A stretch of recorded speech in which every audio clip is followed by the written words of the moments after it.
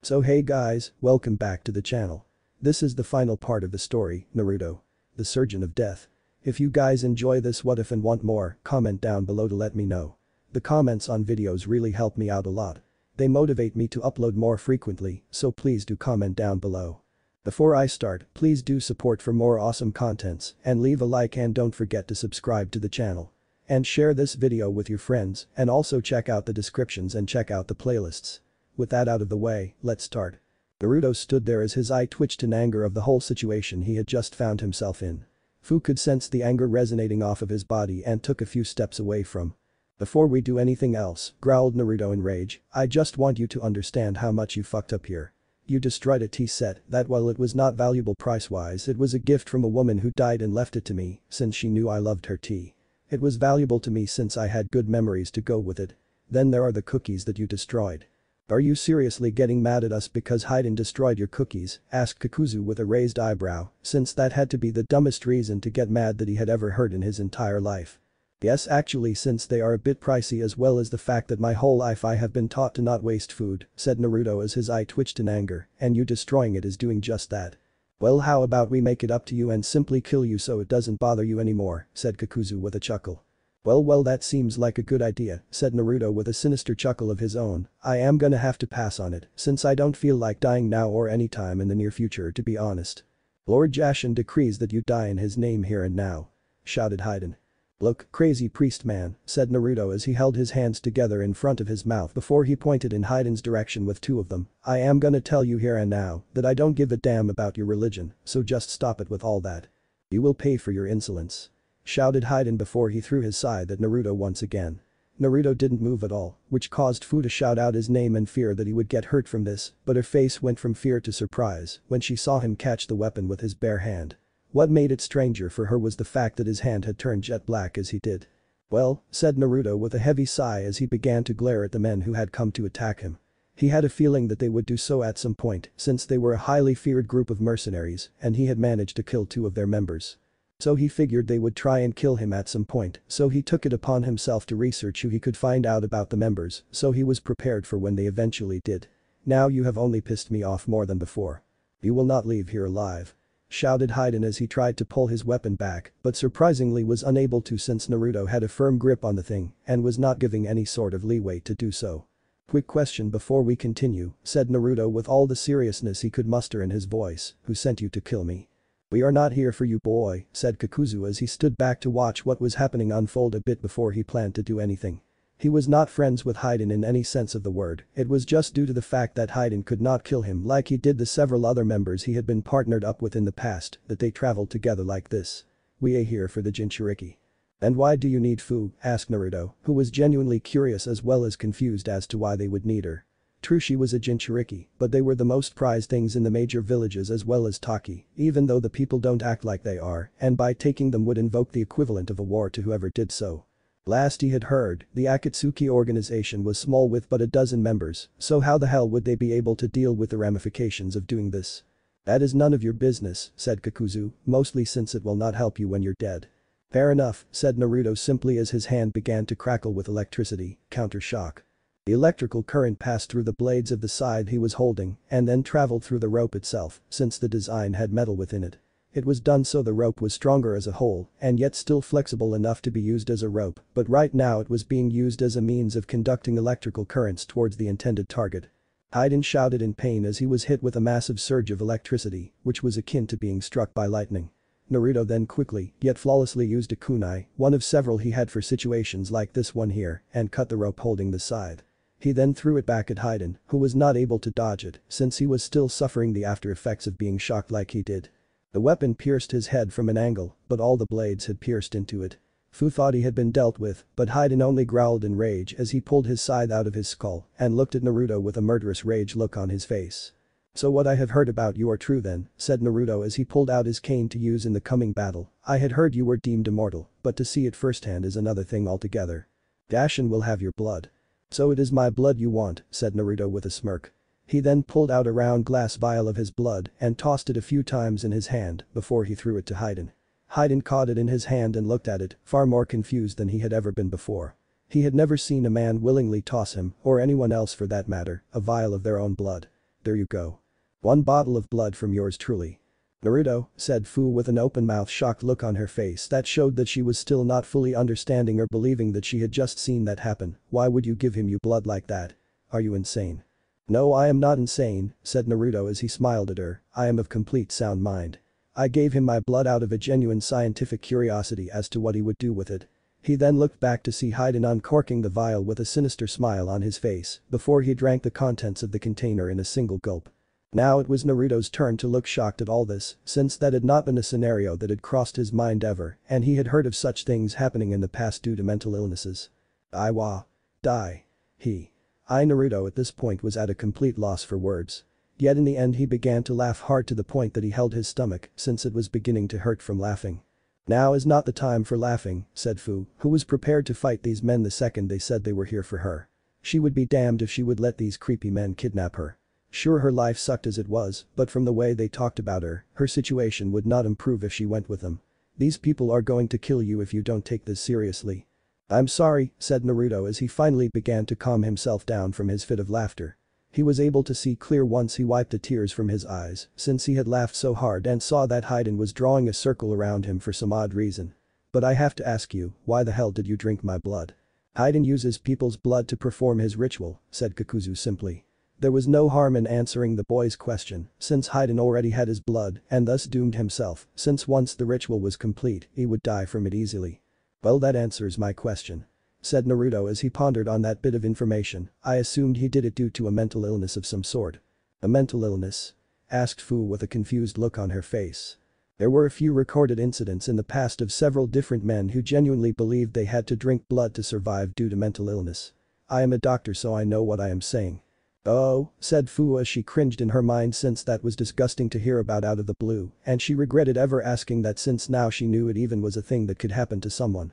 But before you continue on with your ritual over there, Hayden, said Naruto as he saw the man's skin turn black with what appeared to be a skeleton tattoo on him that went all the way down his body, at least as he could see since the man's pants blocked a view of his lower body. I feel like telling you why I laughed so hard at your actions. The last words of a dead man, said Hayden with a grin, go ahead and say them, but know that I will simply forget them afterwards, since they are so very insignificant to me or my Lord Jashin. Thank you kindly, said Naruto with a chuckle. This confused Hayden and Kakuzu since by all accounts the brat should be begging for mercy right now, yet he was strangely calm through all this. Their leader had warned them about the brat who had killed Kisame and Itachi, and while they had ignored it when told, thinking that the two of them had simply gotten a fat head and died from their pride getting in the way, now they were beginning to think differently than before. So I will tell you 3 very important things about my blood that you foolishly consumed like you did. The first, yet most important fact is that my blood is highly infectious. Wait, said Hayden with a look of confusion plastered onto his face. What? My blood is infectious, said Naruto as he conjured up some of the blood in his arm to leak out of it and form multiple small balls that he began to twirl like they were stress balls of some sort. I use it as a weapon against my opponent since my bloodline allows me to use my blood to infect the blood of others in a manner that I have complete control of their bodies. Case in point. It was at this time that Hayden felt his hands fall to his sides and stiffen up to the point that he could not move them at all. Fu simply watched this in fascination since Naruto had yet to cease to amaze her. But it wasn't only her, but the demon inside her that was impressed as well. The process takes a bit due to multiple factors, said Naruto with a smirk, the main one being just how much blood I throw at you. It doesn't take much, and yet you drank a lot of it, so that only hastened your defeat. You will die in the name of Jashin, said Hayden through strained teeth. He was unable to open his mouth properly to shout out his threat since Naruto was using his blood to stiffen his body completely in a way that he couldn't move in the slightest. The second thing you need to know, continued Naruto, who was not at all concerned about the threat sent his way. He was paying attention to Kakuzu though on the off chance he decided to intervene in what he was doing to Hayden. But to his surprise the man just stood there and let Hayden suffer like this without helping him in any way. Is that my blood is explosive as well when I want it to be. So what you consumed was the equivalent of an organic bomb. What the fuck? Shouted Hayden. Yes, but the last thing you need to know about my blood is that it is highly combustible as well. So have fun burning into ash. Naruto smiled as he clicked his fingers and Hayden began to scream in agony as his entire body burst into flame. This went on for a bit before his body began to collapse upon itself since it was turned to ash and the wind knocked it over. Well damn, said Kakuzu with a chuckle, you managed to kill Hayden. You don't seem so beat up about that, said Naruto as he twirled his cane in his hand for a bit before he slammed it into the ground so that it stood on its own. Once in place he put his hands together and cracked his knuckles. To be honest, I couldn't stand the guy. The only reason I was paired with his religious ass was because he could not kill me like he did the other members who were partnered with him in the past. I thought you ate that you were not a shinobi, said Fu, who was starting to wonder if Naruto had lied to her, and if he did for what reason. I'm not, said Naruto with a simple shake of his head, I am simply a doctor. Yet you have a bloodline ability as well as the skills to kill a powerful enemy in an unorthodox manner. Think about it like this, said Naruto simply, you have trained for so long to fight against and defeat shinobi. You know the basics of the art, so you know how they act, think, plan, the works. Yet I was never trained in the field like you were and taught myself to fight as only a doctor could. That is my key advantage in a fight due to the fact that no one has ever trained to fight a doctor, so they are not prepared for it when I win. I can't fight that logic, said Fu simply with a sigh since he was right about that. But don't you know, there are some things that can beat smartness and foresight, said Naruto with a smirk, awkwardness and stupidity can do so easily. The best swordsman in the world doesn't need to fear the second best swordsman in the world, no, the person for him to be afraid of is some ignorant antagonist who has never had a sword in his hand before. He doesn't do the thing he ought to do, and so the expert isn't prepared for him, he does the thing he ought not to do. And often it catches the expert out and ends him on the spot. That sounds like you quoted it from a book, said Fu. And I did, said Naruto, since that quote has been true for me my entire life, as I fought many who thought me weak. Sorry to cut the idle chit-chat short, said Kakuzu, who was fairly pissed that the two of them were basically ignoring him, even though he was standing right there in front of them. He was an infamous S-ranked shinobi, and yet they were acting like he wasn't even a problem. But you still have me to deal with, and now that I know about your little blood trick you won't beat me. True, said Naruto as he held up his hand a bit. A clear ring appeared in the palm of his hand. Room. What the hell is this? Asked Kakuzu since this was not something he had ever seen before. This is my operating room, said Naruto as he stood there with one of his hands behind his back as he used the other to emphasize his point. And within this field of power, I am essentially God. Like hell I would believe that. Shouted Kakuzu before he formed the hand seals to blow a massive fireball in Naruto's direction. Naruto simply grinned as the attack got closer since he was not afraid in the slightest. Thekt, said Naruto simply as he used his finger to point upwards. The fireball then turned 90 degrees and soared into the air before it exploded. Is that the best you have to offer against me? Kakuzu was utterly pissed at this point that the brat would not just die already. He wanted to charge forward and attack since apparently long-range attacks would not work. But Naruto's claim of power while within this field made him think of another approach. So he made to retreat so as to get out of the field and think of a proper plan here. Good plan, said Naruto as he saw Kakuzu make to try and leave his room. He pulled out a kunai that began to glow with green lightning as he pulsed power through it, but too little too late. Shambles. Kakuzu had just made it out of the field of Naruto's power when he suddenly reappeared within it and to his shock and horror, right next to Naruto himself who then plunged the kunai into Kakuzu's chest. This operation will destroy your body from the inside out, growled Naruto as he saw Kakuzu convulsing in pain as the attack surged through his body. Gamma knife. Naruto could feel all 5 of the man's hearts pop from within the man's body as his power destroyed him. He had read about this ability in Law's journal, and when he read about Kakuzu and heard the rumors of him having multiple hearts, he was glad to master it so as to eliminate him without too much of an issue. He saw the life begin to leave his eyes before he pulled the blade out, Kakuzu's blood squirting out of the wound. Naruto held out his hand to grab his cane and used the blood of Kakuzu to form a scythe blade that he swung and cut Kakuzu down the middle. This was overkill and he knew it, but when it came to men who were essentially immortal via inhumane means it was kind of essential. Sorry you had to see me like that, said Naruto to Fu with an apologetic voice as he pulled out multiple bottles that he used to collect Kakuzu's blood within and stored for later. That is the reason I try not to fight when I can avoid it. When I fight, I go sadistic with my fighting style since I really don't know how to stop and enjoy it. I don't like that version of myself so I try and stay away from it when it can be avoided. Completely understandable, said Fu as she waved her hands in a comical way. Sure Naruto might seem a bit crazy to her, but he was still the only friend she now had and was one, even though he knew exactly what she was. She was not one to judge and would give Naruto the benefit of the doubt here. But were you really so pissed off about the cookies? Actually yes, said Naruto, since I was being honest about the whole not wasting food thing.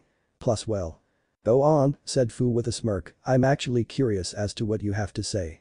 Well the baker has a son who he is training in his craft, said Naruto as he sighed at the thought of the man, and the son is quite effeminate with the clothes to match his personality. Oh, said Fu since she was putting the pieces together, so you are homophobic. No, said Naruto honestly, I have no problems with who people fall in love with. It's just said Naruto as he was a bit embarrassed to say the next bit. Sweet Kami, said Fu as she began to laugh since she saw it now, he is in love with you isn't he? Yeah, said Naruto as he rubbed the back of his head, but the problem there is that I am straight, yet he does not care and likes and I quote the thrill of the chase, so he continues to do so in some strange hopes to turn me gay. So every time I go and get those cookies, I have to deal with that bit of awkwardness. Naruto growled as his eye twitched since Fu was rolling on the ground laughing hard about this whole thing. More would have been said, but it was at that point that 24 Taki shinobi surrounded him. Fu was scared as she got back to her feet. Halt, said a large man with an eye patch who Naruto guessed was the leader of this group, you are under arrest for the attempted theft of our village Jinchuriki. I was not trying to kidnap Fu, said Naruto with a raised eyebrow. She helped me find some plants that grow around here and then we were attacked. You dare leave your post without permission, said one of the shinobi as he moved to strike Fu across the face. But Naruto was faster and threw a kunai into the man's arm, severing the tendon, so it was now useless to him without proper medical treatment. Do not hurt my friend, said Naruto with a murderous look of rage in his eyes. I'll go with you so as to not cause any more problems, but if you hurt her in my presence, and I will make your life a living hell beyond description. Fu couldn't help but blush a bit as she heard Naruto care enough for her to threaten so many men at once. She never thought that a man would do such a thing for her, being a Jinchuriki and all, so this was a nice surprise. Fu then saw as the leader got behind Naruto and roughly shoved Naruto towards the village, but she did notice Naruto give her a smile as a way to tell her not to worry. And for some strange reason, she listened to him. Leader of Taki office. Naruto was brought into the village of Taki, which he was amazed about the layout of the village, since most houses were in the trees, so that unless you knew what you were looking for, you most likely failed to notice it at all. Naruto was led to the building that was obviously the place where the leader of the village worked, and while it was not as grand as those you would see in major villages, it was still bigger than the main houses. Naruto was basically shoved inside by the big shinobi with the eye patch that had ordered him to come along in the first place. Naruto really wanted to punch this asshole since he did not like to be shoved like this, but he would not make waves in a village that he could do potential business in the future, with since that added to his client list, as well as opened up new potential vendors to get rare ingredients to use for medicine. Once inside he was shown the way to the main office and once again shoved into the room. The man inside sitting behind the desk had ink black eyes and long dark brown hair. He wore a forehead protector symbolizing his shinobi status within the village. He wore gray pants, a green shirt, and shinobi sandals. In addition to his normal outfit, he had a gray shoulder pad on his left shoulder with a brown strap over it. To top it all off he wore a light yellow kimono jacket and light gray pants with a red scarf around his neck and a turquoise haori. From the looks of things he had been in the middle of paperwork and from the amount of stress that appeared on the man's face, it had been quite the day. He saw his men bring in another who he had never met in his life, and whenever that happened, it meant someone had tried to infiltrate their village, and now he would have to fill out the paperwork for an execution. Sweet merciful Kami, said the man as he slammed his head onto the desk. The amount of paperwork he had to do today had left him exhausted, and he really didn't want to deal with this shit. Now he understood why his father was cranky for a good chunk of his life, since he had taken over as the leader of the village once he died protecting it. Why must I be burdened with so much paperwork? He took a quick deep breath to calm himself before he lifted his head up to look at the man they brought to him. I am a fairly busy man, he said with a sigh, so let's get right to the point here. Who are you and why have you seen fit to try and invade our village? Invade? Asked Naruto with a raised eyebrow, why do you assume that I invaded? Because you are here before me, said the man, and under heavy guard as well so it's apparent that you tried to invade us. Sir, said the eye patch shinobi, he didn't try to invade us. Then why is he here, said the leader as he rubbed his temples as he got a headache. Naruto saw him suffering from one and knew he had the medicine that could help if given the chance to do so. He was caught talking to the demon bitch out in the forest, said the eye patch shinobi, and from what we heard he was trying to convince her to leave, most likely to try and join another village to enhance their own power. Is this true? Asked the leader with a quizzical look on his face. If it was true then the consequences of the matter would be even direr for Naruto, since this village really hated it when people tried to steal their village weapon. Sure they hated the young woman with all the hatred they could possibly give, but she was their weapon or slave to some who thought about it like that. Who are you? To answer the first question first, said Naruto with a deep sigh. The man who brought him in had only arrived at the end when he had killed Hayden and his partner, so how would he know about what the hell they were talking about beforehand? Naruto had a sneaking suspicion that they had been listening near the end, which infuriated him to know that they just stood there and watched him as well as Fu get attacked like that and only showed themselves when he was weakened in the fight. But why he thought that he was trying to convince Fu to leave was a mystery since he had not. Sure he had told of what the world offered, but not to convince her of anything. I was having a simple conversation with the young lady. When has that become a crime? Because it is a fairly stupid one if it is. Naruto then felt the man shove him yet again, and it took a lot of willpower to not simply slug this guy and be done with it. Sure, the man had hide and muscle mass on him, but he had skills and bloodlines to easily counter that advantage. "Don't you dare lie to our leader, you little brat," said the shinobi. "We watched you converse with the demon and overheard your plans to try and get her to leave." "So you were standing there when I was talking to Fu?" asked Naruto as he glared at the man, "yet you did nothing as two members of the Akatsuki came and attacked us. Some shinobi you are. How dare you?" shouted the man as he made to punch this brat. "Stand down," said the leader as he slammed his fist onto his desk. He had gotten to his feet and done so in an attempt to end the situation before it escalated into something far worse than it could be if nothing was done about it. "Yes sir," said the shinobi, though from his tone of voice, it was with great reluctance. "Now," said the leader as he sat back down since he did not need to intervene in this conflict physically, "I will ask you once again who you are." "Oh, I am sorry," said Naruto with a chuckle, "where are my manners? My name is Naruto, and I am known throughout the elemental countries as the Surgeon of Death." His response made the men look at him in shock, none more than the jackass who had essentially tried to prove he was such a big man by bullying him with his shoving. The man began to heavily sweat in a comical way as he slowly inched away from Naruto. The man had heard about what Naruto was capable of doing to those who angered him and did not want to end up like that. "Oh, what is this?" said Naruto with a sinister smirk. "You don't want to shove me around like you were before. Come on, try and do it once or twice more for a laugh. We'll see who is laughing in the end." "No," said the man faintly as the color in his face disappeared in fear, "that's okay." "Leave us alone," said the leader as he waved the shinobi out of the room so that he could talk with Naruto in private. "Are you sure about that?" said another one of the shinobi in confusion that their leader would send them all out of the room, leaving him vulnerable like that. "This is the Surgeon of Death I am speaking to," said the leader. "He is a neutral man who is allied to none of the major villages or even has home in one, so he is not here to harm us or invade our village in some way." "I am happy to see that you know of me," said Naruto as he saw the shinobi that escorted him leave. He made the man who shoved him shudder as he held up a fist and stuck out his thumb to use it in a cutthroat motion. He had no intention to kill or even hurt the man, but he didn't know this, and that's how it would be. Since it makes introduction so much easier. "Now well you know who I am afraid that I don't know your name." "Oh right," said the man, "my name is Shibuki and I am the leader of the minor shinobi village of Taki." "Oh," said Naruto seriously, "so you are Shibuki."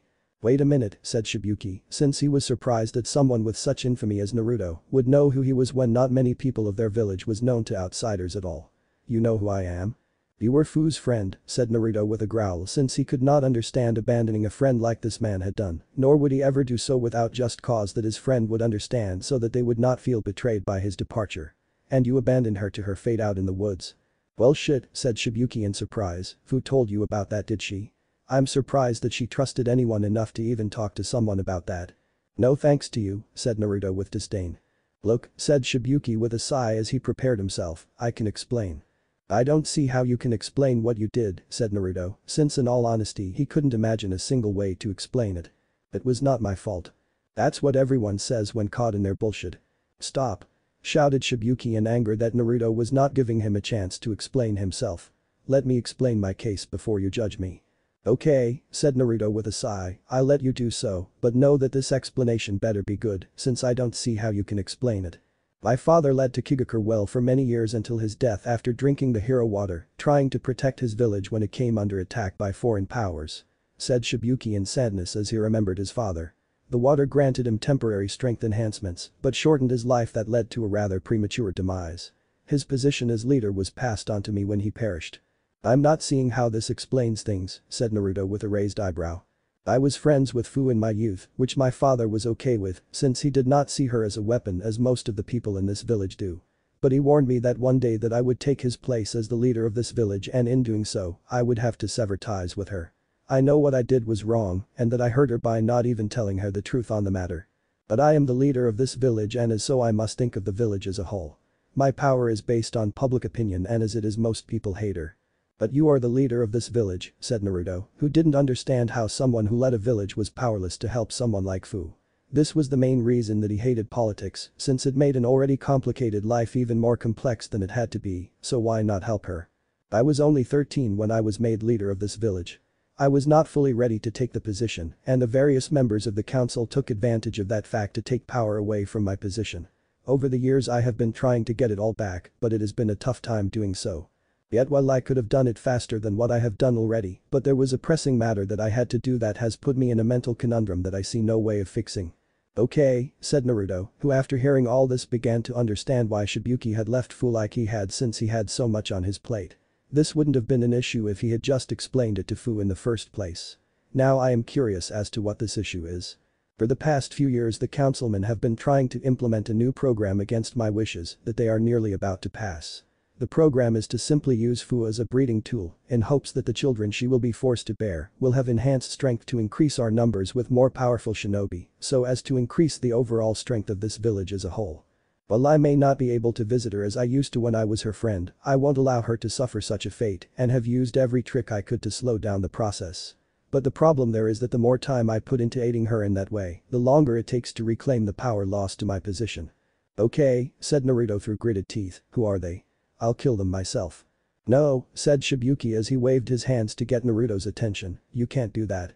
If you really care for Fu as you said you do, said Naruto as he glared at the man, then why stop me from ending the lives of the men who want to rape her?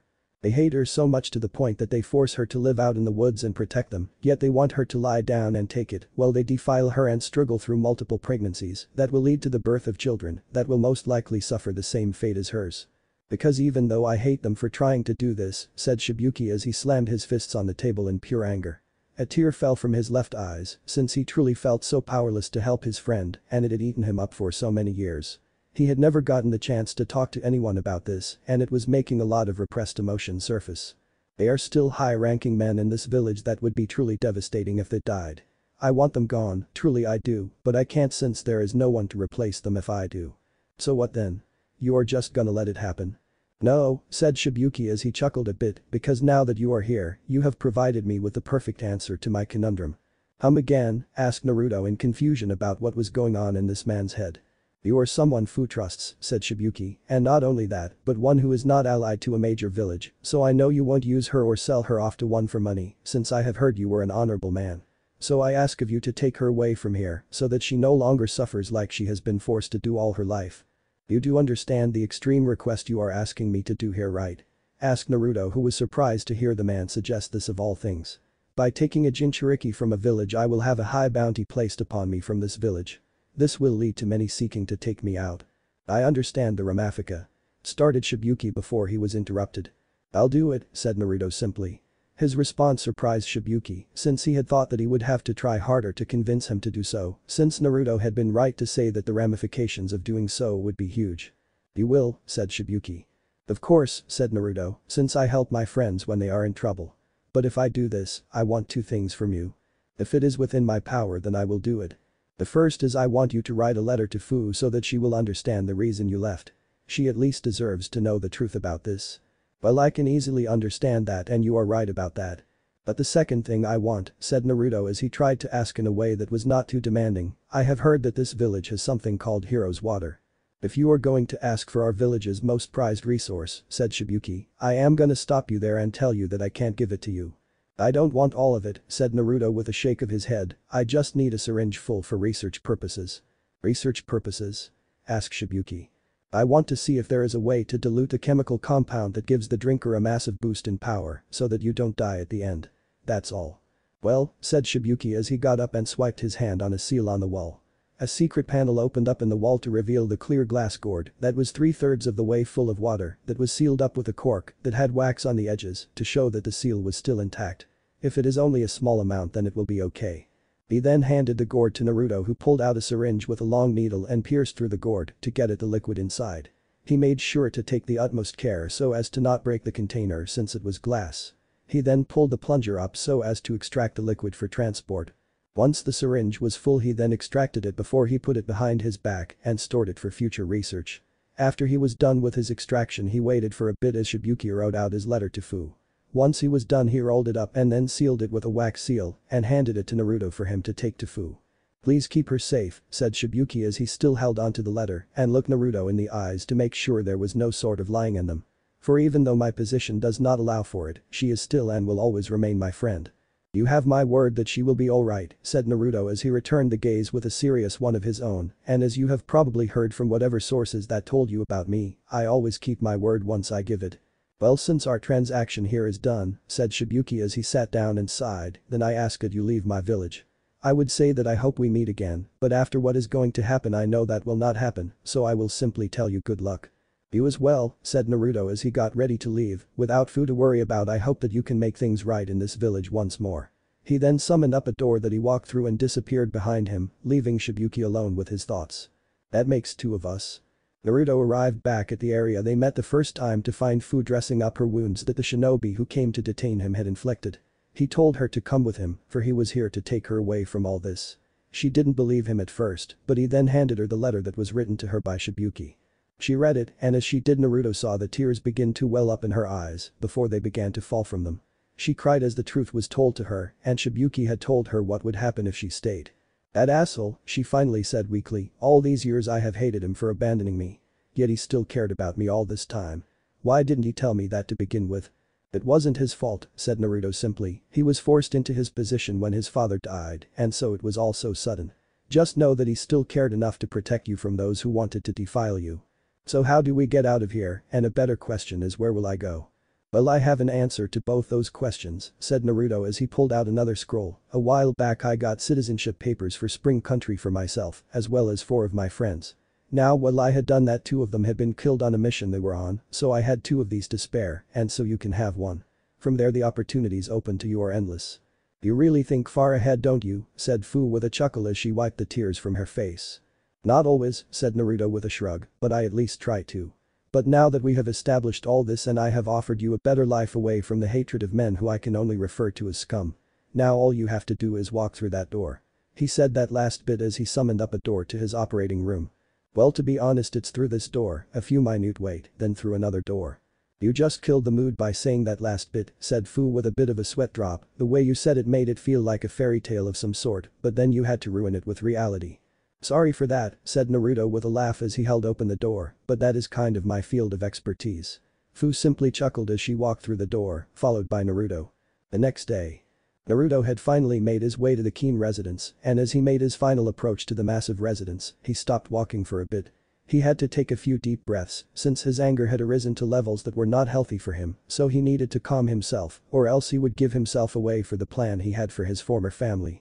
Most of what he had planned was already in play as it was, but now all pieces were on the board, and he just needed to hit the point home to complete this. Once he was finally calm enough to continue the last bit of the trek towards the front gate, he proceeded to do just that. He made to the gate without any sort of interruption or ambush, but then again no one really came this way, since the Keen family were the kind of people to have trespassers killed, and so that made people not want to even come out this way unless they needed to. Naruto reached the gate and pulled the rope, which he had to admit was fairly fancy, which then rung the bell it was attached to. He stood there and waited for someone to arrive, the whole time it pissed him off, since the whole setup of this was vain in execution. There were no guards at the front gate, but there were plenty spread around the house itself, leaving the servants' quarters completely unguarded in case of a siege. And to make it worse, those who waited at the front gate were forced to wait, while the one guard in charge of doing so got his arrogant ass up to open it, forcing whoever was there to wait upon them like it was a privilege or something. Naruto honestly wanted to leave, since he could not take all the vanity, but he waited it out since he had the plan he made up and he would stick to it no matter the cost. It had taken 16 years to get to this point, and it would be so worth it in the end when it was all finished. Eventually the guard arrived at the front gate and demanded to know who he was and why he was here. Naruto growled in response and told the man who he was and handed the scroll that had been given to him by Zuko back when he had still been in Konoha. The guard looked at it, saw it was genuine, and then opened the gate with a warning to mind his tongue or else he would suffer dearly for it if he did not. The guard then led him along the log road that led to the house, and as he walked by he saw the various fields that the Keen family owned of various trees and fruits. Yet while the scenery was lush and beautiful, it simply masked the truth of the ones who maintained it. The Keen family were ruthless businessmen. They took great satisfaction in the destruction of competition in such a way that not only did it leave the family who owned those businesses destitute, they would then enslave them as well and force them to work the fields through shady dealings or legal means. Naruto could sense the pain they were in and even saw one such case where a boy that was about a few years younger than himself was beaten by a guard for so much as speaking out of turn. Naruto could only growl in hatred at the darkness that made up his former family and could only smile inwardly that his mother had left when she did and turned out far better than they had. She died a good person with at least one person in the world to care enough to remember her name, while if the rest of her family died, no one would honestly care and would in fact celebrate their demise. Eventually they made it to the room that the head of the household was in, which had multiple medical instruments within it to keep him alive until the heart transplant was complete. The guard ushered him in and threatened him to be on his best behavior, which Naruto implied flipped him the bird, since he could care less what threats this man had to make. Naruto had killed so many bandits, missing Nin, as well as several members of the Akatsuki, so he was not afraid of one guard with an ego that had achieved gravitational pull due to its eyes. Naruto opened the door and went inside to see the man known as Ozai, surrounded by a dozen personal doctors, as well as his two children. Ozai saw him enter the room and ordered the other doctors to leave the room at once. They did as ordered, leaving Naruto alone with the other three as well. "So you are the surgeon of death that I have heard so much about," said Ozai in a tone of arrogance, "you don't seem like much." "Well, I could easily say the same for you," said Naruto with a twitchy eye, "you being stuck in a hospital bed like you are." "Listen here you insolent whelp," Ozai started before he was interrupted. "No you listen," said Naruto with a simple glare, "you sought me out for my medical expertise, so keep your insults or your arrogance to yourself or I will simply walk out that door and not return. And before you think that you can simply order your men to detain me and force me to operate on you, allow me to state that I will kill all who try and feel no remorse about it. Plus even if you tried to play the political game to make me suffer as I have heard you have done to so many, I am friends with half a dozen daimyos from all over, 3 from major countries with access to shinobi. So let's move on past all the threats and arrogance and get down to business shall we?" "Fine," said Ozai as he was furious that this peasant dared talk back to him in such a manner. He was actually planning on doing what Naruto stated, but with that many connections he could not do much against Naruto or else it would spell doom for his family on such a massive political level. "So how much do I owe you?" "Well that all depends on what needs to be healed," said Naruto as he took a step forward. "I will perform a simple physical and tally up what is owed by what needs to be fixed." "And how do I know that you won't simply try to bleed me dry of my money by marking up prices?" asked Ozai. He did not get where he was today by letting people get one over on him like that and he would be damned if he started now. "Because my client list is so extensive," explained Naruto as he held up his hands, which were glowing with chakra to perform the physical, "I have no need to do such a thing. I make far more than enough with the prices I have set to need to try and cheat someone out of more. It literally pays to be one of the best in the medical field." "Fine then. Do what needs to be done so then you can leave sooner," said Ozai. He did not like conversing with those he deemed as commoners and this brat was one of them. Naruto finished what he was doing, pulled out his price book and wrote out the bill that would need to be paid before he started. Ozai growled since the price was steep and he felt as though the brat should heal him on the fact of his family name alone, but his daughter had told him how he cared not about such thing and simply wanted the money owed. So Ozai called in a butler, one who had served him since he was 5, and told him to go retrieve the funds that Naruto billed him, but not a single cent more. Well we wait for that man to return," said Naruto as he stood there with his arms crossed, "I have a deal I wish to make with you." "And why would I make a deal with one such as you?" "Because I will half the bill." Those words shocked not only Ozai but his children as well, since they were curious as to what Naruto wanted to do such a thing. "Go on." "I would like you to answer a few questions I have," said Naruto.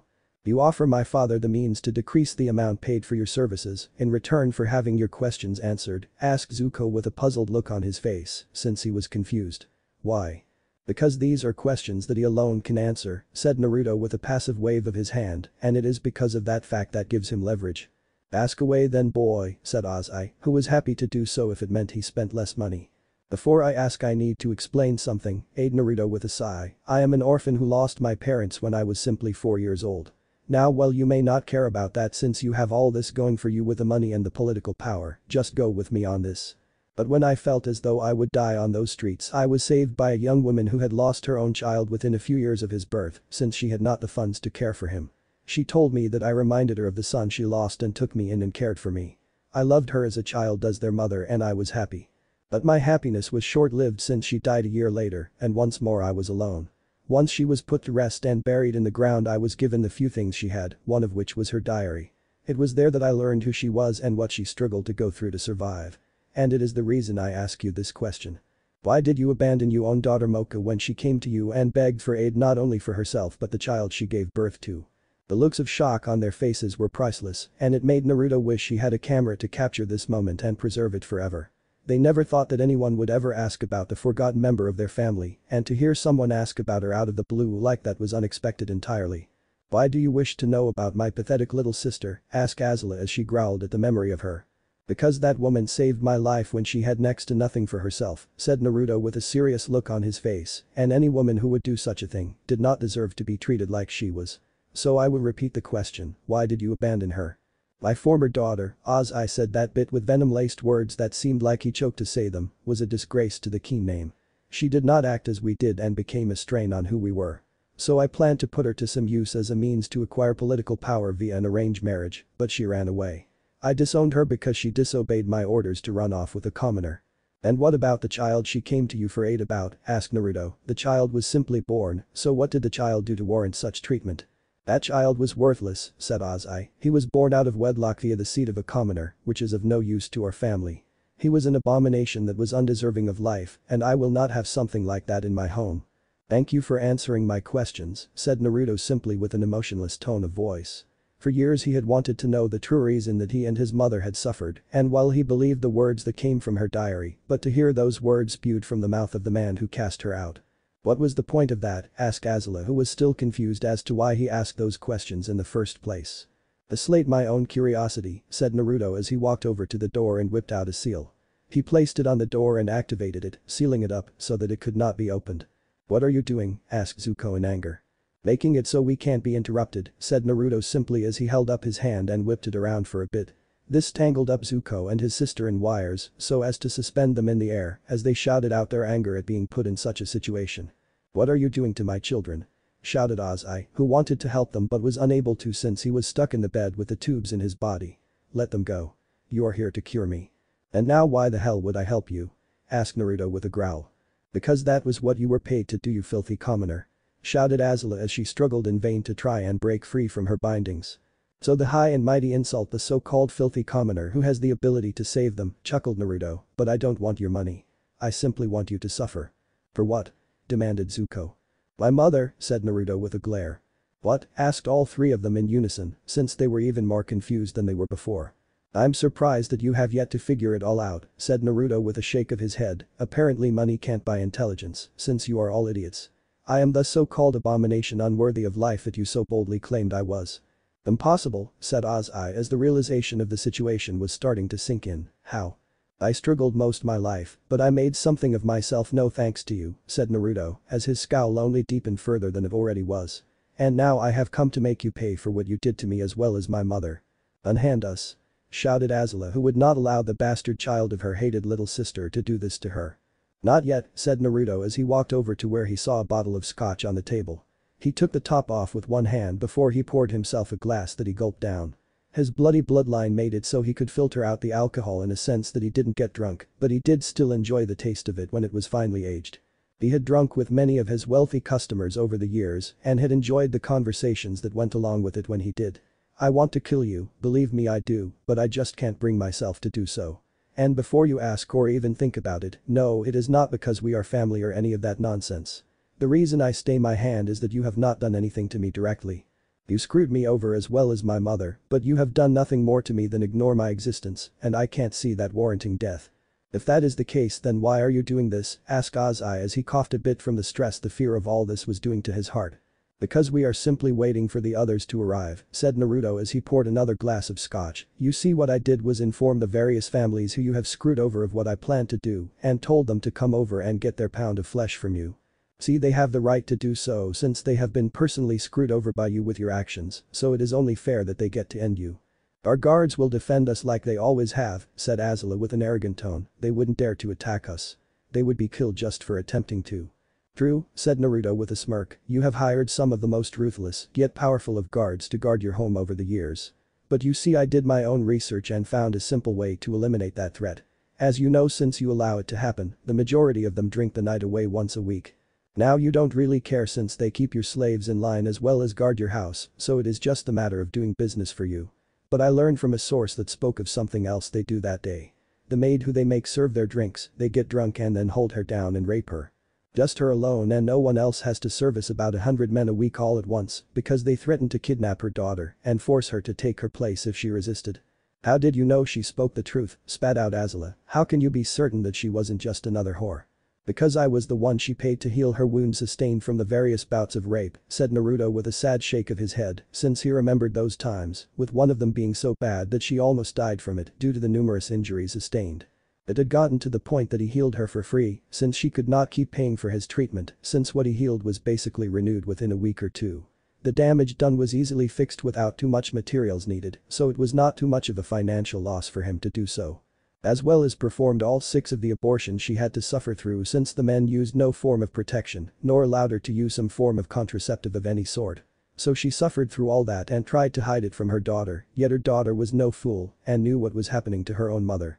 "So I sent the mother a special poison to put into the drinks of the men, and she did so without hesitation." "She did what?" demanded Ozai in fear-laced anger. "She poisoned them," said Naruto as he pulled out his watch to look at the time, "and since I timed my visit just right at that specific moment, they heard the guard who stood outside their door screaming in pain as the poison finally began to do its job and kill the one poisoned. It was a slow-acting poison that made one's body die slowly, yet restricted the muscles, so all they could do was scream in agony as the pain lasted a few hours before all vital functions simply shut down entirely. The drawback to using this poison was the fact that it took so long to get to that point and was easily curable until it hit the final stages. You just had to know you were poisoned in the first place. These men would not know about the symptoms, and the poison had been slipped into their drinks a few days ago, so he had timed it right and arrived near the end of their lifespan. As they spoke, the various guards all over the estate dropped to their knees in agony and screamed out in pain as the poison did its work. The front gate was broken through by the massive mob of people who had come to ransack the place and kill the family who took everything from them. It took about 10 minutes for Naruto to finally hear the knock on the door that he told them to use to show that they had arrived. "And that sound means that our little reunion is finally at an end," said Naruto as he retracted the wires holding his aunt and uncle up in the air. They fell to the ground and looked at him in fear. Naruto then went over to the door and ripped the seal off before he opened the door to show multiple people standing there with various tools in their hands to use against the Kin family. "And now I will leave you 3 in the hands of the fine capable hands of these gentlemen." "No wait," said Ozai in fear, seeing so many faces of people whose lives he had ruined with a smile upon his own while he did it. "Protect us. Name your price and we shall pay it." "I'm sorry, but I believe you have confused me for some sort of mercenary," said Naruto with a chuckle as he turned his head to look at them without fully turning his body around, "but I am not one of those. I am a doctor, sir, and a very good one at that. You can't leave us like this," shouted Ozai in a desperate attempt to play on the brat's humanity. "How ironic," said Naruto with a cruel laugh, "since you put my mother in a similar situation with her begging for help and you tossing her out like she was trash. Now here I am not lifting a finger to aid you no matter how hard you beg. Consider this karmic justice." Naruto then walked out of the room as the men rushed in. He heard what obviously was Ozai getting carved open like a cooked turkey along with his son suffering the same fate as his father. Yet Azula was screaming out for them not to touch her, and he heard the rip of her clothes as the men were obviously going to rape the fuck out of her. While Naruto was usually against that sort of thing, he was not going to stop them in this one case and simply walked back outside past all the various people who were taking anything of value. He had to step over quite a few bodies of guards who were killed, yet all in all he made good time out of the place. While it was true that he wished to kill the 3 former members of his family with his own 2 hands, it was not a great idea to put into action once one considered the political backlash. If he had done the deed personally, then the bounty on his head would be massive, with the various daimyos of the nations he was on good terms with being forced to turn him over. His overall reputation would be in shambles, but as it was, it will be seen as people revolting against their oppressors, so he was blameless. If someone were to investigate and somehow see that they were there, well, he would tell them the truth and explain that he had been hired to heal the man, only to survive the attack on the mansion, since people knew who he was and let him go, since killing him would be a waste of talent. All had gone as he had hoped it would, and in his heart he knew that he had avenged his mother by doing so. While he would usually summon a door and teleport home, he was enjoying the serenity of the whole situation and walked towards no particular destination, since he has none in mind.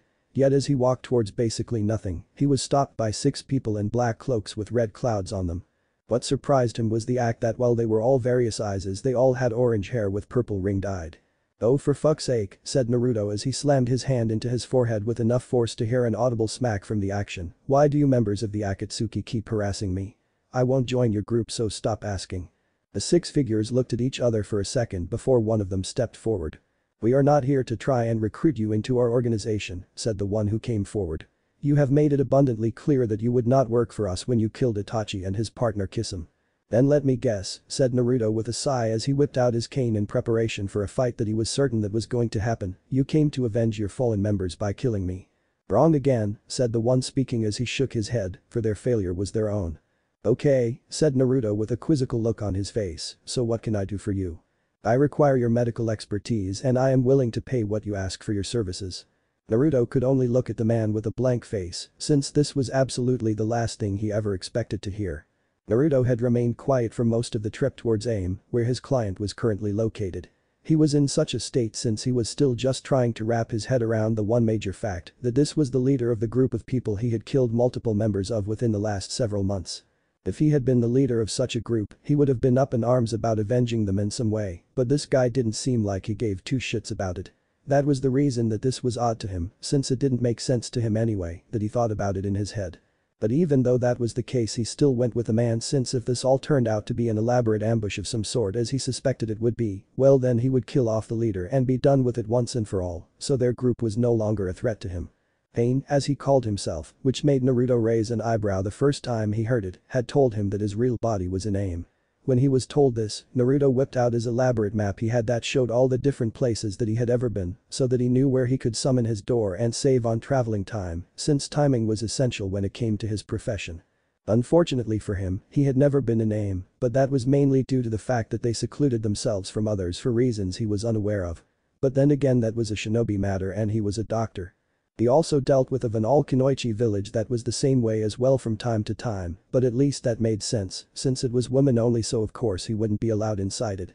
He had healed a few of those women in the past, but at a town nearby, since they explained their village's rule of not allowing men into their village, which he fully understood and did not argue with them in the slightest, since he had no reason to do so. He saw the closest point to AIM that he had ever been and summoned a door for himself and Pain to enter, so as to enter the operating room before he opened another one to his set destination. Once back in the world, Pain wanted to hurry up, but Naruto had to explain that he was no shinobi, so he did not have the speed that they did, so it would take a bit longer than he was hoping. It was like when shinobi escorted civilians. Pain at first didn't buy that excuse, since if he was truly that slow, it should not have been possible to kill 4 separate S-rank shinobi like he did, along with numerous amounts of other missing nin and bandits like he did. And for what it was worth, Pain was right about that, but Naruto would never let him know this since he was a doctor, and when his opponents faced him, they all assumed he was slow and were easily defeated because of their arrogance. That was their first and last mistake in life, since he was far faster than he ever let on. But in the end, Pain relented and it took a day and a half to get to their destination. He was then blindfolded, which he was assured that it was to protect the location of their hideout, which Naruto understood perfectly, since this was not the first time such a thing has happened with bandits wanting his help to heal them. Sure, they were bad men, but he healed all who paid him to do so, as long as they weren't too evil. Once inside their hideout, he was met with the sight of a man with orange hair in what appeared to be some sort of life support system, but one that he had never seen or even heard of before. With him was a blue-haired woman who introduced herself as Konan. "Sweet merciful Kami," said Naruto with a whistle, "you weren't kidding when you said you needed medical attention. From looks alone you should not even be alive as you are. Are you able to heal me?" asked Pain as he looked at Naruto with his purple ringed eyes. Naruto had read up on various taijutsu when he had implanted the sharingan into himself, mainly to see if there were others that could enhance his eyes even more, so as to aid his work as a doctor. Surprisingly, he saw none, but the rinnegan did interest him for a bit. A lot of the abilities he could use after eating what he learned was called a devil fruit could be done with those eyes. Naruto remembered when he read from Law's journal about devil fruit, and he laughed when he read about the strange weakness of seawater. But he tested it out and he sank like a fucking rock, so he knew it was true. He was just lucky that his bloodlines and abilities that didn't involve his devil fruit powers were still accessible, or he would have been fucked that day. Plus, since most of the places he went were inland, made his weakness not that much of a factor to worry about. Sure, there was regular water, but it was seawater that was his weakness. "Well," said Naruto as he walked up to the crippled man and looked him over, "that's what we are going to see about now." Naruto then channeled chakra into his hands and began to rub the man all over his body, all under the watchful eye of Konan, of course. Usually when he did this, he saw the damage done within half a minute, but the amount of damage done to this man was far more extensive than he had ever seen any other man suffer through. He was a literal miracle, since for all things based in reality, he should be dead as he was, but he was still alive. He would also have added kicking, but the life support system had him locked in place, so that was not truly accurate to state. Naruto had to pull out a scroll and began to write down the long list of things that needed to be fixed, and dear Kami, it was huge. Once Naruto was done with his examination, he began to tally the total amount owed. The number was massive, with only the wealth of a daimyo being able to afford the extensive amount of surgery required, and even then the man would go bankrupt upon the end of the procedure. Naruto sighed as he gave the bill to Konan, since he believed that if Pain saw this, then he would suffer a heart attack from the amount. Hell, the color on Konan's face disappeared as she saw it, and then she began to glare at Naruto. "Do you take us for fools?" demanded Konan as she threw the scroll back at Naruto in rage about the price, that we would actually pay these clearly marked up prices. "My prices are set in stone," said Naruto with a shake of his head, "I never mark them up, nor will I ever since the amount of clients I have makes it so I don't have to." "So then why is the bill so high? Do you fully understand the amount of surgery this man would need to be back in his prime? To walk around without the need of this life support system he is in. This price is all the prices I said in one lump sum. You knew my services were a bit pricey, yet I do what others can't, and that is why you sought me out, so don't stand there and yell at me for showing you the reality of the situation and the price that goes with it." "And you give us," started Konan as she took a moment to think of the proper term to use for this given situation, "I don't know, some kind of bulk buy discount?" "I wish I could," said Naruto with a shake of his head, "but I am unable to do so." "And why not?" "Because money is how the world works," said Naruto with a closed-eye sigh, "and nothing in the world is free." "You greedy," seethed Konan before Naruto held up his hand to stop her. "No," said Naruto with a serious tone of voice, "I am not greedy in the slightest." "And how are you not greedy with these prices?" "Because to heal people I need to buy materials to make the various medicines that I use to heal people," said Naruto, as he laid it all out in a manner that the two of them would understand him. "My power does not just heal people alone, it just allows me to get to the damage in a manner that no one else can and remove disease or repair what has been damaged. So I need the money to pay for the materials to actually cure the people who I aid. That's how the world works, unfortunately." "There is no way that the materials you need cost so much," said Konan as she crossed her arms and continued to glare at Naruto. "You're right," said Naruto as he pulled out a journal, "they do not. Some are more expensive than others since they are far rare, but it's true that they don't cost so much. But the reason I charge so much is for another reason altogether." "And what possible reason could you have to charge people such prices like this?" asked Konan. Pain was curious as to the answer as well, but he was weak as he was and let Konan do the talking for him, since so far all she asked was exactly the same things he would if he could do so. "Believe it or not," said Naruto as he handed her his financial journal to look at, "but I have 4 separate accounts in my name. Each of them is used for a different thing, with the largest one I have taking around 85% of what I earn into it. Then there is one that is 10%, one is 4%, and the final one is a measly 1%. This surprised Pain and Konan to hear Naruto openly speak about his finances like this, since most people are far more secretive with theirs, so that they were not targets for theft. But then again, Naruto was a target already for his abilities as a doctor already, so it made some sense to them. "Now I know what you are probably thinking," said Naruto as he pulled out his cane and began to lean on it, "that I keep the 85% of it to myself. That is the furthest thing from the truth. That money I use to fund about a dozen separate orphanages all over. And since I support so many, it takes a lot of money to do that." "And why would someone like you give a damn about orphans?" asked Konan in fear that she would not like the answer to the question. Her and Pain, or Nagato as was his real name before he took up the current on Pain, were orphaned in the Third Shinobi War. No one helped them since no one cared about them, so they had to take care of themselves. To hear someone, especially one with such deadly infamy surrounding him, aiding orphans like this, made her question his motives on the subject. "You may find this hard to believe given who I am and the fact that I can use abilities that are akin to a bloodline," said Naruto with a chuckle. Everyone kept thinking that his op powers were a bloodline, but they were not. "But I myself am not from a clan of any sort. I was raised by my mother who died when I was only 5, and while I know who my father is, he refuses to acknowledge my existence, so I am an orphan, since he would never claim me. Well, at least back then he wouldn't, since now he keeps trying and I tell him to fuck off. But my point is that I know how hard the world can be to those who have lost their families.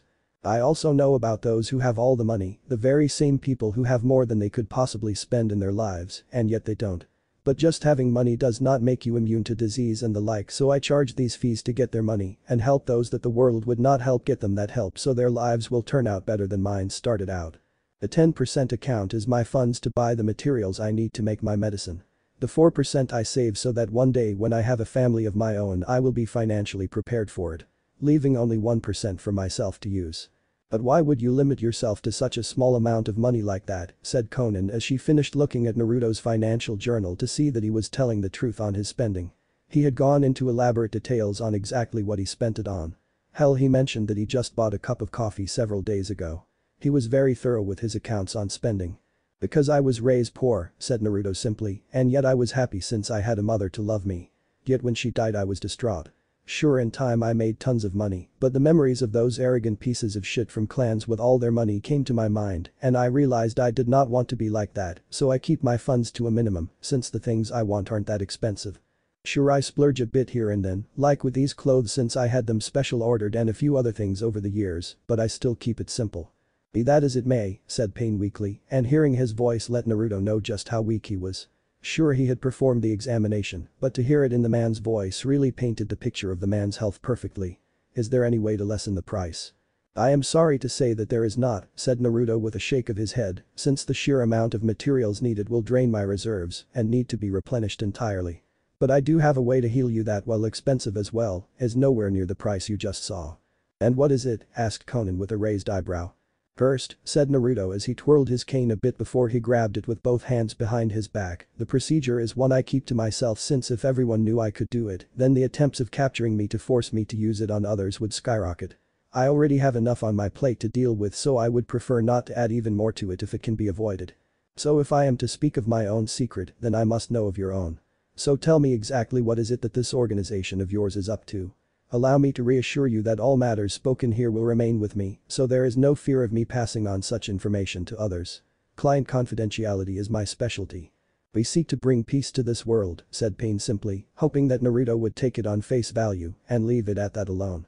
The means of which they planned to do that was something he did not want to discuss, since to those outside their organization, it would appear evil and may prevent the man from healing him. A noble cause, said Naruto with a smirk since he was being honest there, but in such a war-torn world as ours with all the various shinobi villages about, just how in the hell do you plan to do that? I would rather not discuss such matters, said Pain, not meeting the man's eye. If you wish for me to help you then you must, said Naruto, since I want to know just who it is I am healing, starting with your true name, since I am fairly sure that your parents did not name you Pain. Fine, said Pain with a sigh. My name is Nagato Uzumaki. Our plan is to use all the Jinchuriki of the world to force all the shinobi villages to stop fighting. Okay, said Naruto as he rubbed his chin, he was surprised to see another Uzumaki up and about since he heard that only Kushina and her daughter were left. Now well, I agree that sounds fine on paper, but in reality that won't work. And who are you to say that? Asked Conan in anger that Naruto had simply ridiculed their dream. I am a man who is a third party to all of this, said Naruto as he held his hands out to emphasize the point, and I see the world through my own eyes instead of those that show loyalty to a village. I see the way of the world and I know that people have their pride and that they won't just submit like you want them to. You would be seen as a tyrant and then the people would rebel against you time and time again until you are either dead or there is no one left to oppose you literally, since they will all be dead. And what do you suggest we do then? Asked Nagato with trace amounts of anger in his voice. Naruto was not intimidated by the man in any way, since he was so very weak in his current state. Give up on our dream after we sacrificed so much to make it a reality. To be frank, said Naruto with a sigh, I would say yes to that. But not entirely. Try to make this land into a utopia of sorts and show the rest of the world the way towards peace instead of shoving it down their throat. That won't work, said Nagato sadly. Well, be that as it may, said Naruto as he twirled his cane once more a bit as he thought on the matter, I will heal you since you answered my question. But I feel like it will be for nothing since the route you are taking will only lead to the death of many others along with yourself as well. But I am a doctor and I stay out of shinobi affairs since it is not my profession. But like I said, it will still cost quite a bit, just not as much as the normal type of surgery would take. And what is this alternative method you spoke of? Asked Conan. Now bear with me on this one, said Naruto, but I have the means to clone your body. The process takes a bit depending on various variables such as your eyes for instance. The body is soulless as well as without conscious, so it is an incomplete clone of sorts. And just how does that heal Nagato? I have the ability to transfer the souls of people from one body to another as I please, said Naruto matter-of-factly, and with that ability I can transplant your soul into one that is you in your prime. What you do from there is your business, since like I said I stay out of shinobi matters. For some reason I don't believe you have such powers, said Conan, they just sound too impossible. I knew you would say that, said Naruto with a smirk as he slammed his cane into the ground and pulled out two kunai. He then summoned up a room, which shocked the two of them, since they had no idea as to what the hell was happening, so they were unaware of the kunai thrown at them. They were pierced through the heart, but they did not die. Shambles. But that their heart switched places, which shocked them even more since now Conan was in serious pain, and Nagato had no idea how to cope with a sudden sex change like this one. So do you still think that it is impossible? Asked Naruto as he pulled out 2 more kunai to reverse the process. No, no, no, said Nagato in Conan's body as he waved her hands in a comical way, we believe you, just please fix this. Naruto did as they asked and reversed the process done. So now that you see what I can do, said Naruto as he pulled out a receipt and wrote out the new price, this is the bill for the procedure. Conan, who was so glad of being in her own body again, took the bill from him to look it over. She knew that Nagato was in pain, but the sheer amount of it was insane. She saw that the bill was far less than the other, but as Naruto stated it was still quite pricey. Conan showed it to Nagato, who looked at it and simply nodded in return. Conan then left the room to go and get the money to pay the bill, which they had, but it was most of what they had. Naruto began the preparations of the cloning process by taking several samples from Nagato, as well as asking if he wanted any changes to his body to be done while he was at it. Nagato told him no, which Naruto could respect, and then summoned a door to place the stuff into the proper device to allow the process to take place. He kept a bit of his blood for his own research, but not too much. And when he returned, there was Conan with a massive scroll full of money to pay him. Well, I have started the process, said Naruto as he grabbed a scroll from her, as well as the journal he lent her to show his finances, so it will take a bit for the clone to fully form. Try and take it easy for the next month or 2. I will let you know the moment it does so that we can finish the procedure. I am a man of my word, and you have paid me so I will do as you paid me to do. You better, said Conan, or else. There is no need for threats, my dear, said Naruto as he began to walk towards his door backwards, since if I wasn't going to help, then I would have simply left before all this. With that being said, Naruto walked through the door, and Nagato and Conan could only look on in hope as it disappeared from their sight. Naruto had not lied about the path that Nagato was taking leading to his death. Since the man's plans involved all the Jinchuriki, then that would mean at some point he would either send others or himself to try and capture Fu for his plans. And when that day came, he would deal with Nagato, since he had given the man a fair warning to avoid it. Spring Country. Naruto arrived home to hopefully cook a proper meal and get some actual sleep in, but unfortunately for him he only got one of those things, since it was after he had finished eating and was making his way to his bedroom that he saw the note left there by Haku. Naruto. Me and Zabuza have gotten into contact with the members of the rebellion in Kiri and have decided to aid them in their fight. I know that you are neutral to shinobi matters, but please can you see it in your heart to help just this once, if not for them, then for me. Kiri holds my most hated as well as my most treasured memories, and I can't stand idly by as those like me with a bloodline are hated and killed. So whether or not you choose to aid us, I am going. But I hope with all my heart to see you there. That was where the note ended. And to be honest, it slightly pissed Naruto off a bit to see Haku just run off and join a war like that. But Naruto could understand her reasons, if just a little, since he had never fought for a village since he never belonged to one. Sure, he had been born in Konoha, but Minato had stopped any chance at Naruto becoming a shinobi, so he effectively killed off any sort of chance of loyalty Naruto would have had for the village. But he knew that he would have done the same thing if he had been in her shoes, since in a way he understood her. While his instincts told him that he should stay out of this and leave them to their war, his love for her, along with the fact that he already had a massive target on his back for taking Fu from Taki, made up his mind. He decided that for once in his life, he will take the initiative and fight, since he couldn't be a third-party member forever. Plus, as he thought about all of this, a promise he made to himself so many years ago came to the forefront of his mind. When he had lost everything and learned the truth of his life from his mother's journal. He had at first set out to become a shinobi so that he could become far more infamous than Minato ever was, so as to overshadow one of the most infamous men who was labeled as a flea on sight in the bingo book. It was true that he was already infamous as he was with his title of Surgeon of Death, but he had done nothing more than kill a fair number of shinobi who threatened him in a gruesome manner to earn that title. He was no better than any other missing nin out there, and as he thought harder about it, the decision became even clearer. His father had done so much damage with his Hirishin jutsu to the point that I was surrendered, so it was time to see if he could beat that. So he left a note for Fu, who was living there as well in the guest room, since she had nowhere else to go at the moment, and then summoned a door to teleport to the closest place near Kiri that he could possibly get. Kiri battlefield 2 days later. The battle between the rebels of Mist and those who still resided within it lasted quite some time. Mei Terumi, their leader, had gotten some vital intel that should have made the battle end in their victory, but it turned out to be an elaborate trap. Mei, Haku, and Zabuza had fought side by side as their numbers began to die one by one until there was too few of them to put up a fight and were captured instead. As Yugura gloated over his victory over the rebellion and the fact that they would now die for their actions, Mei could only scowl as she wondered what had gone wrong. It was only then that she learned the truth. Her right-hand man Ao had been a double agent who was working for Yugura since the beginning.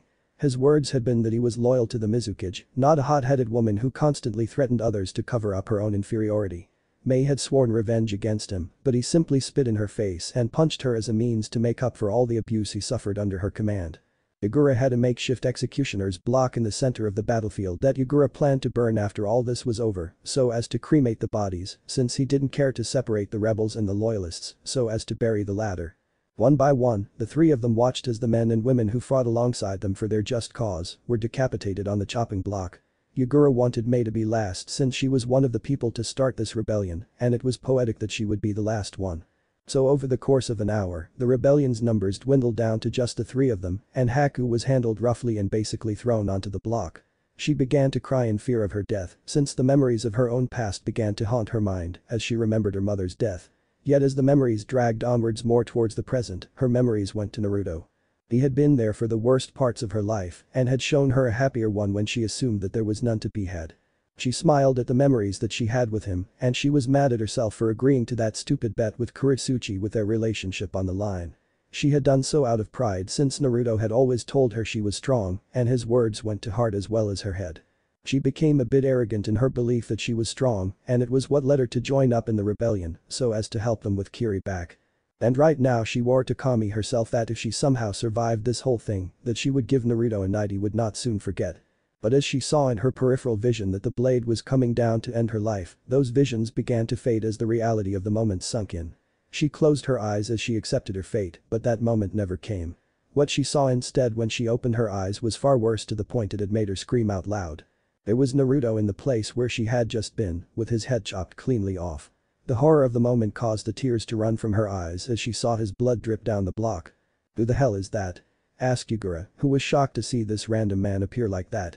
It made no sense, but in reality it mattered little to him since the man for whatever reason chose death, and because of that he was most likely a bloodline user or sympathizer, so he would have died either way if Yugura got his way.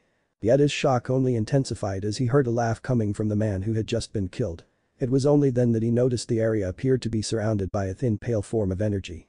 Common courtesy states that a man should offer up his own name before asking for someone else's, said Naruto, as his body stood up and brushed itself off. The executioner, who nobody knew the name of, not that Naruto knew who he was or even cared for that matter, backed up in shock that the man whose head he just cut off was still alive somehow. Naruto's body then knelt down and picked up his head before he put it on his neck, where it belonged like one dons a hat. Something he was all too familiar with since he wore one most of the time. "My name is Yugura," said the named man, as he prepared to order his men to kill this man. "Now tell me your name so I can remember the man who surprised me for once in my life." "The name is Naruto," laughed Naruto as he took off his hat and began to twirl it on his finger for a bit before he swiped it behind him. This caused the man behind him who had played executioner to scream since his face had literally been sliced off by his hat. His hat, along with his clothes themselves as well, were specially made in a fabric he paid good money for that had been soaked in his blood for weeks. This made the fabric work in sync with his own blood, using bloodline in a manner that he could repair them, if ever needed to be, as well as harden them into a unique flexible armor. The same went with his hat, but he could also use it as a weapon like he just did, since he sharpened the edge with steel release. No one ever expected a hat to be a weapon, so it was perfect for him since he thrived on unorthodox. He grabbed a hold of the man who tried to kill his girlfriend's face and threw it onto the ground before he slammed it onto the ground and slammed his foot down hard, squishing it into paste so that when the room was dispersed later, he would then die since it was gone now, so nothing would stop the massive blood loss he would suffer from not having about a fourth of your head. "And just why have you decided to come here?" asked Yugura arrogantly as he motioned for his men to surround the four of them, since they were all still going to die. Nothing would change that fact. "Come to join in the rebellion. You are far too late since they have been decimated by my own forces not too long ago, so you came all this way to die alongside their dwindling numbers." "I came at the behest of my friend," said Naruto as he pulled out a kunai in his free hand while the other one clutched his cane by the handle. "Well, it may seem like I came here to fight, in reality I just wanted to heal since I am a doctor." "Well, you are too late for any of that," said Yugura with a laugh as he held out his arms to show Naruto the sheer amount of bodies that littered the fields. Once green grass had become stained in the blood of so many participants of what Naruto thought of as a stupid war to begin with. They hate someone because they were born with extra abilities that meant they were either jealous or scared of them, and either one was just stupid in his own mind. He saw this and simply smirked at it all. Since the rebellion is dead with the final members of it going to be killed here and now alongside yourself. Is that what you believe? Said Naruto with a sinister laugh that made all who heard it, sans Haku who knew the tone perfectly well, feel a chill in their spines begin to crawl up. It was a deep murderous tone that Haku had only ever heard Naruto use when her life had been threatened by people. The last person who he did it to was Sasuke, and Naruto had castrated him for it. Kami only knew what he planned to do to an army. Because I doubted. You arrogant brat. Shouted Ao as he rushed forward to slash at his throat with a blade, but Naruto simply smiled as his shadow clone pulled the elderly man through the floor of the makeshift execution ground. It wasn't so hard, sign the thing had been so hastily built, so it was not really that sturdy. Naruto had promised to not use the shadow clone jutsu against Konoha, which he would honor since, as he said so many times before today, he was a man of his word, but this was Kiri, so the promise did not apply now. So he lifted his foot to cave this man's face in, but he was stopped by someone before he could. Wait, said Mei Terumi, who Haku had taken the time to untie along with Zabuza so that they could get onto their feet as she grabbed his arm, don't kill him yet. Why?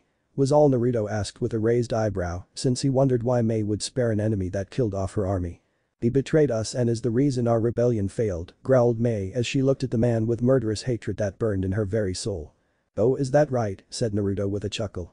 So instead he whipped out a tranquilizer, a powerful one, and stabbed the man in the neck with it. Ao fell asleep instantly, and then Naruto grabbed him by the head and handed him to Mei to deal with. He then summoned a door, which surprised all who had never seen his ability before, and told the group to retreat. It was as Haku was about to go through that Yugura finally came to his senses, which made him more of an idiot in Naruto's books, that he let all this happen in the first place and order his men to attack. Haku expected Naruto to follow, but he simply grabbed her by the waist with one arm and slammed his lips to hers, which she returned just as much as she was getting. The loyalists from Kiri were seconds from reaching them when Naruto curved the fingers of his free hand inwards, catching all of the men who charged forward to attack him and his wires like a fly in a spider web. Love you, said Naruto as their lips parted for air, now please make sure Mei and Zabuza don't touch anything. What? Asked Haku in shock that Naruto was insinuating that he was not coming along with them. Have you gone mad? They will kill you if you stay. Mad, said Naruto in mock hurt. I'm hurt, Haku. I thought that was you loved about me. But don't worry about me. Everything will be alright. Don't you da was all she was able to say before he shoved her backwards into the door and then dispelled it away so she could not come right back. He sighed since he knew he would suffer for it later, but he then turned around to face the army that still had him surrounded. Now where were we? Said Naruto in thought, oh that's right. Naruto then fully formed his hand into a fist, doing so sliced the men caught by his wires into pieces as the wires cut clean through them. Are you insane? Asked Yugura with a quizzical expression on his face. Do you really think that you can take on an army like mine all by yourself? Who do you think you are, the Yondaime Hokage Minato Namikaze? No, said Naruto with a smirk that was laced with a deep growl over the mention of his asshole of a father's name like that, I believe that I am better than him. But since this is all a theory, I need to run a few tests to prove it, and luckily for me you brought so many subjects to test with. I don't know where you sent those three, but it doesn't matter, said Yugura as he made the signal for all his men to prepare to kill this brat. He lost a lot of his men in the battle, but he still had about 2/3 of them here, which was about 6,000 shinobi who this idiot of a child had challenged along with a Jinchuriki. Since their rebellion is over now and the bounty that will soon be on their heads will make anyone they possibly think they could trust turn on them for the money offered. Well, if I am correct about that, said Naruto as he pulled out a kunai and cut his hand deep so that the blood began to spill from the wound. This action confused so many since it was an odd thing to do, but not as much as the fact that Naruto threw his blood onto the ground into the pile of dead bodies of the rebels who had been executed not too long ago. You have to make it back to your office to put such a thing into effect. But unluckily you are not going to make it back to your office to do so. And just how do you figure that when we have you surrounded at all angles? Trade secret, said Naruto, but before we start this off, I just want you to know you already fucked up 3 times, and it is because of that fact that you have already lost this fight without knowing it. You have piqued my curiosity, said Yugura as he made the signal to hold position, but to remain vigilant as they did. So tell me then, what was my mistake? First off, said Naruto as he held up one finger, you tried to kill my girlfriend, and I take exception to that. Second, you threatened my future entirely, and I can't have that. And just how the hell did I threaten your future, said a confused Yugura. He was not expecting that response at all, so it befuddled him to hear it out of the blue from a man he had never met before, since I don't know who the fuck you even are. You hate bloodline users don't you, asked Naruto knowingly, because I heard you do, and since I have about 5 you must really hate me. So I am going to eliminate you before you begin your so-called purge with the rest of the world. But the main reason you lost here today is that you picked the worst possible place to fight me. Anywhere else and I wouldn't have been so bold in my actions, but that is your own fault, not mine. It was at this point that Yagura didn't care to hear anymore and ordered his men to attack. It's too late, said Naruto as he smirked at the men charging forward. They got close like they did before, but as they got closer, they all were knocked off balance as they felt the ground rumble around them. What they saw next horrified them in a manner that would haunt them in the afterlife itself. What they saw was a massive circle of crimson liquid that surrounded the entire battlefield that began to close in on them all. It was as it got closer that they all saw that the liquid coming their way like a massive tidal wave was blood, thick and crimson blood. Abandon all hope, said Naruto with a sinister grin as he stood his ground, ye who enter here.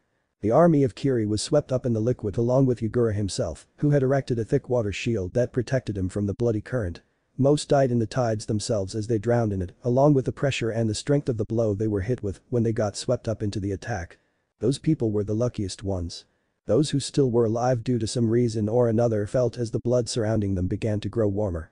They had thought it was due to the massive amounts of bodies in the liquid, but that was not the reason. Naruto's blood had infected the dead bodies of all who perished on the battlefield, and in doing so gave him the control he needed to turn up the heat in a literal sense. These men were boiled alive in blood as the temperature became too much for them to handle, and even Yagura began to sweat as the water he surrounded himself with began to boil, cooking him while he remained inside it. Naruto kept this up until he felt that only Yagura was the last one alive. He finally let up on controlling the massive amounts of blood and let it fall naturally. It soaked everything, including himself, but with his abilities it simply disappeared so that there was not a speck of the stuff on his person or even his clothes.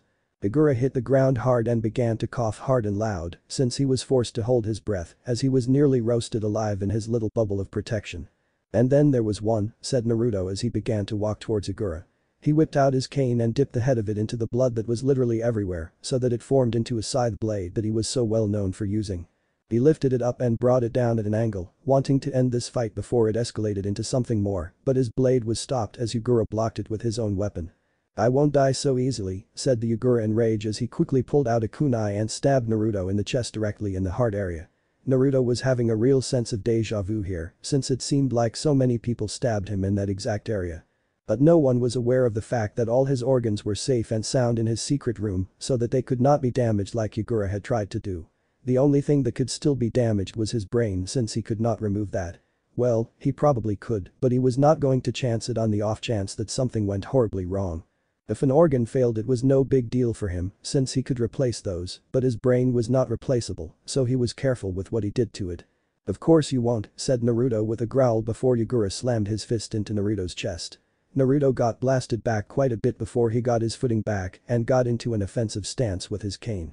He remolded the blood on the tip into the form of a claymore as he saw a massive dragon made of water launched at him. Naruto simply slashed down with both hands, the blood doing its job and slicing the dragon down the middle so that it split in half and went to the left as well as the right of him. He may not be a soldier or a master of weapons, but he did still understand how to use them since they were not too hard to understand like human anatomy was. Naruto had learned that mixing the bloodlines in his body like he did allowed him to do so many unique techniques, such as what he did now. The blade had sliced through the dragon, but his explosion release had sent out a fiery shockwave out that singed the ground as it passed by. Yagura had to quickly evade it, but he felt the heat that was behind the attack and he had to admit it was hotter than he was expecting it to be. He didn't expect all that had happened to his men to happen at all, and in his fury that this bloodline-using punk had managed to kill off so many people and hold his own like this only fueled the fires of his rage even more so. So he decided to end this here and now and got on all fours as he activated his tailed beast form. His body was covered in a blood red-orange color. He charged forward to strike Naruto down, but he blocked with his claymore. Naruto was a versatile fighter for sure, but he did not have the sheer strength to go toe-to-toe with a Jinchuriki when they got serious like this. So while he was able to block the attack itself, he was still sent backwards yet again. Yagura attacked yet again, this time Naruto was not able to block it but was able to dodge it for the most part. He got nicked on the skin which he noticed began to solidify into a rock-like substance that quickly began to cover his body until only his head was exposed. Naruto struggled to get free but was unable to do so. Igura took this as the perfect moment to strike, and while he was right to think that, he was still forgetting one simple thing. Naruto was still in control of the blood that covered the field. So as he got close to essentially claw Naruto's throat out, a fist formed out of the blood and uppercutted the man in the jaw hard. This launched him up quite a bit, which provided Naruto the perfect amount of time to use the blood and slam into the rock-like substance containing him. It broke, so he was then able to get free of it. It was a good thing too, since Igura landed on the ground shortly afterwards and fired a small condensed biju bomb his way. Naruto smirked as he wiggled his fingers a bit and by doing so launched a few bodies into the path of the attack, causing them to take the force of it and getting blown up by it instead of him like intended. This angered Igura even more to see his men's bodies being used like this, and it was because of this that he formed an even bigger one than the last one to ensure Naruto would die, even if he used bodies to shield him like before. It was then that Naruto decided to use something that he never really used. He closed his eyes for a second before he opened them back up with the sharingan activated. His eyes bled as he used amaterasu fire, the black flames covered Igura as he shouted in pain as they did. Naruto held his head since he had a bit of a headache from using the ability. He wondered if that would continue if he used the power again in the future, but he could think on that later since the fight was still going on. Yugura's beast form was consumed in the flame, leaving Yugura in a damaged state with blood leaking out, but he was not done since he then yelled out in rage as he went full beast on him. He grew massive in size as all three of his tails now swished behind him. Now while others would run in fear when pitted against such overwhelming odds like Naruto found himself in right now, Naruto was not like others. He simply stood his ground and grinned. He had expected Yugura to pull out this form at some point, and he was right to think that. Naruto then lifted his arms, doing so lifted all the bodies that littered the area, using the power of the room that was still active right now. He then clapped his hands together, causing all the bodies to begin to cover all over Yugura's giant form. He had done to distract the man to get to this point. He knew that Yugura would not be easily defeated by his other attacks, and that was why he infected all the bodies and let the blood soak in, so as to use them like this. Igura screeched out in rage as he used his tails and hands to try and rip the bodies off of him, yet there were too many to rip off. Plus the ones he ripped off just came back like a magnet. Once all the bodies were in place, Naruto simply smirked as he clicked his fingers. The bodies all exploded at once, the force behind it leaving a crater as people miles away felt the explosion. Igura hit the ground hard, his tailed beast form all but gone at this point since he took the full force of a massive explosion point blank. He tried to get up from the ground in his severely weakened state, but all he managed to do was get off his stomach and onto his knees instead. He had not the strength to get up any further than that. Naruto appeared once again before him, this time with a kunai that was sparking with green electrical power. Like I said before, said Naruto as he prepared to deliver the final blow. Yugura had been a bit of a challenge, he saw that and if he wanted to fulfill his wish for the future, he would have to prepare properly for when he put it into play. You picked the worst possible place to fight me. This battlefield runs red with the blood of all those who died in this pointless war of yours. All that blood under my control made me a challenge to even someone like you. And the humorous thing about it is that it doesn't drain my chakra all that much to use it. At least when the person is not alive, that is. Naruto was not lying when he said this.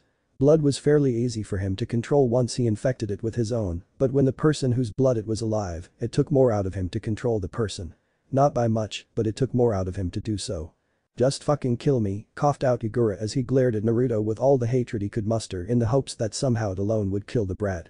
His blood was spilling out of his mouth as it exited through his teeth and he had to cough out a moderate amount of it. But I hope to see you in hell someday, since there I will make you suffer personally. Noted, said Naruto simply as he stabbed Yugura in the throat with his gamma knife and held onto it as the power coursed through the blade. Yugura attempted to scream out in pain as he felt whatever energy was now coursing through him begin to tear him apart from the inside out. Yet Naruto had stabbed the man in the place he did so that he would not have to hear Yugura's screams, since he didn't care to hear them. For what seemed like hours, but in reality was about 6 minutes, Naruto pumped Yugura with the energy until he saw the life fade from his eyes. Naruto let go of the blade and saw Yugura slump forward a bit as the blood flowed out of his mouth. Naruto got up onto his own feet since he had to get to his own knees to stab Yugura, who was very short and made to head back when he felt a massive surge of power erupt behind him out of the blue. He turned around to see what appeared to be some massive spiked turtle of some sort. This was the biju that had once inhabited Yugura but was now free at least in energy form since it would take some time to reform into his physical one. To be honest, Naruto did not plan on this since he never killed or even fought for that matter a Jinchuriki like he had done. Thinking on pure instinct here without any reasoning behind it other than containment, Naruto used the power of his room that was still up and used the power to channel the beast into a clear cube like he would do if he removed an organ. To his surprise, he was able to contain the demon in full, but in a small size. He wondered why it was so small when the stories behind such beasts said they were far larger than this, but that was a question for later since he was just glad that he stopped this before it got worse than he wanted it to be. So he looked around to see if there was anyone else in the area who would try to attack him when his back was turned. But to his relief there was no one else. He had found a pretty decent seal master a few months back and had him make a specific sealed scroll for him which he now pulled out.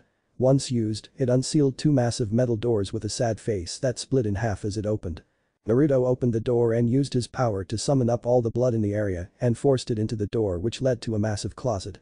Once the blood was fully there, he closed the doors and resealed the scroll before he sent it away. Usually he would use the blood for later use, but the amount of decay and taint from him using it as a weapon made it all worthless as a means of blood transfusions. But he was okay with this since he could still get use out of this. And with his mission complete, he summoned the door with the three-tailed beast in hand and walked through it. Operating room. Mei, Zabuza, and Haku were all sitting down and catching a much-needed breather from the war they had survived with the help of Naruto. Mei had wanted to torture Ao, who was still asleep at the moment from the tranquilizer Naruto injected him with, but Haku had stopped her by stating that this was Naruto's operating room and he needed to keep it clean so as to heal future patients. Mei was reluctant to listen at first, but Zabuza warned her that she never wanted to piss Naruto off since it never ended well if you did. Mei demanded to know all that they knew about him, which they did since they were stuck here until Naruto came and got them, since he alone had the ability to get to and from this place. They made sure Mei understood that, and it made them worry a bit since Naruto had challenged a literal army. If he died then they would be trapped here forever without a means to escape. As they talked Haku took Ao and strapped him onto the operating table so that the man could not escape and do something stupid like break something in a fruitless search for escape. They all sighed a breath of relief as the door appeared once more and Naruto walked through it with a clear cube in hand. What shocked them was the fact that the cube contained the sleeping form of the three-tailed beast, yet before they could ask him anything at all, he walked into his secret room, but closed the door before they could see inside it and placed the cube into a container. The beast could not break free from the thing, at least for a while. So he placed it in a container of liquid nitrogen to freeze it alive. The creature was made of energy at the core, so it would not die in the slightest. He left it there for the moment since there was not much else he could do. To be honest, he had no idea as to what to even do with the creature since he never planned on this, he just wanted to see if he could do it and went off that. But those were thoughts for later since now he had people to answer to.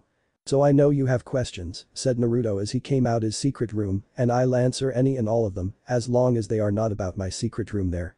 How the hell did you contain the three-tail like that? Asked Zabuza, who didn't want to beat around the bush and simply asked the question that they were all thinking. I can't explain the science behind it, said Naruto with a sigh, but I was able to use my ability to contain it like you saw. What about Yagura? Asked Mei. Is he dead? Asked Naruto with a chuckle, indeed.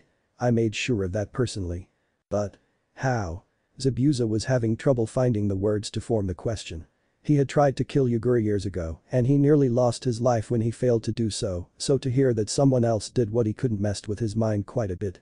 Stabbed through the throat and shocked with electrical currents until his organs all failed in a manner that not even the demon within him could heal the damage done, said Naruto simply. His answer caused Zabuza to unconsciously step back a few paces in fear of the boy. And his army? Asked Mei, who wanted to hear about them. Boiled alive, said Naruto, and that is all I will say on the matter. So that just leaves him alone, said Naruto as he pointed at Ao who was still knocked out. Well, I am about to change that, said Mei angrily. She had waited long enough in her own mind and would begin to hurt the man who betrayed them. She stormed over to his sleeping form and grabbed a surgical scalpel to begin when her hand was grabbed by Naruto. Please refrain from using my surgical equipment for your own personal vendetta, said Naruto as he pulled the scalpel out of her hand and tossed it into a container of disinfectant. But he needs to suffer for what he has done. Shouted Mei in clear rage about being denied her vengeance. I agree, said Naruto, but don't use my equipment to do so. Naruto then injected her with a mild tranquilizer as well, so that she fell asleep. Naruto. What was all Haku got to say before she too was tranked to sleep? Just do it, said Zabuza, who knew that he was next. So Naruto did as he said. Once asleep, he made a shadow clone to prepare the room for what was going to happen while he grabbed Haku and made a door to their bedroom. He placed her on their bed and tucked her in before he kissed her on the cheek and then went to get Zabuza. He placed the man on his couch since he never visited Zabuza's place, which was because Zabuza didn't do visitors really, with Haku being the exception, and that was not by choice mind you. Then again any man who's threatened with needles to the groin usually gives into the demands of the person threatening them. As he did all that, his shadow clone put up the plastic he made into a containment area. Some procedures got bloody, with the stuff getting everywhere. Naruto was not bothered by the sight of blood, it was just the hassle of cleaning that forced him to make this. It covered the whole area around the operating table with enough room to move about easily without hindrance. He also moved out for a bit to cover the operating table itself in thick plastic sheets before he was once again strapped down, since there were holes for the restraints to get through. This limited the blood that got onto the table, and he knew there would be a lot of it. Once all was in place, he calmly walked over to Mei, who he put into a chair and pulled out a small white pill. He cracked it open under her nose, and once she smelt it, she woke up with a jump. Where am I?" she asked as she looked around frantically. "You are in my operating room and were trying to kill an elderly man before I tranked you asleep." "Why the hell did you do that?" asked Mei angrily. "Because you were trying to use my surgical tools to do so," said Naruto simply. "So what? Are you going to let that traitor go?" "No," said Naruto as he pulled out a pill and popped it into his mouth, using his bloodline ability, like he had made him a bit woozy, so he needed it to make that feeling go away, which it did. "He is still strapped down over there. So what now?" "Oh, you can have at him," said Naruto as he handed Mei a closed metal box, "but use these instead of my surgical equipment." "What is this?" asked Mei as she looked at the box in confusion. "Old rusty tools that I was going to sell as scrap to a man who melts metal down to sell to others," said Naruto with a smirk. "I never said I wouldn't let you kill the man, just that I wouldn't let you use my surgical tools to do so." "Has anyone ever told you," asked Mei as she began to chuckle as a sinister smile appeared on her face, "that you are a sadistic man?" "A few times actually," said Naruto as he began to head towards the door, "but take your time. Don't worry about the mess, that is why I set up the room as I did. When you are done, put the tools back in the box and come through the door. It leads to my house in the kitchen. Oh, before I forget here." Naruto pulled out another pill and tossed it to Mei. "What is this?" asked Mei, who had never seen a pill like this. "Snap it in half under the man's nose," said Naruto, "it will force him awake. No sense in torturing a man if he is asleep." "I think you and me will get along quite well," said Mei as she laughed. "Only time will tell," said Naruto as he finally made it to his door that led home. It had been a long day, and he wanted to enjoy a nice hot shower and sleep before the next major event eventually involved him. So he closed the door behind him and let Mei have her sadistic fun. And as Ao screamed to the heavens in pain from the pain he was forced to endure until he finally died from it, he should have been thanking his lucky stars that Naruto had been too tired to do it himself after fighting off an army and a fully enraged Mizukage like he had. Naruto would have been even more sadistic. Naruto had returned home with a sigh as well as a smirk on his face. So much had happened in the course of 3 days that made him laugh, since he was capable of doing such influential things in such a short time. He had stopped multiple attempts to alter his mind into forced loyalty to a village that had nothing from him but his scorn, saved a Jinchuriki from her abusive village at the behest of her only true friend there, single-handedly wiped out the main forces of a shinobi village, killed a Jinchuriki while fully powered. And achieved his own personal revenge against a family that abandoned him, as well as his mother to rot and die. Ought to say, he was impressed with himself. But he wouldn't let it go to his head, since that was not who he was. Naruto had returned home to Haku waking up and trying to attack Fu since she had no idea as to who she was or why she was in their house. Naruto had arrived just in time to stop them fighting since Haku had said some very hurtful things that angered Fu enough to fight back in rage. Naruto calmed them down and explained the situation that brought Fu there, which Haku was slightly pissed that he brought another woman into their home without telling her. It was at those words that she felt like she was going to die since she felt Naruto's rage grow to astronomical proportions and aimed it towards her. He got on her case about going and fighting in a war, knowing full well that he would go and save her when she had left him the note. He had gone against his neutral status to save her, had to wipe out the entire Kiri army so as to keep his involvement in the fight a secret and had so much blood on his hands, it sickened him a great deal once his sadistic side subsided. So to hear her bitch about how he was wrong about helping someone out of the goodness of his heart so as to save her from her abusers only infuriated him, and Haku fully understood his anger. She nearly fainted from the argument, with some tears coming out since he was right, and once he was done yelling at her, she went to her room to think. "Did you have to be so hard on her?" asked Fu. "I may not know her so well, or really at all now that I think about it, but she genuinely cares for you from what I can tell." "She cares for me," said Naruto with an angry sigh, "that is true, but she had no right to force my hand like that." "How did she force your hand?" It was by your choice to attack their army. Because when I got there, said Naruto, the rebels had been killed off with only Haku and a few others alive. If she would have died, I would have gone into a rage and attacked their village for killing someone I care about. Either way, I committed what could be deemed genocide since I killed so many, and without their army to protect them, Kiri is not much longer for this world as a major village. Wow, said Fu as she thought about it, when you put it that way, I see where you are coming from. I should hope so, said Naruto, but I'm heading to bed. If you need me, I am going to be sleeping on the couch. Fighting off an army is tiring. And with that, Naruto went and easily passed out on the couch. And as he slumbered he began to wonder what his actions would affect the world in the coming weeks. 1 month later. As expected, much had changed in the world due to what Naruto had done. Some of it was good, but a lot of it was chaotic if you thought about it. The death of the Kin family had left the fire capital in an uproar. It was to be expected since they were quite an influential family that had both money and power to obtain such a status. There was a major investigation into their deaths, with those who did it not talking on the matter. The problem with the investigation was that any and all witnesses were either dead, since the 3 members of the family had been brutally ripped apart, or in Azla's case, quite literally beaten to death with enough semen on her body to fully impregnate anyone. Yet the samples were too many, so no clear person could be called out on the obvious rape of such a high-standing citizen. Those who had done it were silent about the deed, since they were not stupid enough to pronounce to the world that they had done so. And while the investigation was ongoing, there were really no leads since the family had way too many enemies in the world to shorten the list of people who would do this to them. But the event that made the entire elemental continent turn itself over was the info of the demise of not only the rebellion, but the main forces of Kiri itself. The bloody battlefield had been discovered by some merchants a few days after Naruto had left, and word quickly spread of the carnage that had been left there with Yagura himself dead with a kunai in his throat. Kiri was basically defenseless at this point, and it led to Mist Country trying so very hard to keep up a strong appearance, yet without its major village it was failing at it. As Naruto feared, Kiri was attacked multiple times by various missing nin, most of whom used to live there, and were kicked out one way or another. And over the course of the month, their daimyo realized that the village was truly lost and made plans to liquidate it so as to begin anew since as it was it would never heal. And thus began the time of the 4 great shinobi villages. While these major events affected the elemental countries as a whole, not much happened to Naruto himself, save for one thing. Danzo had for years tried to find a means of leverage against Naruto to force him to submit in some way or another. He had sent countless root shinobi to capture him, yet the end results were always their deaths, no matter how many he sent to do the deed. So he tried finding something or someone he cared about to do so, yet the problem was that he didn't care enough about anyone he could kidnap without causing too much of a political issue. That was the case, at least it was until his spies had found out about Yuna. Naruto saw Yuna as the little sister he would have loved to have, one who he supported through the worst of times and made sure she had the funds to survive the long stretches of times he was not near his main office due to his profession.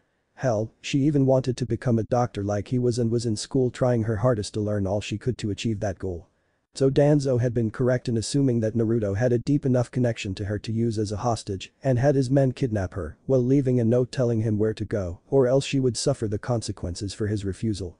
Naruto had seen the note a day later and the fury he felt rivaled what he had experienced when he saw Haku nearly die on the executioner's block.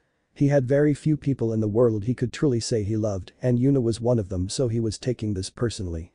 He went to the designated spot since he didn't have much of a choice in the matter. Once there, he was met by no less than 3 dozen root shinobi, which made him smirk since they knew he was a threat if they sent so many. The leader kicked over a box and told Naruto to disarm himself of all weapons or else Yuna would die. So he placed his cane as well as his gloves into the box before kicking it back over. And the second her did, he was grabbed from behind and had chakra suppression cuffs put on him. He felt as he grew weaker due to them and yet he still did not fret about it. A bag was put over his head to hide the actual path they were walking to get to the secret underground base, along with the specific halls they took to get to the room they prepared for him. He was shoved inside it harshly, and it was then that Naruto took off the bag and saw himself in a clear, yet thick blast room inside a larger room. There was no door leading into the place, and he had been shoved into the only opening from the top that was now sealed off by a tube that was circulating air into the room. Naruto was fairly impressed at the setup, since a lot of work had gone into containing him like this. It was then that Danzo himself made an appearance. He had a smirk on his face that Naruto really wanted to just rip off with a dull knife so that this elderly man could never make it again in the most painful of ways. Danzo explained that Naruto now worked for him and that he was going to help Danzo find a means to reverse his age and then ultimately immortality. He said that the room he was in was airtight, with the only air coming from the pump connected to it, so his blood abilities would not work as a means to escape his prison cell.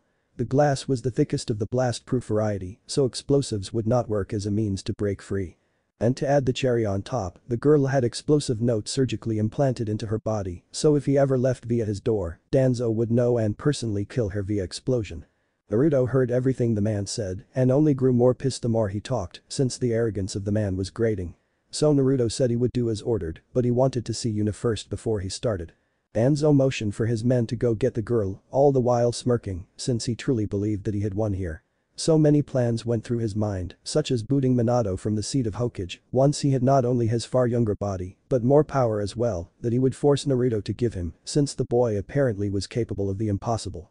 He already knew where he was going to start, which was implanting Sharingan perfectly into his eyes, so that he no longer had to hide the one he had hidden behind the bandages. It didn't take long for his men to bring back the girl, who was crying the whole time. Naruto saw her and told her that it was all going to be alright and to trust him.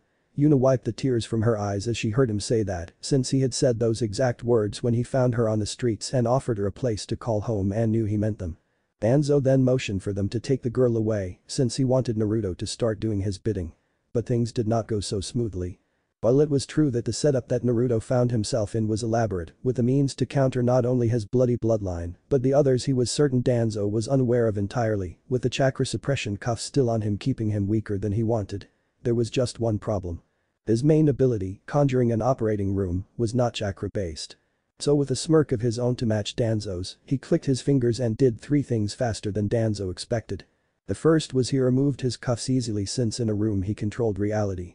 The second was that he swapped places with Danzo, so the man was now trapped in the room he spent so much time designing to trap Naruto within. The third thing he did was something that couldn't be seen, so it was a mystery to all but Naruto since he had done it. Before Danzo could say anything, Naruto stabbed the root shinobi in the neck with the end of the cuffs and left them there as he pulled Yuna away from his dying body. Yuna cried tears of joy since Naruto had saved her and he hugged her back. He then opened up a door to his operating room and told her to wait inside since he had a few things to deal with here. She did, and as soon as she stepped inside, the door vanished. Danzo was understandably pissed since his plans had backfired in the worst way possible. He demanded that Naruto released him or else the girl would die. Naruto actually laughed and even went so far as to dare him to try and kill her. Danzo then made the hand sign to activate the explosive seal, but if he had even paid a slight bit of attention to Naruto's face, he would have seen his smirk and thought twice against doing such a thing. But the man was stubborn and would show this brat what happened to those who refused his orders. The explosion went off alright, but Danzo was the one who blew up, not Yuna. While he had the room up and running, he had removed the explosive seal from within her and put it into Danzo. If they had used a different means of sealing such as ink to skin or carving it in, Naruto wouldn't have been able to do anything for a bit since it would take careful planning to do so. But they had put a literal rolled up piece of chakra paper with an explosive seal inside her, so it was easy to remove. Naruto laughed in victory and made to turn around so as to go and collect his things, but he stopped when he saw that Danzo's body vanished and he once more stood there alive in the cell. This caused his eyebrow to rise since he was curious as to how the hell he did that. From what he knew, only Haiden as well as Kakazu had something along the lines of immortality and he still managed to kill those guys. This was new. Danzo was still being vocal about being let out, with threats of destroying absolutely everything he held dear. Every woman he ever loved, every mouth he ever kissed, every hand he has ever shaken will fall dead by his hand if his demands were not met. Naruto wasn't scared, nor was he intimidated since in all honesty Danzo was like a shark in a tank. Sure he looked menacing, but he couldn't do jack shit in his cage. But then a light bulb went up in his mind and he smiled as he thought of a wicked idea. He walked over to the air purifier connected to the pump itself, which he saw had a slot in it to add what he assumed was knockout gas whenever they wanted to get something from him or the like, and it was in that slot that Naruto placed a vial of his blood. He saw as his blood began to spray into the cell, which Danzo saw and grew white in fear since he had heard what happened to those his blood touched. He quickly covered himself in the sheets from the cot that had been placed in the cell, but that really didn't help much and in the end Naruto's blood found its way into his skin. Once there, Naruto used it to see just what made the old man tick and it was then that he saw the grafted arm with the multiple sharingan, with one of them being dead from what he assumed was Danzo's explosive demise a few minutes ago. Now that he understood what was happening here, he used his blood to cause the inhuman limb to explode off Danzo's body, covering the cell glass walls in blood from it as Danzo screamed in pain. Naruto then smirked as he turned off the air pump and ripped the switch off so it remained off. He left the room after that, wondering if Danzo would die of blood loss or asphyxiation. Within the next 30 minutes, Naruto had cut a literal bloody path through the halls of the Root HQ, all the while taking his time and collecting more blood as to use to fight off the Root shinobi, who had no idea that their master had died in such a horrible manner. The man was the kind of one to call the shots from the shadows, so it was only fitting that he died in them as well. They tried to attack him with various means in a manner to incapacitate, since their master would be angry if Naruto dies, but Naruto used the blood he sucked out of the Rootenin to not only defend against their attacks, but used it to form projectiles and aimed for vital spots. Naruto felt as his sadistic side grew the more Root he killed, but eventually he found the box that contained his gear and put his gloves back on and twirled his cane a bit out of habit. As he did he felt the bloodlust leave his body, and with a chuckle to himself out of good merit, he opened another door and left this place once and for all, knowing that a major thorn in his side had been eliminated. But that was the past, and right now was the day before the Chunin exam finals took place. Naruto had arrived with Haku, who after a week of her begging his forgiveness over basically forcing his hand in a war he never wanted a part of, had finally gotten his forgiveness, but with a warning to never do it again, or he swore he would leave her and never so much as speak to her again. It seemed like a light sentence, but what he meant by that was if and or when there came a time where she needed medical attention that no one else could heal, he would not aid her, since he would have cut all ties to her. This would be horrific if that ever happened, but for now that was in the back of their minds, as they their way to Konoha after meeting with Inoki and Kurosaki, who for the past month had been training herself into the ground for the fight she would be having with Haku today. Sure, they each had to fight someone else first, but from what the two of them had seen as well as heard, the women they were each fighting were nothing short of fangirls who were weak, so they wouldn't be too much of a hassle. They made it to the village easily enough as well as checked into their hotel rooms. While the others went to do their own thing, Naruto got a refund for his room since he didn't plan on staying there for the night. The last time he had done so they had attempted to infiltrate his mind. And while he had injected himself with the means to stop any and all attempts of trying this, that didn't mean they wouldn't resort to far more drastic measures if given the chance. Plus this was the last time Naruto planned to ever return to this village, keyword being planned since in time things could change, so he decided to stay in his old apartment. The one he shared with his mother years ago. This was a means to remember why he not only helped those who needed it, but why he fought those who deserved it as well. Before he made his way there though, he walked about and talked to a few of the shinobi from the village, all the while attempting to find the whereabouts of one Anko, since the procedure to remove her curse mark was fully prepared, he just needed her. It took a bit, but he finally found her sitting at a bar with a few other women, one of which he noticed was Hana Inuzuka. She saw Naruto as he walked up to them and lost the color in her face, since she would never forget the fact that he forced her entire clan, give or take a dozen members, to submit and even threatened to kill them if they refused to stop hunting him for what he did to Kiba. Speaking of the now amputated Runtsume as well as the other higher-ups in their clan, had met him in his room, where he resided for the time being, until his prosthetics were made, so he could at least get around via wheelchair, if at most slowly. Tsume had asked her friend Kushina for a seal, a powerful truth seal that made it so the one it was placed on could not lie. She did so, but the reasons as to why Tsume needed it, she kept to herself for the time being. She had placed the seal on Kiba without any real problem, but then again the boy had no hands to stop her, so that was a given. Once placed, she interrogated him about his actions towards Naruto in the past, and what she learned only made her fully understand the boy's rage towards her son. Kiba went on to great detail about what not only he but the children of the others had done to the poor boy for years. He even laughed when he got to the point of when they found the crybaby as he put it, at his mother's grave and laughed at him. Kiba showed no signs of remorse over the actions of torturing the boy over his own mother's grave and had in fact took sick pleasure in it, since a Zeta male should just roll over and die. But this one had gone against the natural order and tried to lift a hand to defend himself against an alpha like himself. It was at this point that Tsume felt the tears of rage flow from her own eyes, since she had no idea that she had let her son become this monster. So she punched him hard and told him that he was an abomination to their clan name. Kiba had voiced his anger at those words, but Tsume only hit him harder, and this time in the throat, so he could not talk back. She told him that they were now considering kicking him out of the clan as a whole, since his actions were not what they were about, and the fact that they were willing to defend his actions at one point of time out of being family was horrendous to think about in her mind. She left on those words, all the while her tears still falling for giving birth to a monster of a son like Kiba had become. They had spent days speaking on what to do with the boy. While they wanted to disown him as a member of the clan, the truth on the matter was the fact that he would die if they threw him out like that, since he could not heal from his injuries. No doctor short of Naruto himself could heal him, and he had made it clear he would do no such thing, and after not only her but multiple others had heard what he as well as the other clan heirs had done to him years ago, they did not blame him. While Tsume knew Kiba deserved what was coming to him in the end, she was still his mother and would not allow him to die on the streets like that. So it was in that moment that Naruto's words came to the front of her mind. Till one day he will beg for someone to put him out of his misery, and when you Tsume his own mother don't have the heart to end his life, let me know, since I have no qualms about doing it.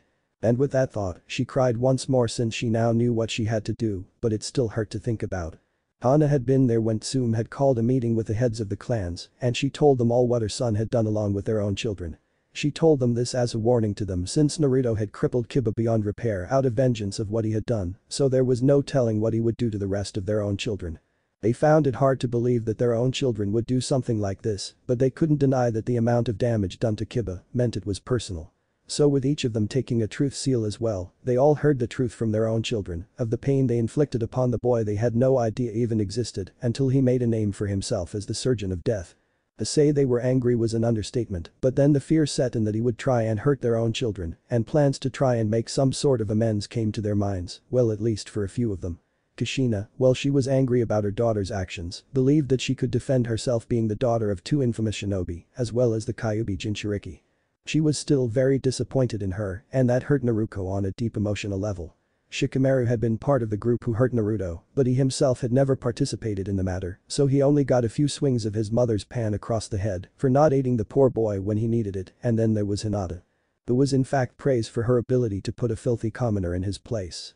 It was at this point that they were happy that she was not fighting in the exams, since Naruto would most likely do something horrific along the lines of what he had done to Kiba if they fought, and since it was in a legal setting they could do nothing about it. Little did they know about what Naruto had done already to her, and they wouldn't for quite some time, since the poison was slow-acting intentionally. So Naruto now met with Anko and asked her to come with him, since the preparations had been made and the means to remove the curse mark on her were ready to do as he stated. Anko had hopped out of her seat all giddy since she had been waiting for this day for the past month and was happy about it finally arriving. She had started to wonder if he had scammed her out of her money, but his reappearance had only refreshed her hopes of finally being rid of the damn thing. Naruto opened up the door to his operating room, but before she went through the door, he shot her in the neck with a tranquilizer. This caused the other two women she was with to get up since they assumed he was doing something bad. But he reassured them that everything was fine, it was just that the process was painful and it would be better if she was knocked out for it to take place. They allowed this, but they still questioned that logic. He asked them to remain there since the procedure wouldn't take long and she would need her friends to take her home to sleep it off. Once inside, Naruto set her on the operating table and strapped her down, since she was most likely going to be thrashing all over the place if she wasn't, and that would just make this procedure far more complicated than it had to be.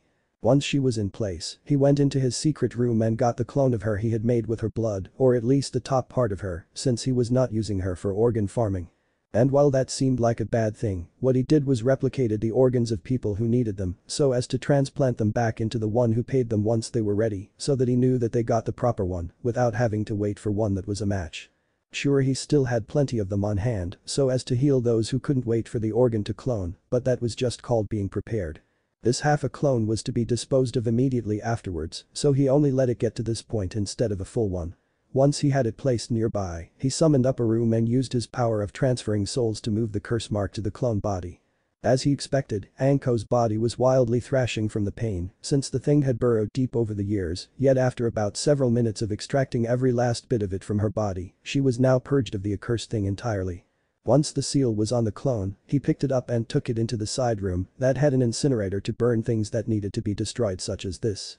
The clone didn't have any sort of brain function, so it didn't feel a thing as it turned to ash. Once he was done with the disposal, he unstrapped Anko from the table and piggybacked her out of the operating room and handed her back off to her friends, or at least to one of them, since Hana had left for some reason that didn't matter to him. He told her friend that she would be fine and the tranquilizer would keep her out for a few hours, but then she would be up and about as normal, albeit a bit achy from the procedure he did. He then left since she had paid a month ago in advance, so there was no need to stick around here. It was as he walked 2 blocks away that he heard his name being called out, and for the life of him, he couldn't remember where he had heard the voice before, though he knew that he knew it from somewhere. It was as he turned around that he saw Hana and her mother Tsume there, the latter with a look of guilt on her face. Ah, said Naruto as he looked around for a quick second to see if the other members of the Inuzuka clan were there to surround him like last time. But when he didn't see them there, he knew they were not here to ambush him like he initially thought. Tsume and Inuzuka, correct? Yes, said the woman sadly. So what brings you to seek me out today? Asked Naruto, since the last time we met, it was not the most pleasant of situations, you know, with the threats on my life, and the threats of eradicating your clan being thrown out there. To be honest, I never thought to see you again, or even if in time you did seek me out, it wouldn't be so soon. I have come for you to finish the job you started, said Tsume plainly, though Naruto sensed the pain in her voice quite easily. And what job is that exactly, said Naruto with a raised eyebrow, you have to specific when it comes to me since I have so many clients, and it's hard to remember what I did to help you. My son, said Tsume through gritted teeth. It hurt her to be here asking for this, but in the end it was going to happen one way or another. Tsume was just choosing the least painful of the choices. You left him crippled in a manner that he can't be healed from. Now I am asking you to do as you said and end his misery. Ah, said Naruto as he remembered what he had said now, so I am guessing that he has begged for this, and you, being his mother, don't have the heart to do it yourself. No, said Tsume, the reason I wish you to do it is that he is to be disowned and kicked out of our clan, but as he is he will die, since no one will care for an amputated cripple like him, and he has neither the funds nor the means to survive on his own like this. So you want me to do it since he will die worse that way? Asked Naruto, who was seeing the full picture. Yes, said Tsume with the tears still flowing, but as his mother I only have one request. Which is? Kill him as painlessly as you possibly can, said Tsume as she looked him in the eyes. He saw her pain as the tears flooded them, since she was asking a man, the same one who put her son in such a predicament, to kill him. No mother should ever not feel horrible for asking that, or ask that in general, but these were extreme circumstances. That I can do, said Naruto with a simple nod of his head, since my vengeance was complete the moment I took his arms and legs from him, along with his future career as a shinobi. I don't care to inflict more pain when I have done enough. Then please follow me, said Tsume, who thought that the quicker the deed was done, the faster she could heal from this whole endeavor. She was happy that Hana was nothing like her younger brother with his sadistic side she only recently learned about. So Naruto followed her to their clan compound, and as he followed her towards Kiba's room, he saw as the members of the clan backed away from him, since the memory of what he did the last time they challenged him was still fresh in their minds, and they would not forget it anytime soon. Tsume showed him the door and then left, for she could not be here for this. Hana simply looked at Naruto for a brief second before she herself left to go and console their mother. Naruto took a deep breath and then entered the room. He saw Kiba there lying on his bed. But he figured that would be the case since he was an amputee now, so it wasn't like he could get up and walk about as he was. What the fuck are you doing here, growled Kiba, enraged that Naruto of all people had arrived in his room like this. He was pissed that he had no means to fight him off, or even Akamaru to do it on his orders, since Naruto had killed his dog in their fight. I am here to end your suffering, said Naruto simply as he stood at the foot of his bed. Oh really, said Kiba with a smirk, since he was thinking that his family had finally come to their senses and forgiven him for his actions, as well as paid for Naruto to fix him. Well then, what the fuck are you waiting for? Do it already.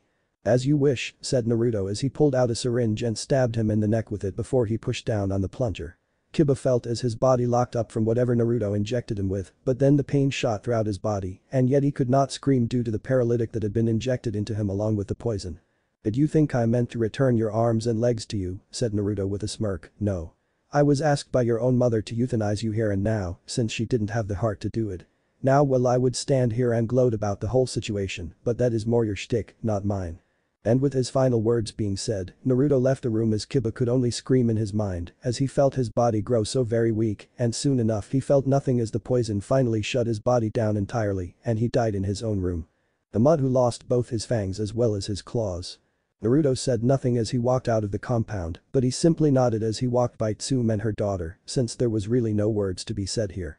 Naruto then went back to his old home to rest for the night, since he had nothing more to do for the day, since he had only set out to help Anko, since she had paid him to do it. The killing of Kiba had been unexpected, but he could understand why she had asked him to do it. So with all he needed done, he finally arrived at his old apartment. Once there, the memories of the life he had with his mother came to his mind, and he couldn't help but cry a bit as he remembered the simpler times where she was still a part of his life. He would give anything to have her back, yet there was no means of doing so. And he was okay with it, since he would ensure that he started a family of his own, as well as telling his own children the stories of his mother. He then unpacked a sleeping bag and sat upon it before he pulled out his now signed copy of The Tale of the Utterly Gutsy Shinobi and opened it up before he began to read out loud as his mother once did for him years ago. He continued to do so until sleep came to him, and with that he fell asleep with the same warmth that he had felt years ago when his mother had been there to comfort him. The next day. The arena that the Chunin exams were taking place in were packed to the maximum capacity since not only those who resided in the village but many from other villages had come to witness these events. What had piqued their interest most of all was the inclusion of the infamous Urgent of Death amongst its roster, since the man was known to be powerful as well as sadistic, with those who witnessed this firsthand not living to tell the tale about it. So to be able to see if he lived up to the rumors was too much to pass up for many of them. The participants had all arrived in the arena, with the exception of Naruto along with Neji. Neji was easy to understand since everyone was under impression that he was dead, for reasons that Hiashi wouldn't divulge, claiming clan matters and whatnot, so people just dropped it there. Naruto was a bit more of a surprise since it was known he was in the village. His presence was well known whenever he went somewhere since word got around. So the question here was where exactly was he? Even Haku and Kurasuchi were shocked since they had knocked on his door to let him know it was time to get up and head to the arena, yet there was no one there to answer it.